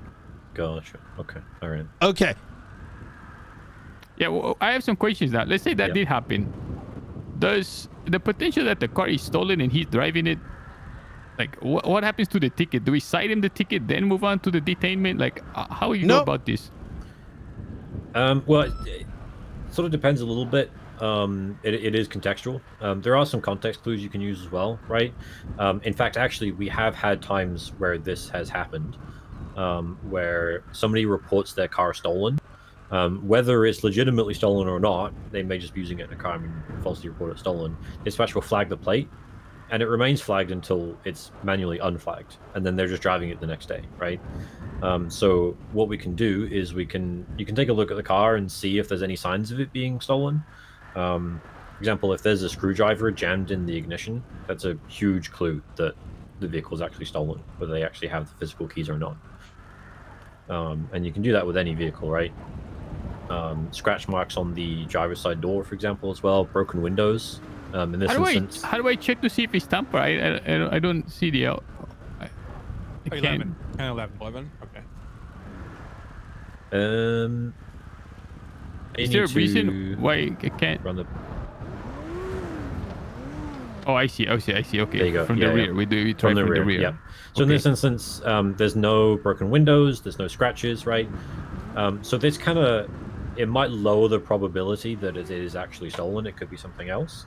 So if they give you a story of, well, I don't actually know who the driver is, they just gave me the keys to kind of take it for a test drive, like I was saying, that's possible. It might not be probable, but we still need to actually find out, right? Because, you know, you haven't necessarily proven beyond a reasonable doubt that it is stolen, right? So in this instance, getting them out of the car, at that point you are potentially going to escalate the situation. That might escalate them to the point where they're going to retaliate because they feel like they're cornered. So in this instance, what I would do is I would keep them in the car and I would say, okay, no worries. I'm just going to go ahead and verify that, okay? Just hang here with my partner. I'm just going to go make a quick call. I would see if I can get in contact with the owner. Fortunately, we have a fantastic administrator who has been periodically going through the Lemon List and making a note of people's phone numbers on their profiles. Pretty sure if you open anybody's profile in the MDT, there's a good chance that their phone number is listed. You can give them a call. And so this vehicle, I'm assuming this is... Sydney Martinez. So we would take a look, see if Sydney Martinez, if we have their phone number. If we do not, if we have no way of contacting the owner, then we would ask the driver, do you have any way of contacting the owner? Yeah, so we can yeah. verify this. Yeah, we have that info now. At the moment, you have information that the vehicle is, you know, it's been reported stolen. So you would fall back on that, and you would, you know, have them step out of the vehicle for now. If they cannot tell you who it is, if they cannot contact the owner, then at that point, you may not necessarily have probable cause to arrest them, but you could at least have the vehicle towed back to the owner or back to impound until the owner comes to pick it up. And then either cite them for joyriding if you have probable cause, right? Or just give them the ticket for the infraction that they committed and then send them on their way. Have them come picked up or let them walk out. Okay, I'm going to add something here. So one thing I want to be clear about. It is an option to draw the conclusion when you can't get a hold of the owner that they don't have affirmative permission proven to you to drive the car. That being said, this is a moment where you should exercise your personal judgment on whether you want to take the step to escalate it to towing the car. As you know, sometimes people are careless and just leave their keys in the car. So if a criminal, opens a door that was left unlocked in a parking lot and someone's really lazy and left their keys in the car, there won't be any signs of tampering, and the person is just driving around a car that doesn't belong to them. Sometimes you will know everyone in the city. Sometimes you don't. I had a traffic stop the other day where the people didn't have MDT profiles yet. They both did not have profiles. They didn't have information in the system. And they were driving a car from another person that didn't have a profile yet. But, I made the judgment that it looked like, a normal situation with a personally owned car. I didn't have any suspicions to believe it didn't belong to them. So I wasn't going to tow it just because I can, right? So that's kind of a decision you have to make for yourself. It's not as black and white. It can also get into some very strange sort of back and forths. The best example I can give you is establish, if you ever played like D&D, establish your own personal bar. So for me, if I go to a house robbery and the person comes out of the house where the alarm came from and a call was reported a burglary, and they run for me, they don't say anything, and then when I get them cuffed, they say, "What are you doing, man? I just got scared. I'm a pizza delivery guy. Look in my pockets. I have a pizza from my store."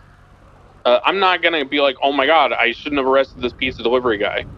But if there's a pizza delivery car parked out front and he's got a receipt on his phone for an order for, an address in the Vinewood Hills, and he's got a pizza in a to-go box that he left on the table inside, then, that's probably just a pizza delivery guy and a false alarm. You see what I'm saying? There's a line here.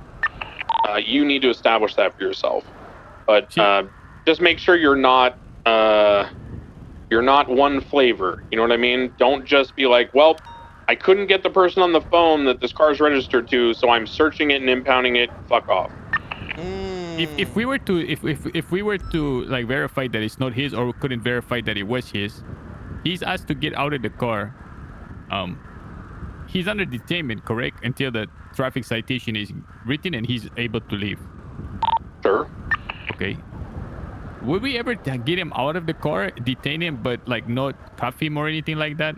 Yeah, plenty of times. Right? Yeah. And as soon as we verify it's not his, can we look through the car?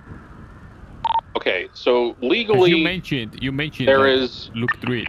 Legally, there is something that is called an inventory search. The principle there is that TLDR, if a tow company or a police unit or a medical examiner's office or anyone else is taking responsibility for a piece of property like a vehicle, whenever they search it, or whenever they take custody of it, I should say, they need to search it to make sure that, number one, it is clear of dangerous items. Could be drugs, could be contaminants, chemicals, weapons, whatever.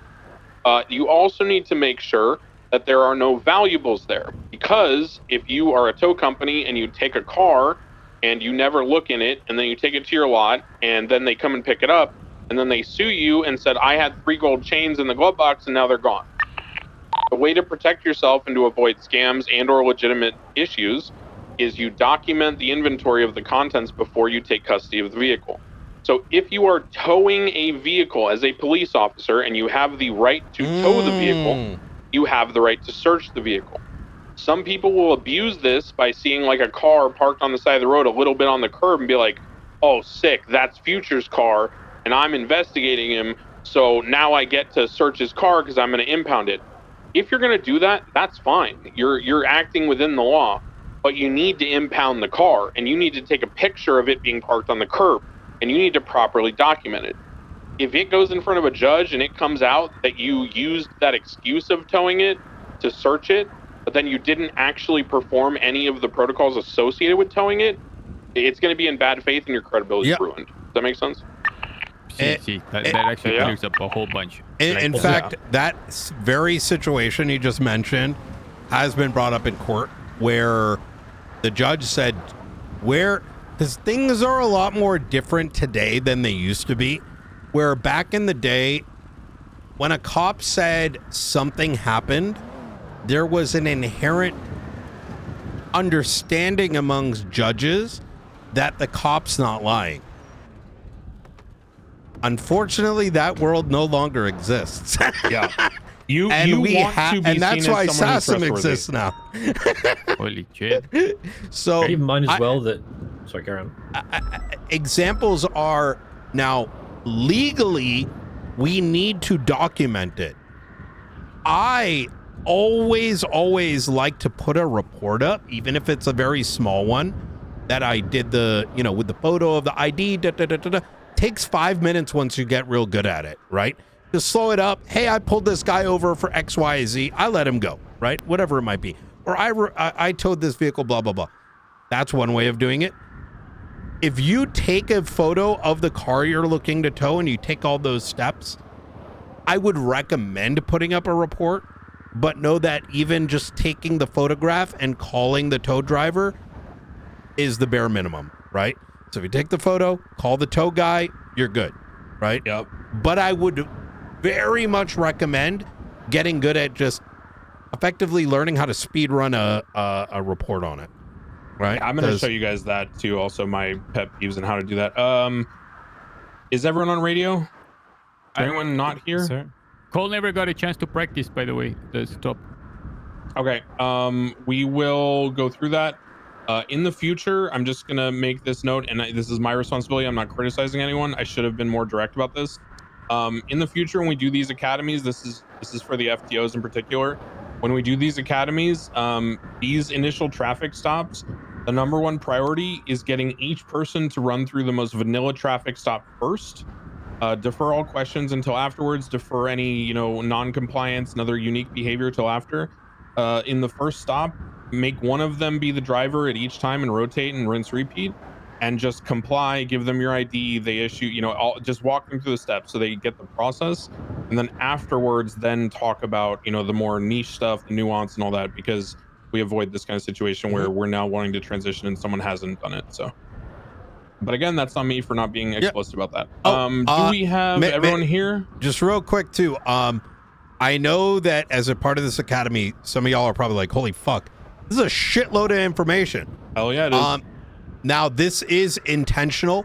We're not expecting everyone to have memorized every word and every little thing. This is setting a foundation, hopefully filling in some gaps. We will, as a part of the patrol certification, each one of these things that we're going through are going to be drilled into you by the appropriate marshals and deputy marshals. In addition to that, there will be video content in future in our online academy. So you'll be able to have something to reference back and see visually what's going on. So. Okay, very good. I see 3 standers here. Did we not have 4 groups? Am I crazy? Are we missing people? We had a 4th one. We did have a 4th one. Hey, can everyone group up on my location? We're at the southeast side of the tarmac. I think we're all already here. Yeah, I don't. Oh, you guys were just in the car. My group was just in the car. That's why. Okay, that's why. All right, no problem. We're all here. Okay, I'm gonna switch back to the conference call because it's easier to talk to the whole group. So make sure you can hear me. Okay. So that is the basics of traffic stops. I know one of you didn't get a chance to be the lead on it. If you feel like you're not properly prepared or you don't understand something, grab me afterwards. But I want to move on because we are getting to the point where it's getting later and we want to get through this stuff. So I am now going to take you through what is the next evolution of your first day on duty exercise. Right? So to recap, guys, right? We come to work in our civilian clothes because we're hygienic. We change into our uniform after signing on duty at the desk. We get our loadout ready. We restock equipment, ammo. We make sure everything's prepared. We then get on duty with dispatch. We assign ourselves to the right unit. If there's dispatch, they do it for us, blah, blah, blah. Then we make sure that the vehicle we're pulling out is clear of anything from previous scenes, evidence, guns, etc. We check the lockbox, make sure it's stocked with everything we need, and we're ready to go out on duty. Once that happens, we take our vehicle out and then we begin patrolling. We ended up, pulling someone over in a traffic stop. We conduct ourselves professionally. We introduced ourselves as the first thing we spoke to them is, hey, Sergeant Declan Crane, BCSO badge number 311. How you doing? Because we are a police officer. We are, yes, friendly. We are sociable, but we are professionals on duty, which means we need to clearly articulate to them who we are and what we're doing. People will try to claim that you didn't tell them or they didn't know you were a cop, okay? Don't even entertain that argument. Just identify yourself, make it very clear. If they don't believe you, flash your badge, right? Now, what if they don't comply? Because in those traffic stops, you guys should be learning what happens when someone complies. So what happens if they don't? Well, there's several options. You can escalate by raising your voice. You can escalate by giving more direct commands. You can get them out of the car, et cetera, et cetera, et cetera. It all scales based on, again, their behavior, because we are a reactive group. Now, if they do not comply and they refuse and they drive away, that's a pursuit. That's for tomorrow. But let's say that you pull someone over and for whatever reason, their car is disabled. Let's say you were driving along, you saw them run a red light, they hit a tree, they crashed out, and the car is disabled. You go up to talk to them. If they're out of the car, you get them back in the car, you do your traffic stop. And then when you get to the point of asking for their ID, they're like, fuck you, man. Okay, and then they refuse to get out of the car and they're on radio like, yo, I need help. I need to pick up gem sales, right? At that point, what do? Well, here's what we do. So everyone should have a baton on duty. You're going to go over use of force. So let's do this. Let's. Oh, we can now.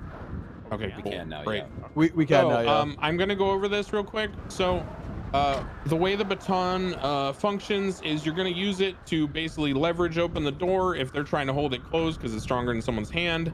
I'm going to be like, all right, sir, listen, bro, this is your last warning. If you don't get out of this car, and comply with what I'm telling you, I'm gonna have to pull you out physically, and you don't want to get the stick, bro. And then he's like, fuck you. I'm like, all right, sir, I'm gonna be pulling you out now. So I go ahead and I try to pull him out of the car. I'm successful. I pull him out of the car. 1, 2, okay. So it's a little shorter than a tackle. You can still wait a beat and then go for cuffs. Yes, it is okay to go for cuffs after pulling them out of a car. Just don't do it the same second you open the door, okay? Just be conscious. When you try to pull them out, it feels the same as when you try to break cuffs, right? That's how it feels. But what a lot of people don't know is that the person in the driver's seat can resist by wedging their door closed, or when I open the door, kicking my knee so I fall over. So I'll demonstrate that now with Riker.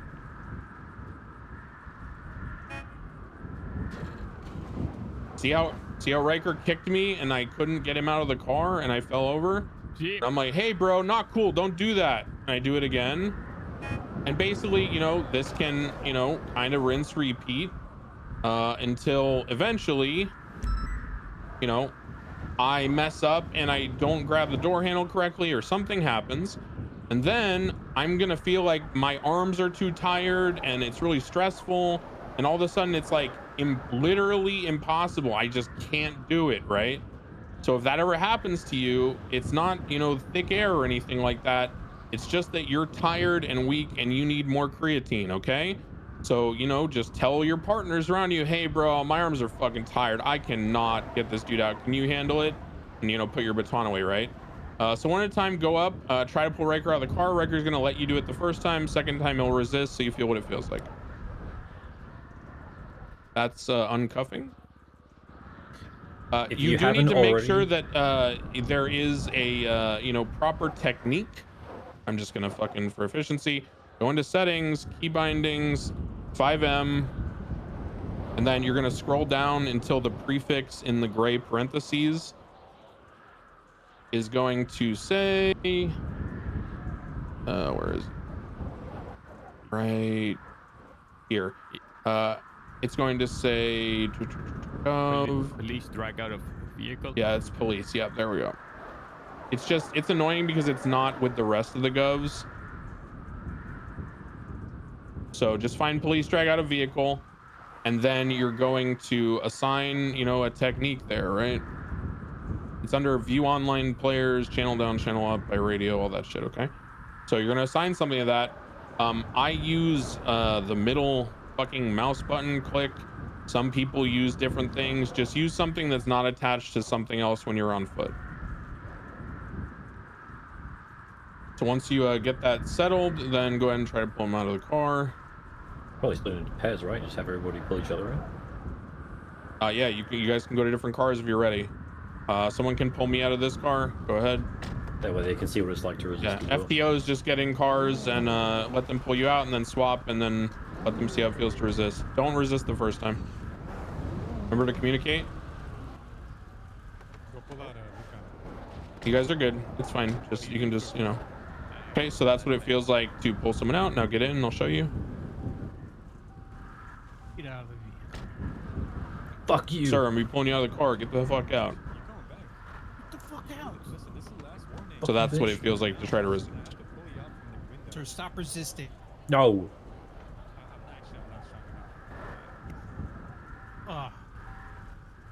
Here, Flores, help. I'm just so tired. Fuck you too, Flores. Yeah. Hey, man, listen, you've been extremely non-compliant. That's right. You're refusing to make this easy for you and me. So at this point, I am going to be pulling you out of this car, okay? I'd like to see you try, bitch. Ugh. Fucking jam the door shut. See you do it again. Ugh. I'm not even doing anything. Ugh. I might need to... Hold on. Yeah, so when there's repeated efforts, sometimes shit gets scuffy, but... Try now, bitch. Yeah. Chris, tag in. I'm too tired. He's running the secret codes. Oh, man. Shit, I'm still tired. Are you guys sure that did you ever get the prompt, or was it always? No, I'm not getting. I got 2 resists, and then since then I haven't seen any prompts. No, I'm asking the cadets trying to pull you out. Yeah, did you guys see the prompt ever? Yeah, I got the prompt. Right. Yeah. You'll just have to get used to it. If you don't play a lot of Crim, it's a learning curve, and you'll get better and better at it. Eventually, you'll be able to break cuffs 3 times in a row. You know, it's just force of habit.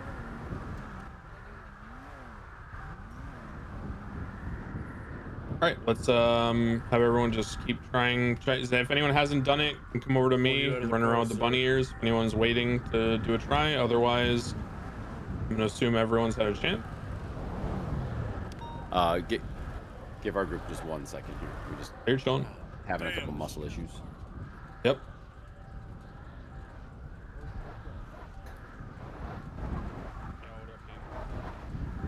I think I'm like seeing shit at this point. Give me a second.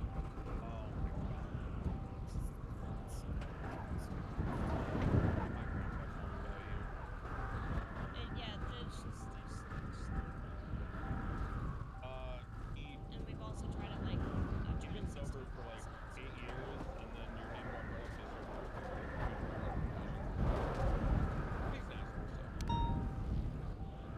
Yeah, the biggest thing about Academy is less so about like having all the details necessary. Fuck you, Kurt.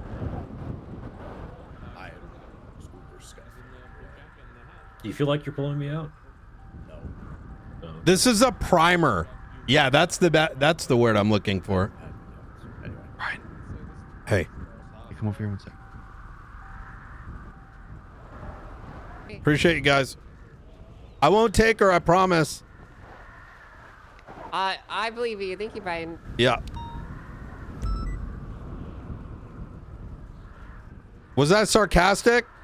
No, I just have autism. You can't tell when I'm being sarcastic or not. I was being genuine. Oh, okay. Hell yeah. I believe you. Thank you. All right. I'll drive.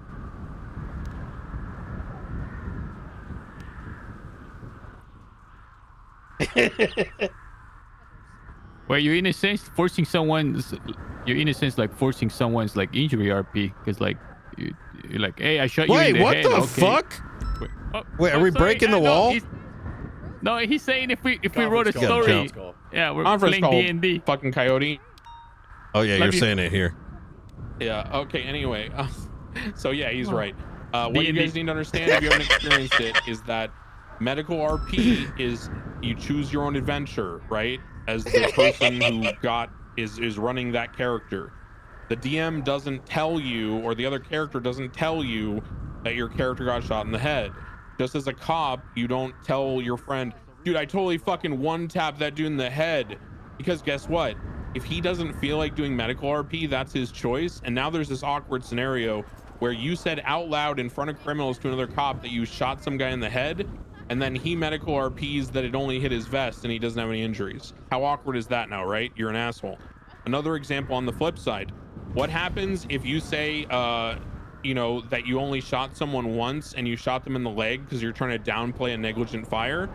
Well, what if they RP that you shot them in the, you know, the heart and their carotid artery, the bullet ricocheted and fractured up their neck and their carotid artery got punctured and they had to have life-saving surgery and now they might be disabled, right?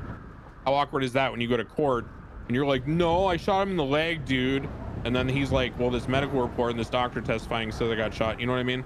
So if someone's trying to power game it to win money in a lawsuit, let staff handle that. Let admins handle that. It's not your job to contest it in the moment. Just avoid yourself the hassle. Don't tell people what you did to them. Let them tell you. Let them / me. When you look over a body, you'll say things to cue them in. You'll say to someone, even if there's no one around, oh man, I wonder if this guy's okay. I can't tell if he's breathing or not, right? And that'll prompt them to / me, has a pulse, right? So never say where you shot someone, never announce it. It's really, really bad. Just don't do it. Okay. So I'm gonna change tone again. All right, so guys, all right, so Argura anime, I love weeps. Woo. Okay, so if we now are at the point where we understand the use of force, we've talked about how our batons work, we've talked about how to properly exercise use of force with tackles and tases. Now we're going to get into the fun part of today, which is the most active thing we're going to do. We are going to talk about the protocols for foot bails, okay? And then we're going to do foot bails in breakout groups, and you'll get to chase them. Yeah! Here is how foot bails work by default, and these measures are meant to keep you guys safe and keep things orderly for both the public and yourselves. When someone bails on foot, you have 2 officers on foot per 1 suspect. If there are multiple people in a car, you will typically call out who you are chasing. You'll hear me say something like 311's got the guy with bunny ears, right? Very simple, right? And because 311 is operating as a unit, and when we went on duty, Knight attached to my card through dispatch, everyone should know that 311 means Knight and Declan, right? So when we say 311's got the bunny eared guy, Knight and I are chasing the bunny ears guy. Everyone will sort of call their own shot, who they're chasing. If there's limited numbers of suspects and you're on the call, stay mobile. Do not let me catch you running around in a conga line like a jackass with 4 of you guys chasing 1 suspect. Because guess what? I've already told you that suspects are very crafty and slippery. And I've also told you, and I'm going to go through now, how it matters how much, you know, you're carrying. Because it's really awkward to carry like, you know, 50 pounds of weights on your back and try to run from someone who's carrying nothing. Or alternatively, in our situation, chase them. You guys are wearing a full loadout. I mean, look at this dude's loadout. This guy's got on a tack vest. He's got ballistics. He's got duty belt. He's got heavy combat boots, leg holster, pistol. I mean, he is carrying a fuckload of shit, right? So he's heavy. If him and I did a sprint right now, I'm dusting his ass, okay? And that's what you should expect, because criminals do not have to carry all the equipment we do. They don't have a camera and a flashlight and a baton and all this shit, armor, you know, all that stuff, right? So when you're chasing someone, understand and embrace the fact that you are slower and you are in a disadvantageous position when it comes to the simple foot race. You're not winning a 1v1 100-meter dash, okay? However, that is why we use numbers, okay? That's why we use teamwork, communication, right? We are professionals. We know how to operate to effectively enforce these laws and get people arrested who deserve to be arrested. even though they may have certain advantages over us, you know, through their tactics or whatever, their cars, it doesn't matter.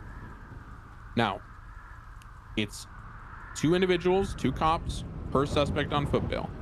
It is 1 taser and 1 lethal. If there is only 1 cop on a foot bail, you should always have lethal. You should never have a taser out solo with a suspect. If you have a taser out solo with a suspect, they will look over their shoulder as they approach a corner. They will see that you're carrying a taser. They will dip around the corner, seeing you're alone. They'll pull out a knife or a gun and they will shoot you or stab you. And now you're in a position where they've tried to kill you. And if you happen to get the tase off on them, because that's what you're carrying, now you're in a position where you have to pull out your gun. I love this phone remember update. When I told you about, you know, that special technique that's forbidden, the forbidden jutsu, where you tase someone and then you shoot them while they're on the ground?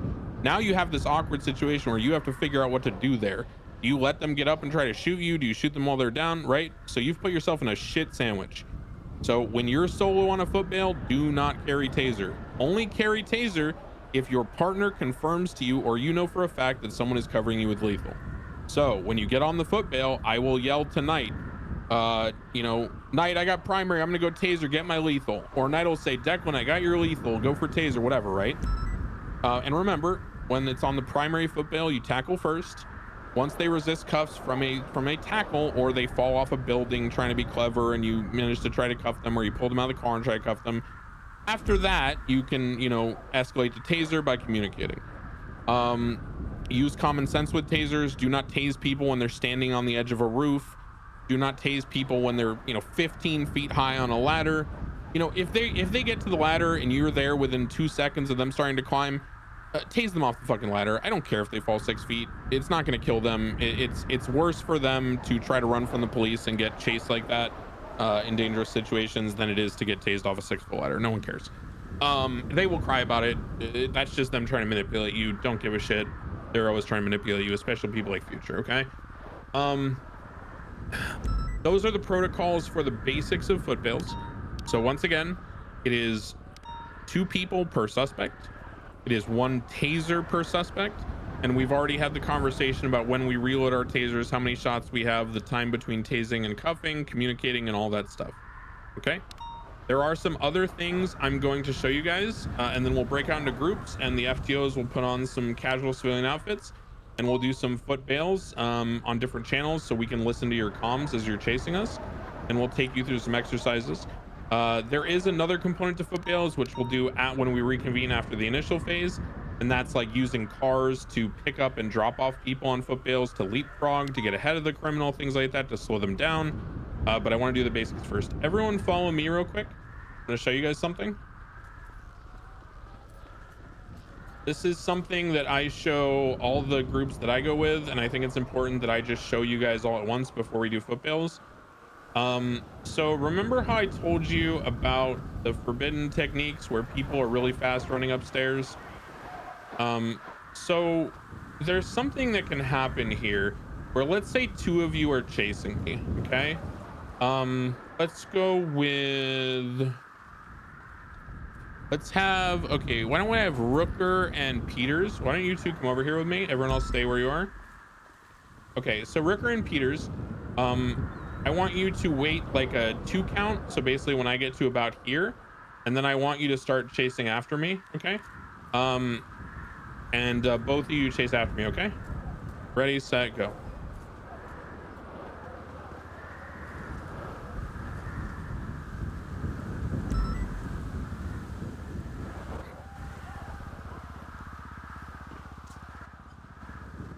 Okay, so what I'm trying to show you is, number 1, how much faster I was, and number 2, you're not usually going to be that close on a foot bail because they're faster than you, so they would have gained a decent amount of distance.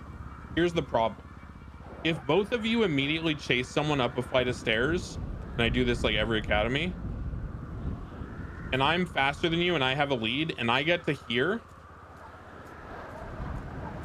if you're down there, let's say like you're below me right here, if you're down below me right here, you can't keep eyes on me like in person physically. So what I'm going to do is I'm going to abuse that by jumping off here and then running here. And unless you're very adept at like listening to sound cues and like understanding what's going on around you and not hearing the footsteps on the stairs anymore or hearing the roll off the side, you're probably going to take a couple extra seconds trying to figure out what happened, and then I'm gone. Okay, and I've got an even bigger lead. When you go upstairs or you go up ladders, it is imperative that you exercise safety. Yes, it helps you catch people, but it's also to keep yourself safe.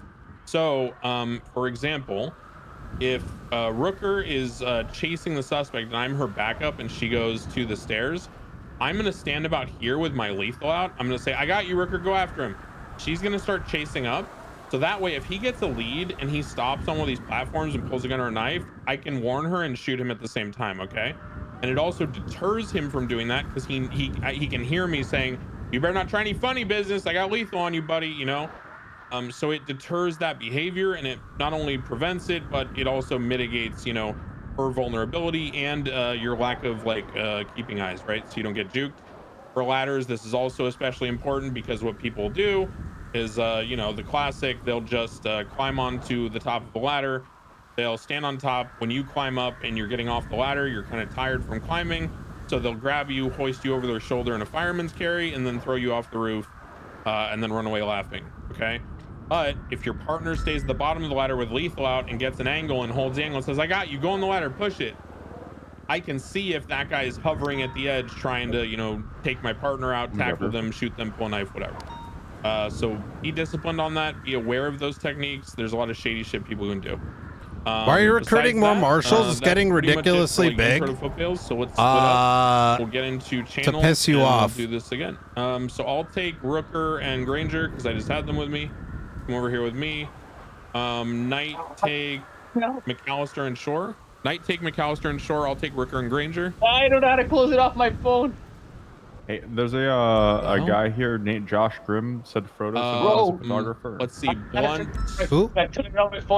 Josh Grimm. Blunt grabbed Peters and McAllister. Hold on, I got something in my ears. Come over here. Josh Grimm is over there. He's saying Frodo sent him as a photographer. For what? Sorry, I also need to plug my ears. Go ahead. Oh yeah, for what? He said he's here to photograph the academy that Frodo sent him. Oh, Josh Grimm? Who is that? Yeah, I have no idea. Just rolled up here. Grimm available for event hire. Let me ask him. He's standing right over there by that Audi over there. I gotcha.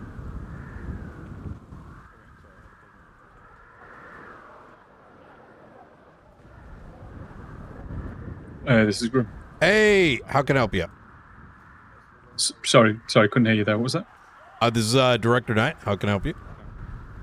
Oh, hey, yeah, I'm just here because I believe there's an academy going on. Am I right? Possibly. I was called by Frodo to come and do some photography stuff. So I'm just kind of hanging around until then. But I can leave if you. Why? What? Sorry. Did you want to do it, or were you asked to do it? So I mean that's my business anyway. But yeah, he was calling me to see if I'd be interested in coming down, getting some photos of it. You have to understand, Frodo's a little. Are you guys hear me? Yeah, so he might be trying to get you in trouble here. Oh, no, you're aware. Me and Frodo are friends. He knows I got you. This. Wait, so you're aware of his patient? Maybe not so much of that, but yeah. I worked alongside Frodo from doing EMS stuff back in the day, and we're friends, so At the beginning, it's one of those, you know. It sounds to me like he might be getting you into what could be a security risk. So I mean, have you obviously, you know, I know you guys are a higher authority. Have you had a chat with him though? Is he around or? I'm very confused. So you were sent over here to do it? Are you looking to take photos? I'm very confused. No. So I was called yesterday by Frodo to ask me if I'd be interested in popping down today to do it. I spoke to him a couple hours ago, asked him when he'd need me. He said a couple hours. What the I mean, fuck? he's only just texted me saying that yeah, his text just said Peach said she wants to see what the quality of my work is first. Mentioned my price, they're open to it. But yeah, he said you guys are starting in 30 minutes. I think so. Firstly, I wouldn't get yourself involved with this. You have to understand he might be a little stupid. I think letting civilians know that there's an ongoing academy is just straight retarded.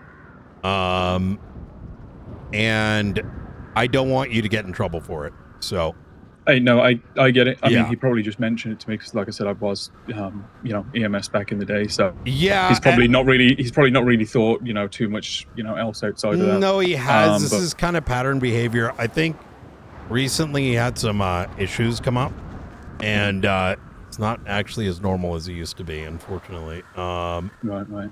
Yeah. Okay. Like I said, I don't Well, want hey- you getting in trouble. It sounds like he's sort of lost it a little bit. So he just sent you down here? I'm very confused. Well, I mean, I know usually where the academies happen. He obviously didn't give me a location. Okay. But I know that. Are they you sure usually you get- didn't want it for his? I mean, hey, I'm not. Maybe I've got the wrong place then, because I know the academies usually happen here. So yeah, no, I think if you guys have got a separate thing going on at the same time, yeah, then, that's yeah. probably just a Like I said, there's mistake on been my a part. lot of no. Look, you're not in trouble or anything. Like Oh, I yeah, said, he's been doing some things that have been crossing the line recently. Right. Okay. And so I just want to ensure that in the event he's doing some dumb shit again, that you don't get put in the crosshairs. No, of course. Yeah. So just to clarify, are you guys doing your own separate thing here? This is just completely unrelated, or? I have no idea what this is about. I'll put it that way. Right. So Okay. For me, Well- it comes across as someone in law enforcement telling a civilian there's an active academy, thus opening up a security risk. So I get it. Yeah. Yeah. I mean, by all means, I can call him. I can call him anyway and see what he says, and then report that back to you if you'd like, and then. Yeah, sure, I can absolutely. I can just leave the area Yeah, as well for you guys, so you haven't got to worry about that. Yeah, I mean, look, if we had arranged it, I think that would make sense. But without context, this comes across as very weird. So, Yeah. No, I get it. I mean, yeah. This is kind of what I do. I do a lot of the photography all around the city for various things. So, obviously, from my side, this isn't unusual. Obviously, I get how I it mean, could be look, from your nothing point of view. prevents you from doing photography, right? But if someone else is telling you to do something, it's kind of they haven't told Yeah, I mean, you he- why. That's a very, very. Well, no, I mean, strange. he was just hiring me on to come get some pictures of the whole thing. And we were talking about potentially just grabbing some headshots for the cadets and stuff for them to use for their staff profiles and whatnot. Yeah, but he has nothing to do with that. Well, yeah, I don't know. I mean, he said he was in charge of all the hiring and stuff for shift 2. No. So. Okay, well there you go then. Yeah, that's what he said to me Yeah. yesterday. Which Wait, obviously that would that's make so sense strange. if he's, if he was in charge of that, then that would make, Yeah. more sense. But if you're saying he's Are not, you then are you sure this isn't for LSPD? yeah, no, that's what I'm saying. Yeah, so that's why I was Yeah. asking if you guys were doing something separate here, because I know LSPD also, have done academies up here quite often. So that's why I was saying, I don't know if I've got no context. Hey, let me give Ruby Yeah. a call. Let me give Ruby a call and let me see what's up. Yeah, no problem. All right. I'll talk to you in a bit. Okay. Take care. No problem. Bye.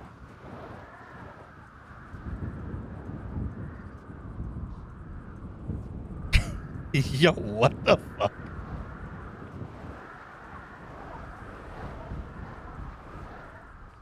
This is Ruby. Hey, Ruby, how you doing? I am good. How you? You know, how's Academy? It's going very well. Okay. What's going on? I wish I could call you on better news. Oh no. Yeah. Listen, there's so much more. But I'll stick to what's immediately relevant. Okay. All right. For some reason, Frodo called his friend, something grim to come down here and start taking photos of the Marshals. No, he's at the wrong academy. Yeah, and I brought that up. I'm like, I think LSPD's got one today too, and goes, oh Yeah. no, Frodo said to come down here and just start taking photographs, and I'm like, huh? What? So I let him listen. I'm gonna be honest. I was very blunt about it. I said, listen, Frodo's been acting a little lately, and I don't want you to get in trouble for whatever the fuck he's cooking up. So the one thing I have an issue with is, quote unquote, this guy's getting paid for taking photos.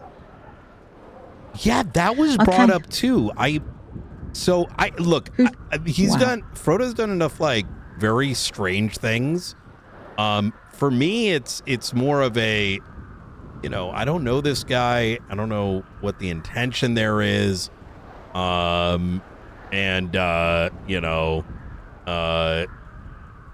Okay. Yeah, so I figured I'd let you know. It could be nothing, but like I said, he's got a bit of a he's been on a wild one lately. Okay. Separately, All right. Yeah. He said he runs the Shift 2 Academy, which I thought was strange.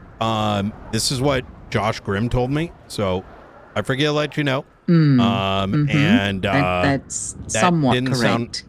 I can't imagine that in a million years, especially given what happened to Dispatch. So, well, that was Peach's decision. But Gravy used to do P&T after I kind of gave it to him. But Gravy's got too much on his plate right now. He's more interested in investigations and things like that. So yeah, absolutely. For me, whether Frodo knows it or not, this is kind of a trial for him to see how he does. And wait, we'll with see. what? For Academy? Yeah. Listen, there's more going on. I can't tell you about it. I don't need to know. I get it. Yeah. I truly do. And I got you guys. Yeah. So Yeah. all right. All But right. Academy went well. You guys are good. Yeah, we're good now. I'm not going to make Okay, a stink yeah. of it. No report, nothing like that. I don't think it's that big of a deal. I figure I'd just let you know. Okay. All right. Thank you. Easy. Yeah, we're about to start ours up now. All right. Appreciate you. You take care. Okay. Thanks. Bye. Bye.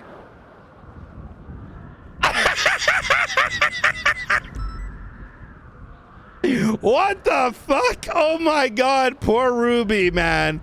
Poor fucking Ruby. I know exactly what she means.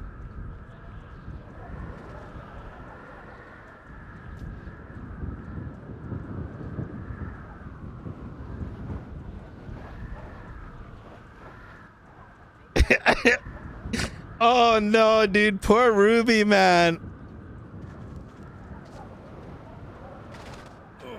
Going for cuffs. Stop right there. So let's say for Assisted. the moment real quick that hold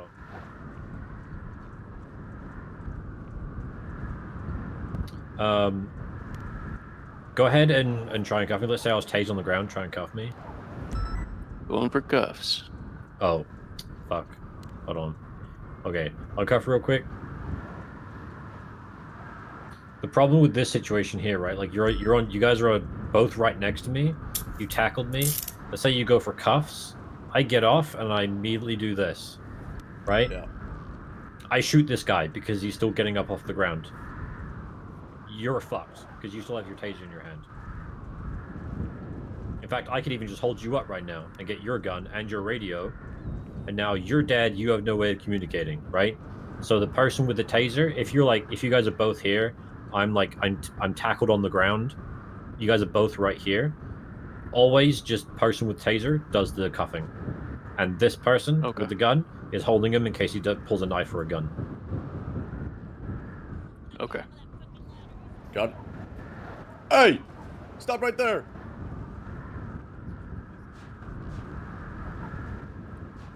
We're doing laps. Gotta anticipate. Go on, Good hold my shit. rifle. There you go. Perfect. 195 secure. Exactly. I'm out of breath.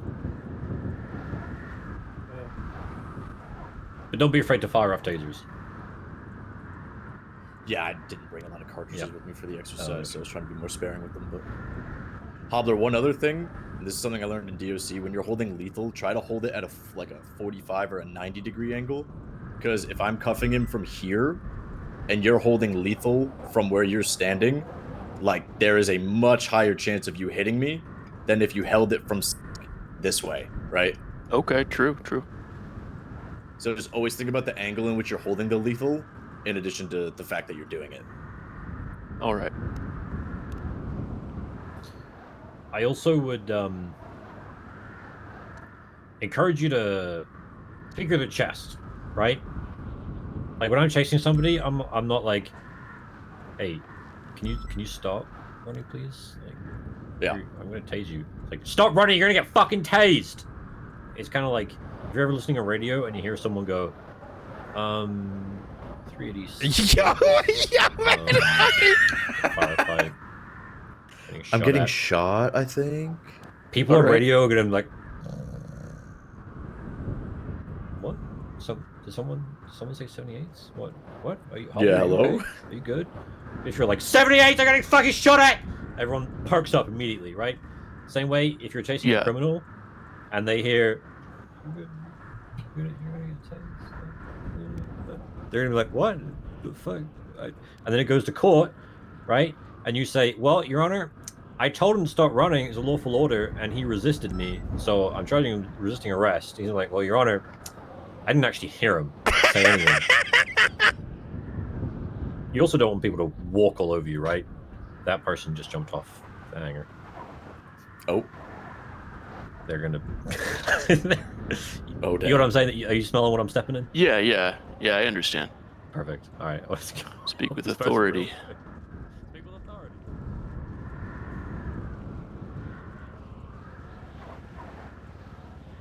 And I'm really glad Riker's here.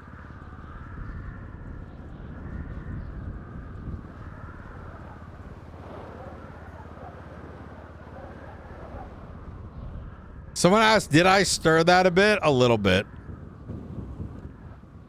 The ladder is kind of slippery.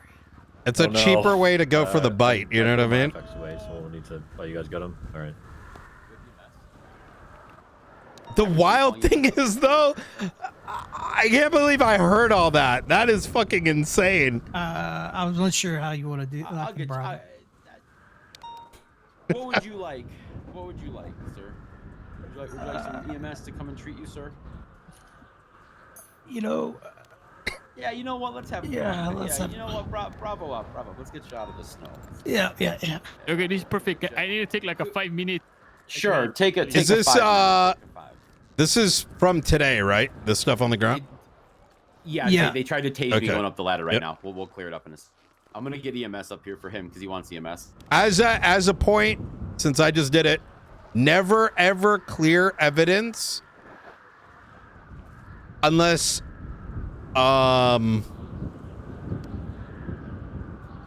it's for something like this. Right. Yeah.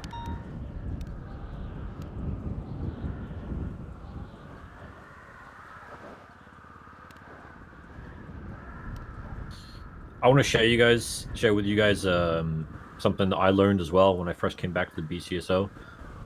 We never really have somebody ride the lightning, right? So I'll give you an example. Ready, set, go. I got your lethal. We go find him. Yeah, I'm just gonna go here until you guys either subdue me or IVCB, okay? Okay, sounds good. Suspect running northbound He's getting tased between right now, the fences. right? My taser has a built-in safety mechanism. Gaining a lot of distance. Going left, west, between the hangar and the wall. Suspect jumping over the electrical box is going on the roof. I got your lethal. He's continuing running. He's doing some parkour shit, going eastbound on top of the wall. I believe he fell down. He's climbing back up. I have no idea. All right. Y'all run the exercise so far? We did, yeah. Yes. We're just talking All right. about arthritis. Ooh, all right. Let's run it back. I wanna see how y'all do Yeah. this. Well, I have a bunch of shit on me now, but yeah. Go. Yeah. Act it Now my out like it's arthritis real. is What acting channel? up. God, fuck. What channel for y'all? 13. Boy. Sir, stop running.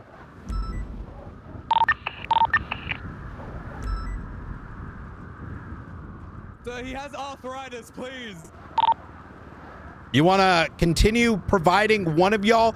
The one in the back should always be providing comms, right? He's climbing over trailers and large. Give like directional, you know? I don't have a watch. I'm gonna give you guys an example here. Keep running. Bam, bam, bam. Grab all that. I'm gonna give you guys a bit of an example. All right, go for it. This is assuming this is like a more serious situation and not like Osvaldo just doing some small shit. Go for it. You guys chase after him, and I'll be the third person providing comms. All right. All right. Suspect's gonna be running northbound. We're still at Fort Zancudo. Individual dressed up as a marshal. He's not heading towards the direction of the radar. We're still in the center of Sir, Zancudo. stop running. Yep. Good, good, good. I do. So as an example, right, I'm going to have you guys start to give foot pursuit comms. Not everyone's got their cardinals down, which is fine. So you want to use whatever you think could provide direction to those that are arriving, right? Time to get the bracelets on, sir. Never heard. Oh, maybe. Ooh, good shit. All right. It was a little soon from the last one. You're 0 for 3 against Very rheumatoid tired. arthritis, It's been running son. around a lot of things. All right, let's get you out of here. At least I'm not bleeding this time.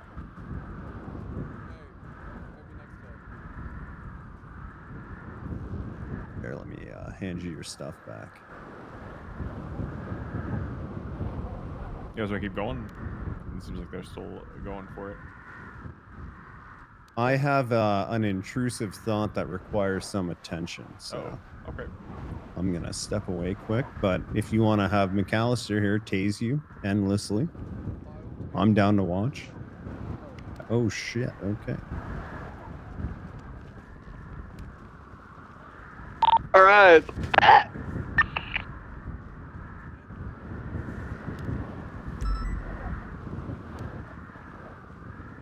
Suspect fleeing, currently headed eastbound in a Marshals jacket. Oh, watch him go. He knows how to counterfeit paraphernalia and like cosmetics and what. And Academy's gonna be starting off with a gift from. Hey, Frodo, can you get, are you able to get on a different channel? These are going to be active shortly. Sorry about that. We have a gift, some books from Mr. Galloway. He's getting from his law firm. So Right. we have. Let's get off channel 19 and 20, please. These are active Marshal channels. Yep.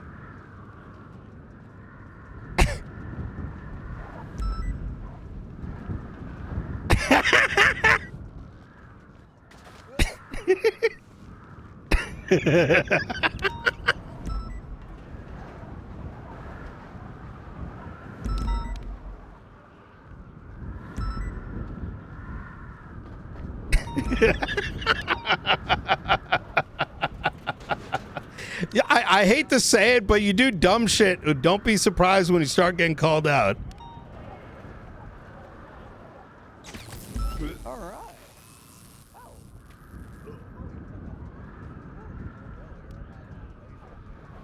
Yeah, it's too bad though. I'm gonna keep running. Are you on freak? They'll never catch me. Hey, I'm in the middle of Academy right now. Let me give you a call back later. Yeah. I just want to let you know I'm running for mayor. Hit me up, okay? Oh, shit. All right. Sounds good. I'd love to talk to you about it. All right, bye. Easy. Talk to you soon.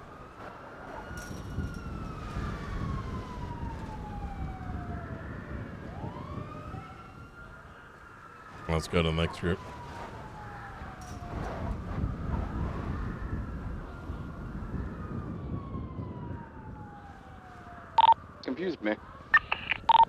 Where's Recon visual, the he's now other southbound. group? Left east. Hey, Blunt, if you come back here, I'll give you a cookie. Oh, he's climbing up the bloody ladder. All right, let's go to the next group.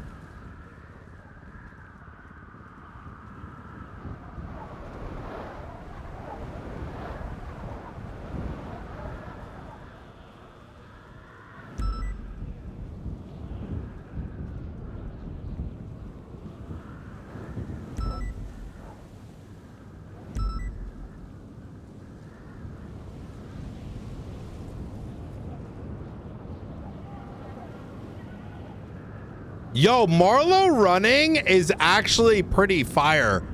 I think that, truthfully, Marlo and Lexi should tag team. Marlo seems very, I don't want to go too much into it, only because I don't want the Marshals, especially the director, to be too interleaved. But Marlo and Lexi should 1000% team up. They have a very similar mentality. It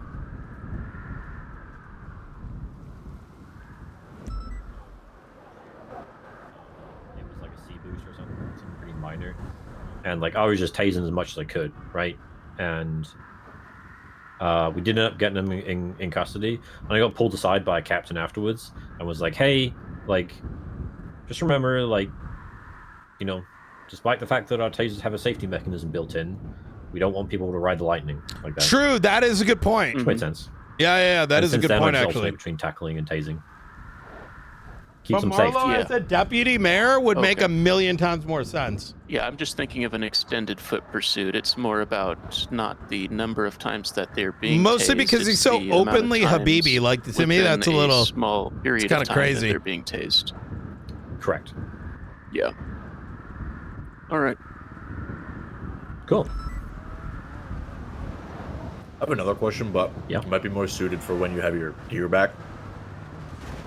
I noticed I was considerably slower than you both, so I'm just wondering like what potentially I could shed. I'm guessing it's probably going to be some of my bullets, and yeah, just go ahead and pat me down.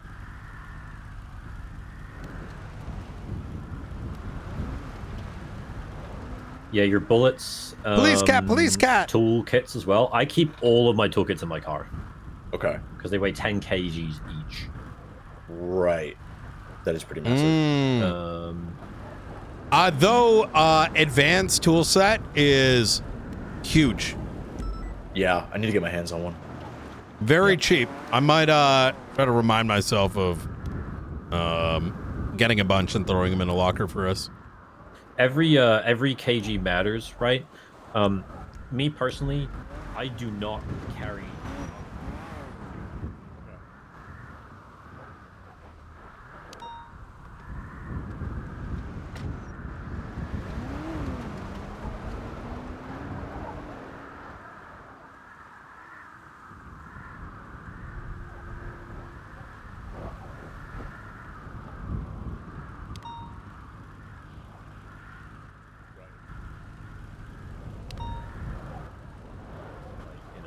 In a vest.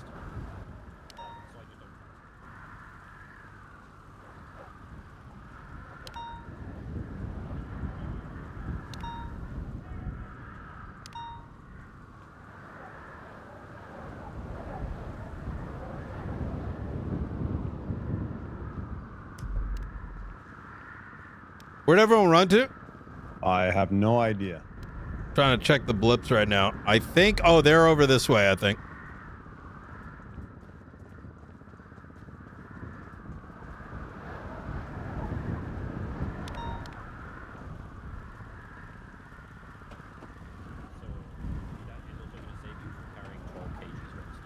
The reality is that unless the person you're chasing has a shitload of money on them that they've taken from a bank, Let's run to they are just going the to be heavier other. Wait.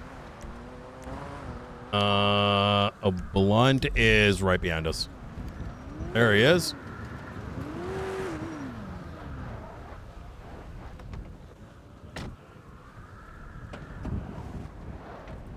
I think we lost what's his face, McAllister.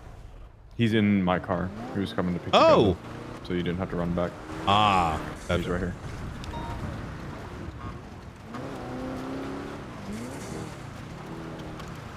Completely empty. Like he had nothing, and he was a fucking lightning bolt.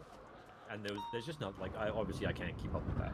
And so the way we resolved this problem was by communication, teamwork. Right? We had mobile units pull up in front and cornered him into a place where he had to run through alleyways and shit. And we have people waiting to pop out and tackle him. Yeah, smart.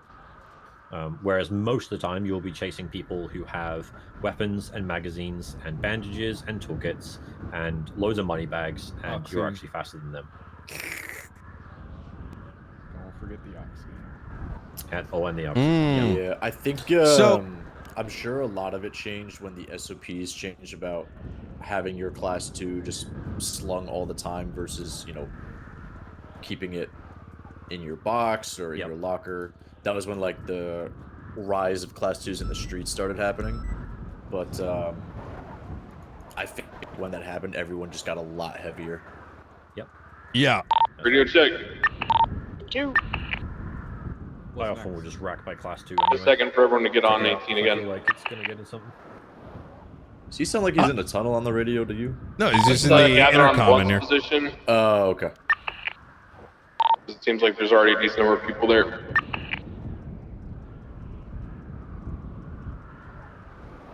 Kind of cold out. Sorry, can you 10-9? Just gather on no one shit. position. I see already a lot of your group there, so the remainders just go to that position. Yeah, copy.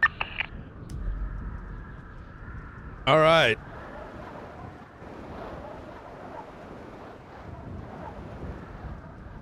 This was good, man.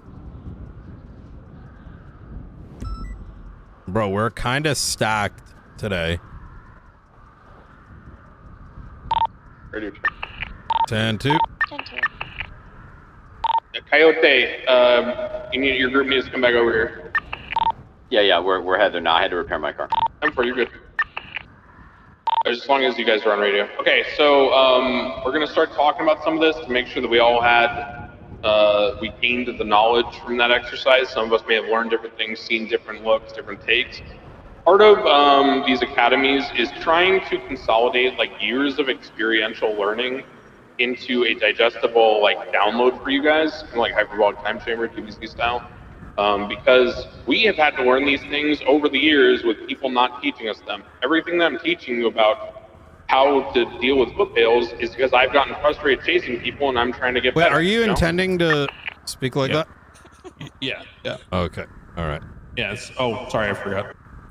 My intercon. Sorry, that was my East Side persona. Okay, so yeah, sorry about that. That was dumb. Okay, so footpails are meant to this training is meant to kind of accelerate your learning curve. So you don't have to go through every exercise with every slimy person in the city who's really slippery to try to understand what it feels like to catch someone. I'll ask my group to what was our general conclusion from that exercise, Rooker and Granger? I need mobile use. Correct. Absent some kind of interceding circumstance, okay, you will not catch people on a straight footpail if they know what they're doing. That doesn't mean every criminal knows what they're doing. That doesn't mean every criminal is slippery. But someone who has the experience that I have, for example, you're not catching me on foot. Unless something goes I hope tragically they get wrong. rid of the click first You thing. need mobile units. Criminals will be I think you faster should than be able to They're just lighter than see it. you. They know the terrain better. They will drag you into places that you're not familiar with. Rooker, why don't you go ahead and tell them about that lip on the edge of this building over here? That lip is slippery and you will fall and it will hurt really, really, really bad. So I know that there's a small lip when you get to the top of that building where you can, from an angle, drop off of it carefully and land on a smaller outcropping below. She didn't know that because she doesn't know the terrain like I do. So she chased me at full speed on a direct angle and fell off the roof from a great distance, okay? Criminals will do shit like that to you. I know stuff in the South Side that you guys will not even understand what I'm doing. You won't be able to follow me. I guarantee you. So you have to rise above your knowledge gap and your experience gap through teamwork and communication, right?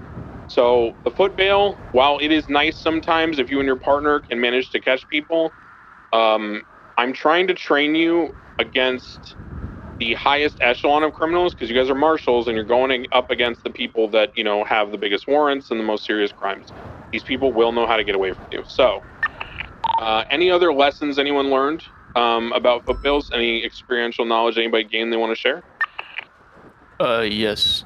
When when two people are chasing a suspect on foot and one has lethal and one has taser and they're tackling, it's better for the person with the taser to go for the cuff because then the person with lethal can maintain, you know, contact with like lethal contact on that person if necessary. Police Very cat, good police point. cat. That's the same thing as I showed you guys about chasing up a ladder or a staircase. The person with the lethal should always be in a covering distance, holding the angles that the person who's up close and personal is vulnerable to. Very good. Anything else anyone else realized from this?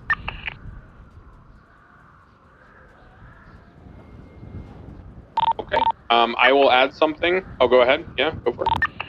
I was just going to say, being specific with your callouts, because say if you get separated from the person that's doing lethal, you know, and they can't necessarily see you or they just gained more ground than you, then just be very specific with your locations, not just cardinal directions, but just depending on the location. Yeah, no, 100%. Radio comms, if you guys have not, you know, in your apartments played like, you know, competitive FPS or anything like that, radio comms are a tool that you use to paint a mental picture for someone who cannot see what you're seeing.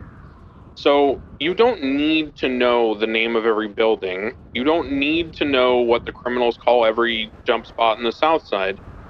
What you do need to know is how to effectively communicate to someone else clearly what you're looking at and what's happening so they know how to intercede, they know how to parallel, they know like how to back you up. So use simple communications like he's running eastbound towards the big hangar with the red, white, and blue stars on it, right? Like things like that are very straightforward. He's running to this big hangar. It says A2 on the side. He's running by this hangar that has the red lining on the awnings, right? Just visual indications. Don't get in your head about, oh God, I don't know what to call that church, or I don't know what this landmark is. Just describe what you're seeing. And as long as you give an accurate description of what you're seeing in your best, like clearest communication, people will often know what you're talking about, especially those more experienced. Go ahead, Coyote. Okay, say I got the lethal, and my guy with the taser is tackling, he going for cops, and then like another guy comes into the scene to like interrupt.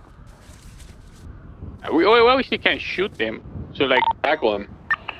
Okay, but tackle him with the lethal out. See? What is the SOP for foot bails, right? In an initial foot bail where you haven't tried to cuff someone with the use of force yet, that's open hand. You need to use open hand. If they come onto the scene after like a car swap and they're trying to break someone out, then you go to less lethal, like baton and taser, right? All the SOPs, it'll answer your questions most of the time. So, a thing I'll add to that is the person in the front, the person in the front has a taser for the apprehension. The second individual has that gun to protect that first individual in the event they pull out a weapon. However, to your point, Coyote, let's say there are only two of you and a second one interferes. Nothing is really preventing you from doing that tackling. The gun is still there as a backup. You know what I mean? In case they 100% start popping off. Copy. So lethal is there to respond to lethal. Got it. Correct. Yep. It is a deterrent, right? Police employ a variety of deterrent techniques. Things I'm trying to teach you are deterrents, right? Standing at the pillar of the car, deterrent to someone trying to shoot you at the traffic stop, right? Leaving your partner to talk to them while you're occupied looking at your MDT, deterrent. Having your partner watch the top of the ladder while you climb up, deterrent, right? These SOPs keep you safe. Yes, they're used to more effectively apprehend criminals, but part of apprehending criminals is staying alive, right? So they go hand in hand. The other Yeah, thing very I good would say point. in that scenario is like, obviously asking for 77s, but you know, let's say you can't 311 in the moment. What I would actively be thinking about if I was the primary in that 2-person chase is which of the two is more dangerous and which of the two is more important to capture and focusing them. Which Yeah, that's a very good point because that's something my group talked about. So it's good that was brought up. How do you delegate which chase should hold comms, right? Well, there's a like a hierarchy ladder, okay, like a flow chart. So if it's multiple chases and you're trying to figure out where to delegate units to, you either are delegated by the scene lead or the highest on duty, depending on how things are being run. And then from there, the typical, and I say typical because again, always defer and always ask unless it's explicitly clear, is in through a direction.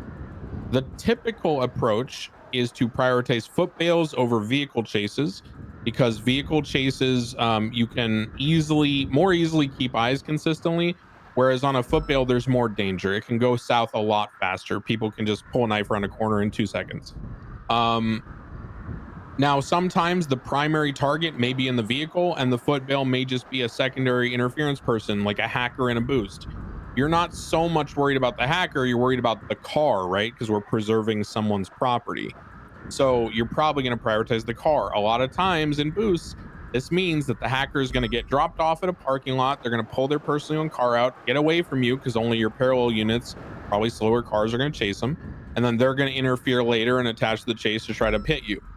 It is what it is, right? You can sometimes do things like silently have one person without comms stay on that interference car so they can't interfere. But ultimately, you need to prioritize whatever your scene lead or director in this case tells you to do. On foot bails, it will be again the priority target. So comms will go to whatever is the priority target, whoever is maybe has been armed, has been known to be violent, things like that. So it's all dynamic. Listen, and to that point, another point about things being dynamic. Has anyone here ever played baseball, specifically outfield? Nope, no baseball enjoyers. Has anyone played volleyball? Well, fuck's sake, guys. They both fell off. I mean, these are some fucking obscure ass sports. Well, I'm trying to make a point. Volleyball. Okay, so listen. The point that I was trying to make, and I was hoping someone would play one of those sports. Again, they're not the most popular. The point that I'm trying to make is there's a term in sports called calling the ball. And what that refers to is in the outfield in baseball, when two people are going for a ball that's high in the air, they basically are in what is like the equivalent of NFL zone coverage. While one guy is playing center outfield, one guy's playing right outfield, they may overlap. Okay, the ball might be right down the middle of the overlap, the Venn diagram between the two zones. So both of them are running full speed, staring straight up in the sky, trying to look for the ball. If they don't communicate, they're going to run into each other. The Los Santos policing equivalent of that is not communicating about who's going for cuffs and you guys running up and trying to cuff at the same time. Either one, awkwardly, neither of you cuff because you're afraid of cuffing each other, or two, you cuff each other. Okay. So you call the ball, but you go by the default. The default is the person who did the tackle or landed the tase goes for the cuffs. Now, some people want to be eager beavers and they see the person like tase a guy as he's climbing over a box and they're like, oh my God, he's on the other side of the box and I'm on the right side with the criminal. So I'm going to go up and run for cuffs. I already showed you how much time you have, right? So don't panic like that. Don't get overeager. Maintain your discipline in your training. If you're not the person who landed the tackle or the tase, let the person who did it go for it. If you feel they are not in a position to land it, they fall over, something happens, right? Call the ball, communicate. I got cuffs, grab lethal for me.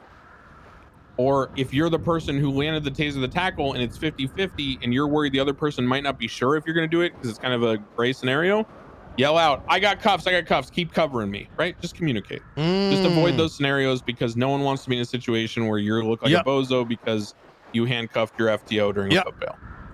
And this that principle applies to everything. Whether it's like a foot chase, whether you're in a pursuit even, hey, I'm going to, pass on your left, Yeah, right? yeah. Hold And right. Hold right. and I'm just going to say this rather bluntly. RPD nowadays has main character syndrome on chases, on running, on putting in cuffs, on being the main person in an investigation, whatever it is.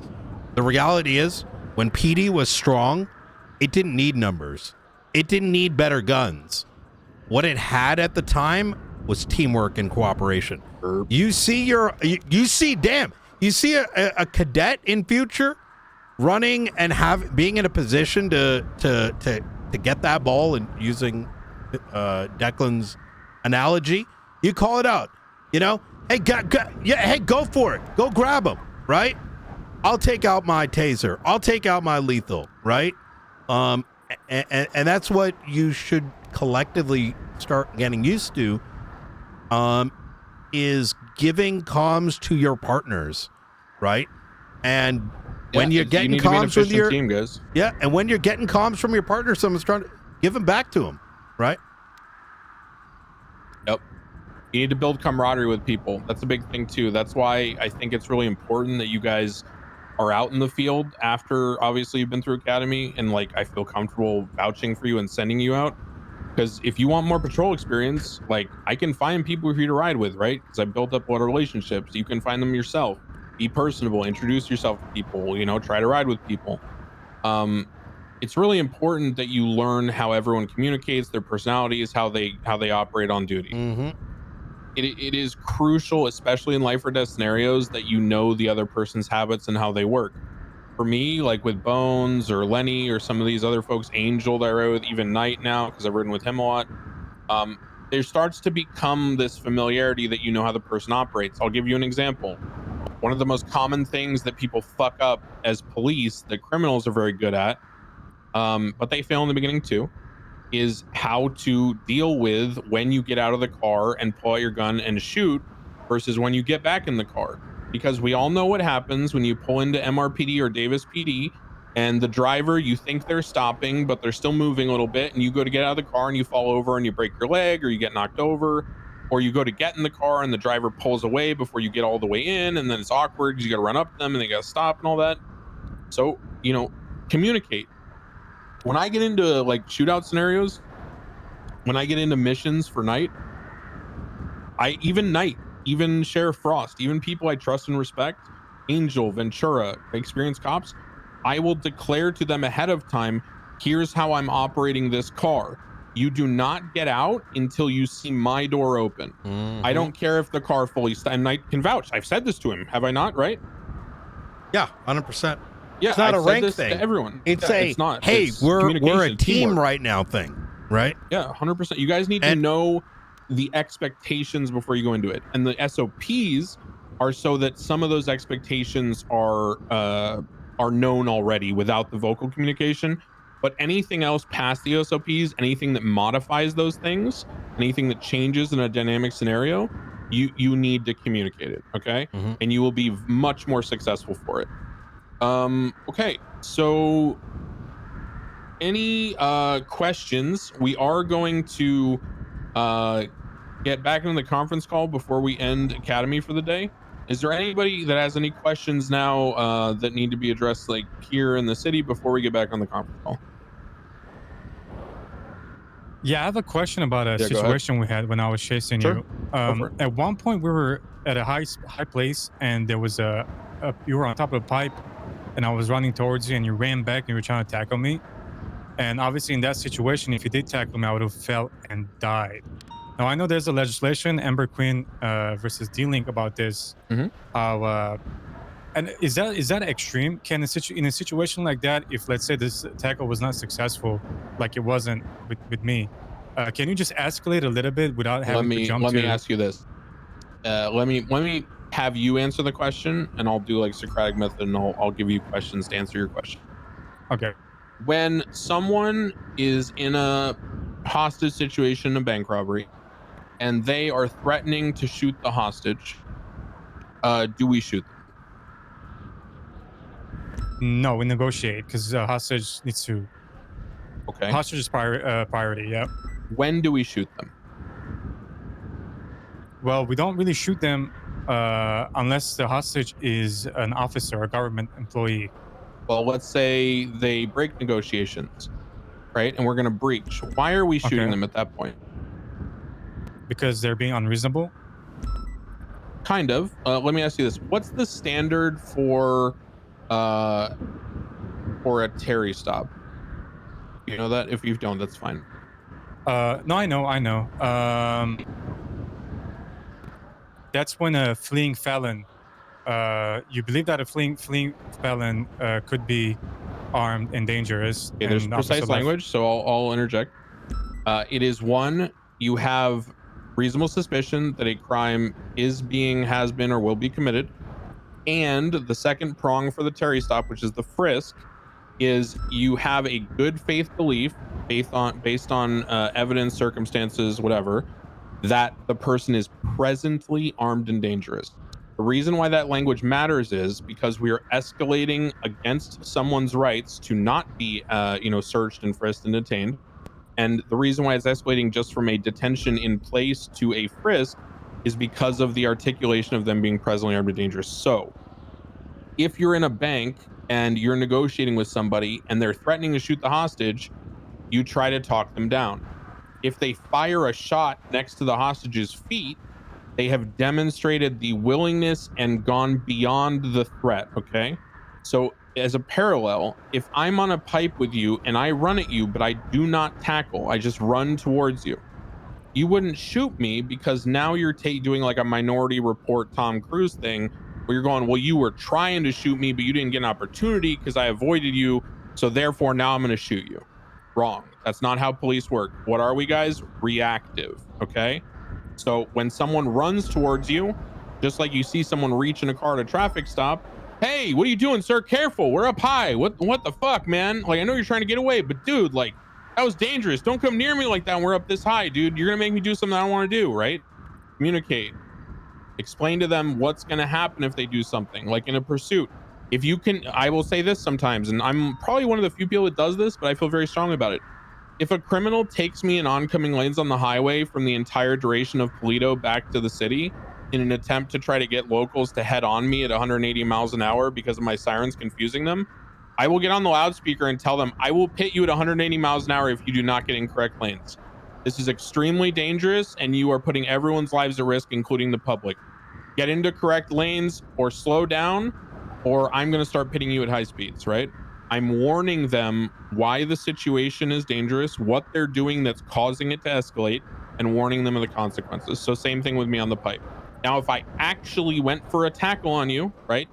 Even if I missed, then I would escalate to the point of like, okay, buddy, I'm not kidding. This is the last warning. If you ever do anything even close to going near me, trying to tackle me again, you're getting shot. I'm not kidding. I will shoot you, right? Okay. So you see how the tone changes, the level of severity. And obviously, if they actually do tackle someone off, you need to do the same exercise that I told you about the guy with the pizza box, right? You need to evaluate for yourself, whatever your personal line is. Are they actually in a position where they're trying to kill you? Or are you taking advantage of the fact that there's a technicality that allows you to shoot them because they did something that technically, might in a 1% chance have the possibility to injure you, right? Yeah. If I tackle you off a 10-foot building and, everything's been amicable and it's just like a laundromat with the clown, you probably don't need to pull out your gun and start shooting them, right?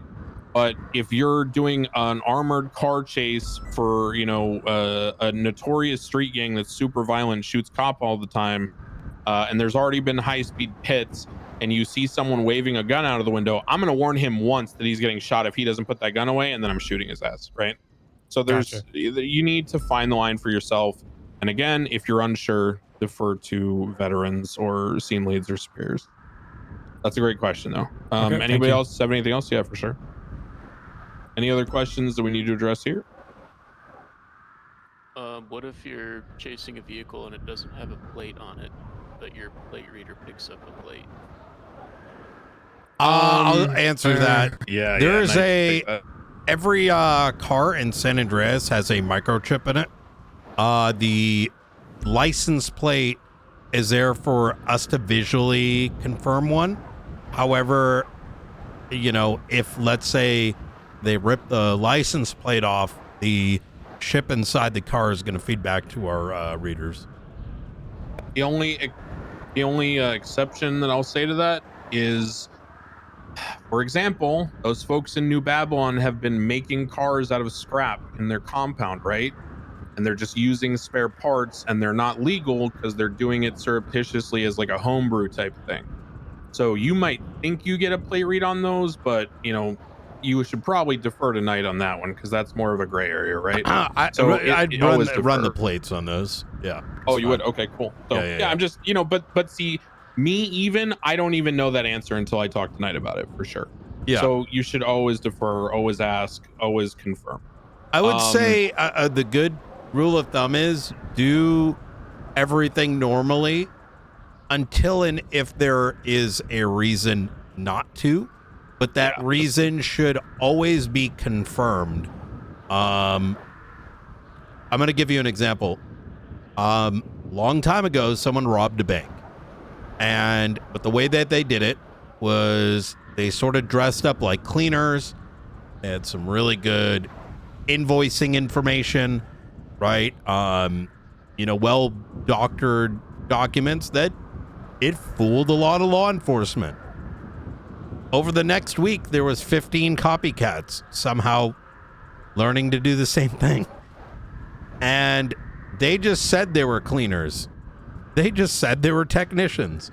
And they had nothing to show for it. The level of scrutiny in that second case was upped significantly, right? So, does that answer the question, kind of? Yeah. If you guys aren't following, that's the same thing as the pizza example, right? It's the same thing as anything, okay? You choose, you know, personally what makes sense to you reasonably. To me, Declan Crane, or him, Brian Knight, right? I'm going to give you another example. If you're chasing someone and you've called out there's two people in the car, and then all of a sudden you see someone, or you think that you might see someone, you know, develop the ability to phase through solid objects and stick their head out of a trunk that is clearly closed, you probably didn't see that, right? So there are things that you need to make judgments about, and you need to think truly to yourself, you know, do I, Declan Crane, you know, think that, or, you know, something else, right? And that's a very important thing for you to process and understand, because in the heat of the moment, when you've been on a chase for 2 hours, when there's been a lot of shit talking and the criminals are, you know, threatening to kill hostages, and it's a terrorism case, and you know, the big investigation for the Marshals is riding on this, a lot of people will be very tempted to be like, oh man, I think there's someone in that trunk. But if you don't have a good reason to think that, you probably should keep it to yourself, right? So try to be smart about how you judge things, and try to think about what you're putting out into the world. Because and anyway, let's transition to the conference call, because there's some topics we need to talk about to wrap up today. So everybody, if you could jump on the call real quick. This is perfect timing. We've already broken character, right? Fuck it, I did it now. I'm going to say it a little bit more bluntly, because I think trying to word that in RP is fucking difficult. That's annoying. That's why I jumped on here. The mechanics that we got in game, like the MDT, the running the place, etc., they're there for a reason. Obviously, we should be role-playing out scenarios where someone provides us with something that might provide an alternative, using that cleanup service as opposed to a bank, right? You roll up to a bank and, you know, there's a bunch of people dressed up, and, you know, you see it. Your first reaction should be, oh, maybe it's a mistake. Like, you know, maybe they are cleaning the place up, and treat it like maybe they did set the alarm off unintentionally. But the same might also go with if you just see people inside that Fleeca bank. Now, what we have seen in the past is some people might put in a ton of effort into it, and I think it should be entertained. However, that doesn't mean you shouldn't be skeptical, right? And let me give you two different ways it can play out. You can do it the lazy roleplay route, where you're just like, oh, cool, it's cleaners, dude. And then just like let them do whatever the fuck they want. Or the better approach, which is, hey guys, what are you doing over here? Oh, we're cleaning. You know, we might, you know, the alarm tripped. Our bad. You know, you have the conversation. Hey, I understand. You know, can I see the paperwork? You take a look at it. Maybe it's a really good, well-made document. All right, that sounds pretty good. The alternative here, and in such a scenario, you may look the other way. If you're uncomfortable making those sort of choices, once again, this is why command is there, right? To help not only facilitate those circumstances, but also to guide you through those scenarios. Let me give you the second example. You arrive on that scene, and there's one guy dressed up as a cleaner, and the rest are wearing gang uniforms, and they just slash emote broom, right? You might go there and be like, yo,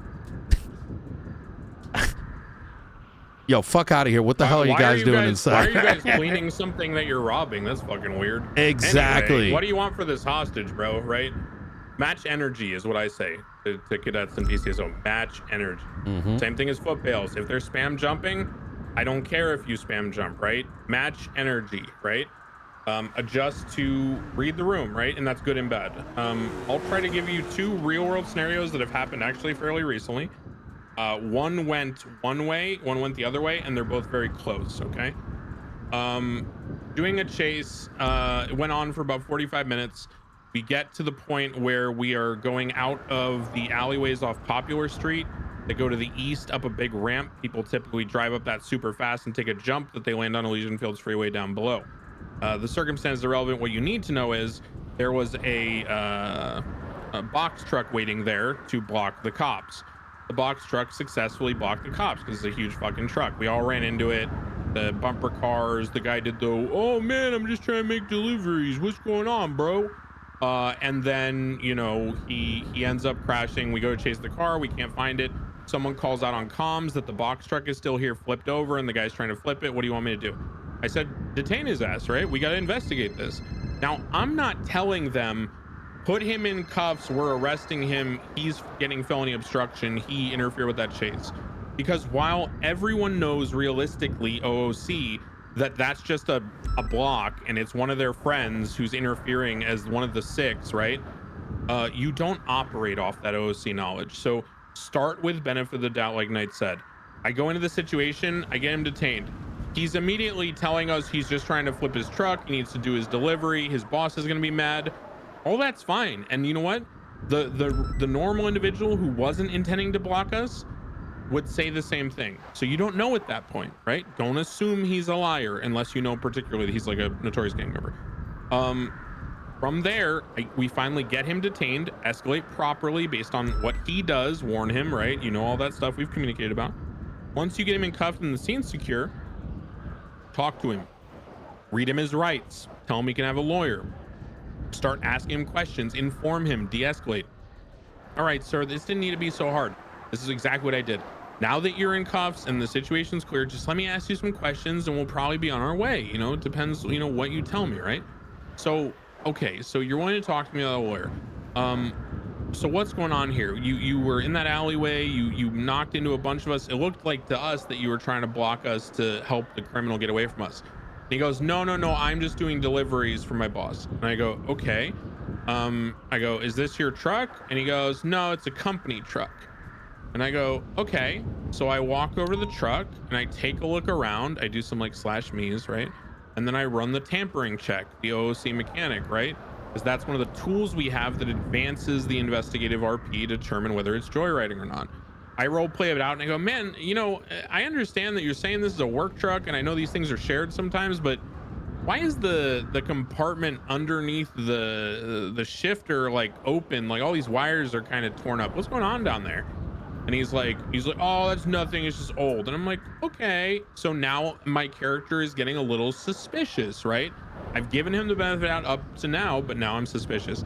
Then I don't even go there. Now I tell him, okay, man, look, I understand maybe it's a shared truck. Maybe the other guy didn't take care of it. So what company are you working for? Oh, I work for, and then he said, I don't even remember what he said. He said some name. And I go, oh, so they don't got you wearing a uniform or nothing? He's like, nah, we just, you know, wear whatever when we drive the trucks. And I'm like, oh, not even like a high vis vest? And he's like, no. I was like, oh, I thought you had those for safety. And that's weird. And then I'm like, oh, so you're trying to flip this over to get the goods delivered? He goes, yeah, I'm in a rush. Can you let me go? And I go, well, maybe. Hold on. And I was like, so what are you delivering? He goes, oh, just boxes, a bunch of clothes. And I go, okay. Look, I'll just, verify your contents and your manifest and we'll be on our way. And I go open the back of the truck and /me looks in the back of the truck. And I go, dude, what the fuck are you talking about? This thing's empty. You're not transporting anything. This is just an empty box, right? So give him the benefit of the doubt. Go step by step, reasonably in character. Don't be a dope. Don't be a cartoon character who's there to just advance the criminal's plot line because you're subservient to them. Be yourself, be an individual, put your own spin on things, put flavor into it, and move forward reasonably. If you have reasons that naturally make sense to be suspicious, be suspicious. Another thing that this reminds me of that I wanted to talk to you about.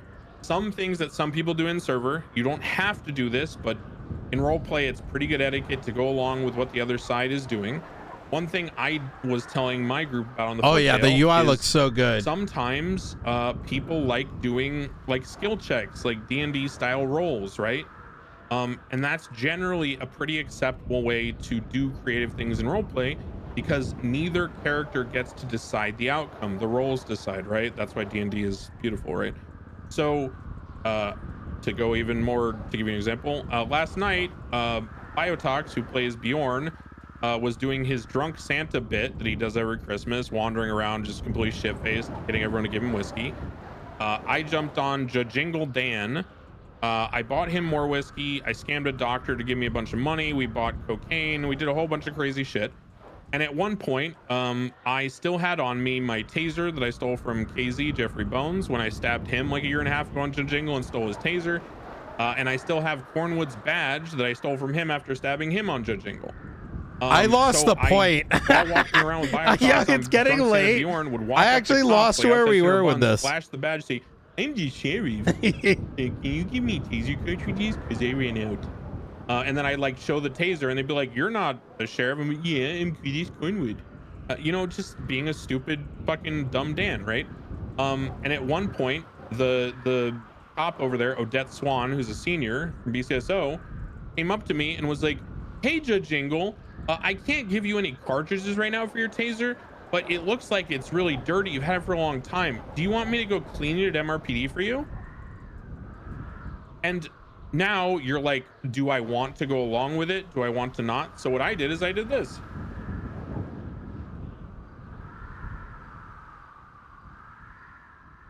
And I rolled less than her. So after I rolled less than her, I went a double. You know what? I think she's right.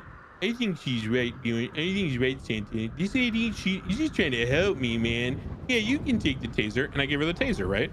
Now, obviously, for my enjoyment OOC, that taser is like one of the crucial things that I like doing shit lording on that character. But I went with the RP because it wasn't my decision or her decision. We went for the rolls. And guess what happens afterwards? I went up to her and I did this. This all happened.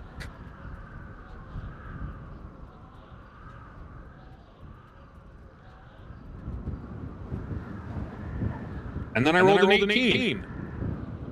And so she dropped her gun on the ground and I picked up her gun. And then I went, well, good stuff, guys. I'll see you later. And I left and I took her gun. Now, that doesn't mean she needs to go on duty for the next week and be like, huh, oh, must be in the wind. Like, she's not like a fucking Metal Gear Solid NPC with the exclamation point, right? Like, she had the agency after I left for another cop to be like, hey, that was kind of weird how he got really close to you. Are you good? And she's like, I think I feel okay. And then she's like, wait a second. My gun's missing. Do you think he took my gun? And then they ended up calling a bunch of units and chasing Judge Jingle. And of course I got away because but Bill God, blah, blah, blah. But the point is that you can go with things that normally would be like power gaming or like not something you should do if it's done in the spirit of roleplay and for everyone's enjoyment. But if someone like Knight was saying with it was called Sekiro Serve was one of them. There was another one that was the Cleaners. If someone's doing something and they're obviously just doing it to be like, fuck off cop, this is my cheat code, you can't arrest me, I win the role play. That's the equivalent of if anyone's ever seen The Office where Michael Scott does role play and his answer to every scenario is pulling out a gun and going bang bang, I shoot you, I win. That's the equivalent of you just saying no to everything creative that everyone tries to do. Yeah. And again, don't be a Mary Sue. Your character's not perfect. You don't notice everything. You don't hear and see everything. You know, there should be weaknesses. There should be doubt. There should be, you know, good faith. Try to be reasonable. So that's a long-winded way of saying there is no bright line answer for these situations. We are trying to give you the most knowledge we can pack into this small amount of time to prepare you for addressing things in the moment. But it will never be perfect. You will make mistakes. It will be awkward. Just live with it and move on. No always defer. Anybody got anything else to add to that? Night? Anybody else? Yeah. Yeah. Read the room, but also don't feel like you have to just bend over and take it. You know what I mean? This takes a very long time to build up. So, you know, try to go out of your comfort zone when you can, and know that, you know, that sort of recognition of reading the room as law enforcement kind of comes in training. Sometimes from getting burnt, to be honest. You got to get burned a lot before it all kinds of starts to click. But finally, the best arcs, guys. Losing is great. It makes RP. Don't always try to win. It's okay to lose. Absolutely. But finally, and this is a big one, don't try to read the room on behalf of someone else's scene. So if I'm running the scene, right, it's my call, you're attaching to it, follow my vibe. If I join Coyote, right? Coyote, I don't know why I said it that way. But let's say Coyote's running an investigation and we're coming in to help. We go by his vibe. And I don't want to make this weird, but it's kind of like that's his investigation. That's the RP he's kicking off. He's inviting us to join him, right?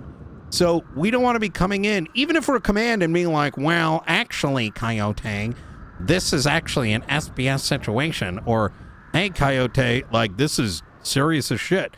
We might, as command, push it a little bit if it's going off the rails and might whatever, but in general, regardless of rank, go with the vibe of who's starting up that scene. It's going to go a lot better. I'll give you guys a real world example that has happened. I'm not going to say who, but a criminal group that I know quite well out of character, and I've role played with a lot. We're doing a bank robbery. They were going for a very specific kind of funny meme robbery, where there were certain outfits and certain vehicles, and it was all done in the spirit of, like, you know, trying to do something different so that the players on COP have something that's more fun than just the typical Los Santos special car pursuit swap, blah blah blah. Now some of this was a little maybe more loose than it should have been due to the familiarity between the cop role players and the criminal role players in the situation. But what ended up happening, which is a direct violation of what Knight's telling you, is someone else showed up who wasn't, you know, who didn't have good rapport with those role players, but had rank over the cop role players in the situation, and then basically demanded that the situation adhere to their standards, or they were going to order a breach and escalation and stuff. Don't do stuff like that. If you feel that something is wrong in the way it's being handled, on an out of character level, address it after the situation. Don't interject your opinion into something mid run, especially not something you're leading. And number two, from an in character point of view, it is never appropriate as a police officer, if you're actually role playing someone who respects chain of command and is in this, you know, structure, to openly question, you know, scene leads on that level, especially as someone who has shown up late to a scene or is not involved as a primary.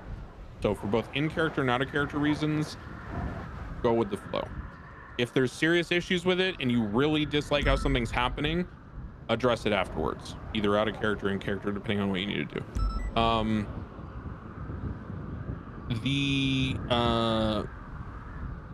The amount of stuff, like Knight said earlier, that we're going over is immense. We are trying to condense. I don't even know how many fucking years Knight has. I'm sure he was like an Arma guy and shit, so probably infinity. I myself, my first cop was at the opening of the SDSO on Whitelist in 3.0. Okay, I have played Wesley, Walter, Butterfly Cop, and Declan and various other big characters are Grandpa, associated with PD. Your dad, your grandpa. Yeah, when Crane got a sheriff role, I played a lot of characters associated with PD and a lot of non PD characters, a lot of Crim characters. We are trying to condense like years of experiences and knowledge, trial and error, into a 2-day information session. You're not going to get it all. You're going to forget shit. If I can leave you with anything, and this will be the final statement for today, and we're going to close Academy and come back tomorrow. The final statement that I want to resonate with you, if you hear anything from today, I want you to think about how you can be a positive addition to a scenario that you find yourself in. Whether the primary, whether a supporting unit, whether the criminal running away from the cops, whether you're the EMS, whether you're a random shitlord character that runs around pooping and farting on everyone and eating, you know, dog meat, whatever it may be, right? Think about how you, especially as a cop, especially with that responsibility, can make things better for everyone. Like Knight said, that doesn't, or Medi said, that doesn't mean you need to let someone win all the time. That doesn't mean you need to bend over backwards. But it does mean do unto others as you want them to do to you. Golden rule type shit, very basic, right? It's very easy for people in the roleplay community to lose sight of that and to start getting into this othering behavior where you kind of start viewing people not as individuals collaborating on a roleplay server, but you start viewing them as crim role players or cop role players. That is some of the most toxic shit that causes divides and causes drama and causes issues, okay? Please remember that the people on the other side of the screen, on the other side of these characters, are people just like you trying to have fun. And until they explicitly prove to you that they are not in good faith acting, you know, in a good way with you, give them the benefit of the doubt. Extend the olive branch, try to work with them, try to be the person who provides an addition to the scenario rather than a complication or a problem. Be the solution, not the problem. Okay, that's the final thought for today. I want that to resonate with you guys. We will be back tomorrow at the same time in the morning. We will again jump on the conference call to go over everything OOC mechanics-wise about day 2. There will be a lot of mechanics and shit to talk about. Texted Frodo, I said just there's a lot of send Crane a message, but it looks like we're wrapping up. And use of force and robbery scenarios. Be out of here in like 2 minutes. Get some sleep. Please get the fuck off the server. I'm actually okay. I'm just gonna say this, and you know, whatever. Do not go on duty. Just don't. It is a terrible decision. It is the equivalent of studying for 10 hours for a test and then going home and casually reading books about the same subject. Wait, say that last part again, please. Can you repeat? Get off the server. If what? Today, you mean? Yes. Go do something else. Play a different character. Go play Red Dead. Go play Tarkov. No bullshit. All right. Until y'all start doing 15-hour days. Like me, all right? It's not good enough. We got a murder yesterday. I got an interview there. Get off the server because you are going to ruin your ability to learn and be productive and positive tomorrow if you sit here on duty and you do a full shift after Academy. The only way you're going to process things is by letting your subconscious work through them passively. You are not going to process and learn this shit by sitting on the server and continue to do the same thing. Get off the server, go touch grass, go play another game, go hang out with your family, talk to your friends, do something else, okay? We'll see you back tomorrow. Wait, 6-7 hours for you to go through. Before we break off here, stay on the server. Please go off duty. Please fucking take a break. All right, see you guys tomorrow. Whoa, one sec. Sorry, I thought I was unmuted. I do want to give an opportunity for any questions about anything that may have come up. 100%. One thing I do want to say before the questions start rolling is this is a lot of information.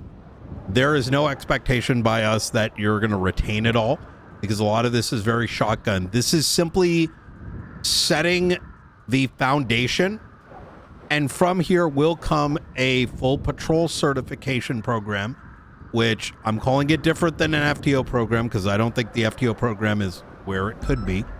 So we're going to be going through with everyone the training on all these individual things at much more detail, accompanied by videos that you can reference and other material that we will be developing over time. In absence of that, do not ever hesitate to pull myself aside Crane aside, and others that have been designated to get the answers that you need. What those designations will look like is, yes, it is a TBD, right? We don't have FTOs at the moment, but we'll have something alongside that to make sure that y'all are getting the attention you deserve. Yeah, very well said. Anybody got anything you want to bring up? Because we're gonna close after this. So anything you're unsure about from day one? It's been a lot. Is there anything you're totally unsure about? You don't feel comfortable? Anything at all? It can be totally unrelated to anything we've talked about. This is your chance to ask, people that are experienced with the server, their take on something that you're curious about that you don't know.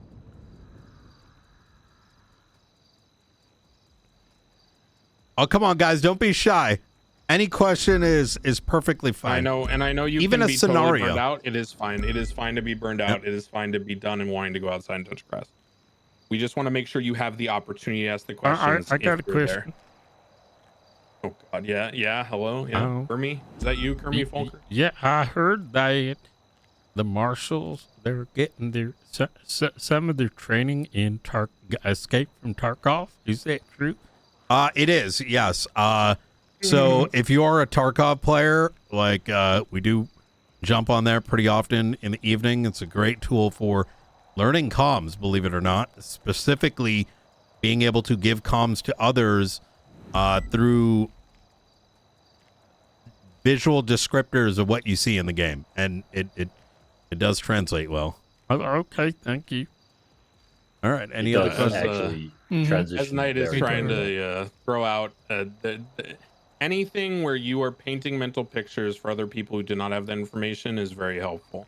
The reason why some of us are instantly good at comms and instantly good in combat scenarios is because we've done those sort of activities for a long time. For example, my first time ever as a PPO on duty where I flew in Air One as a passenger, I was directing Sab on his character Sam Bass in 3.0 on my cadet from SDSO. And I basically ran the entire shootout from the air, calling out every location perfectly, directing the units. I think maybe one person went down, all 6 criminals got knocked out. I'm not saying that because I got the W. What I'm saying is I had a natural advantage because of my experience leading teams in Counter-Strike for a long time, right? And so some of us have experience with that. If you don't, and you're not sure about those tense combat situations, and that makes you nervous, which it's fair. Everyone will get nervous at some point with how big the scenarios are. That's just natural. Exposure therapy is good. So doing things that are tense and make you nervous, like extraction shooters or team-based stuff, is helpful. If you're not worried about that, and your character is not someone, oh God, your character is not someone who's going to take point, then, it is what it is. Yeah, go ahead, Tyrone. How do I go ahead and, get myself involved in this Tarkov thing? Oh, just just your shit was post so it in the. I can barely understand. Yeah, just post your. Just let us know in the channel where you just get you added. Is that the face list? But yeah, just whatever you want to do to sort of work on stuff. It's fun. It's also good to build camaraderie with people and do things with them outside of roleplay.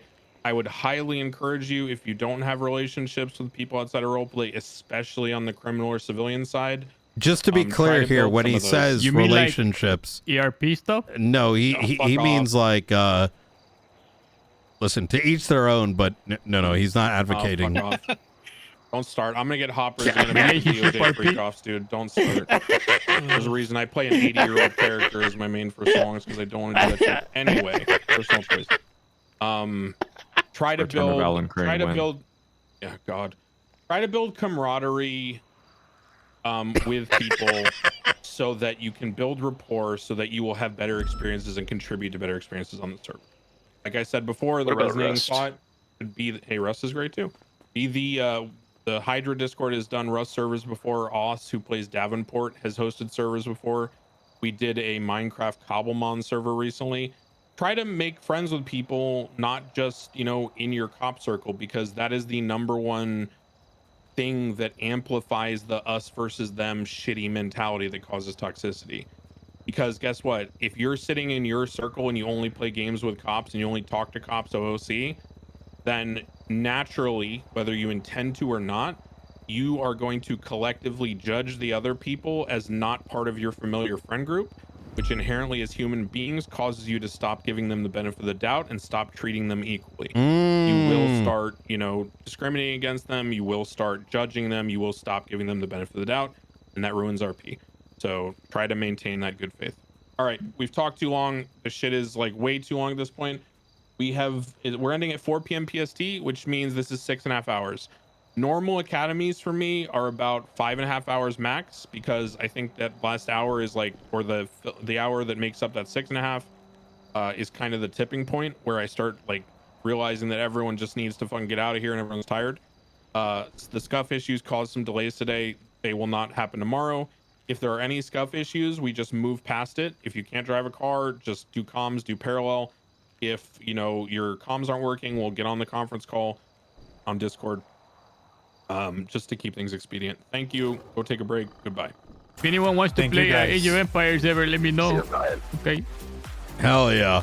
Last reminder, react. I am not playing Age of Empires. What are you, fucking 80 years old, dude? I fuck you up in Age of Empires. That's all You I will know. not, sir. That's a fucking cringe Oh, game. right, You don't even I have will the APM to crush play You will Brood War, not. dude. You will not. This dude Are doesn't we have talking Brood War AoE APM. too? Are we talking AoE too? The real Age No. of Dude Empires. plays Heroes there, That's fair, but TS. no. I was talking my AoE3. god. I'm gonna get Let's rid of go this play R that doesn't exist. Who plays 3? I do. The competitive scene is Age of Empires 2 and only 2. Yeah. Hell yeah. I haven't played. You guys sound like two nerds, Brian, can I man. talk to you for a With this second? Empire shit. Absolutely. I'm a huge If nerd. anyone's What do you got mean? any questions, Download some Tarkov whatever, or feel like free to CS, give me a man. ring. I do. Yep. I played I'll Tarkov fuck every some day. people up on CS, man. Did Harper Bill reach out to you? No, I was in here yesterday.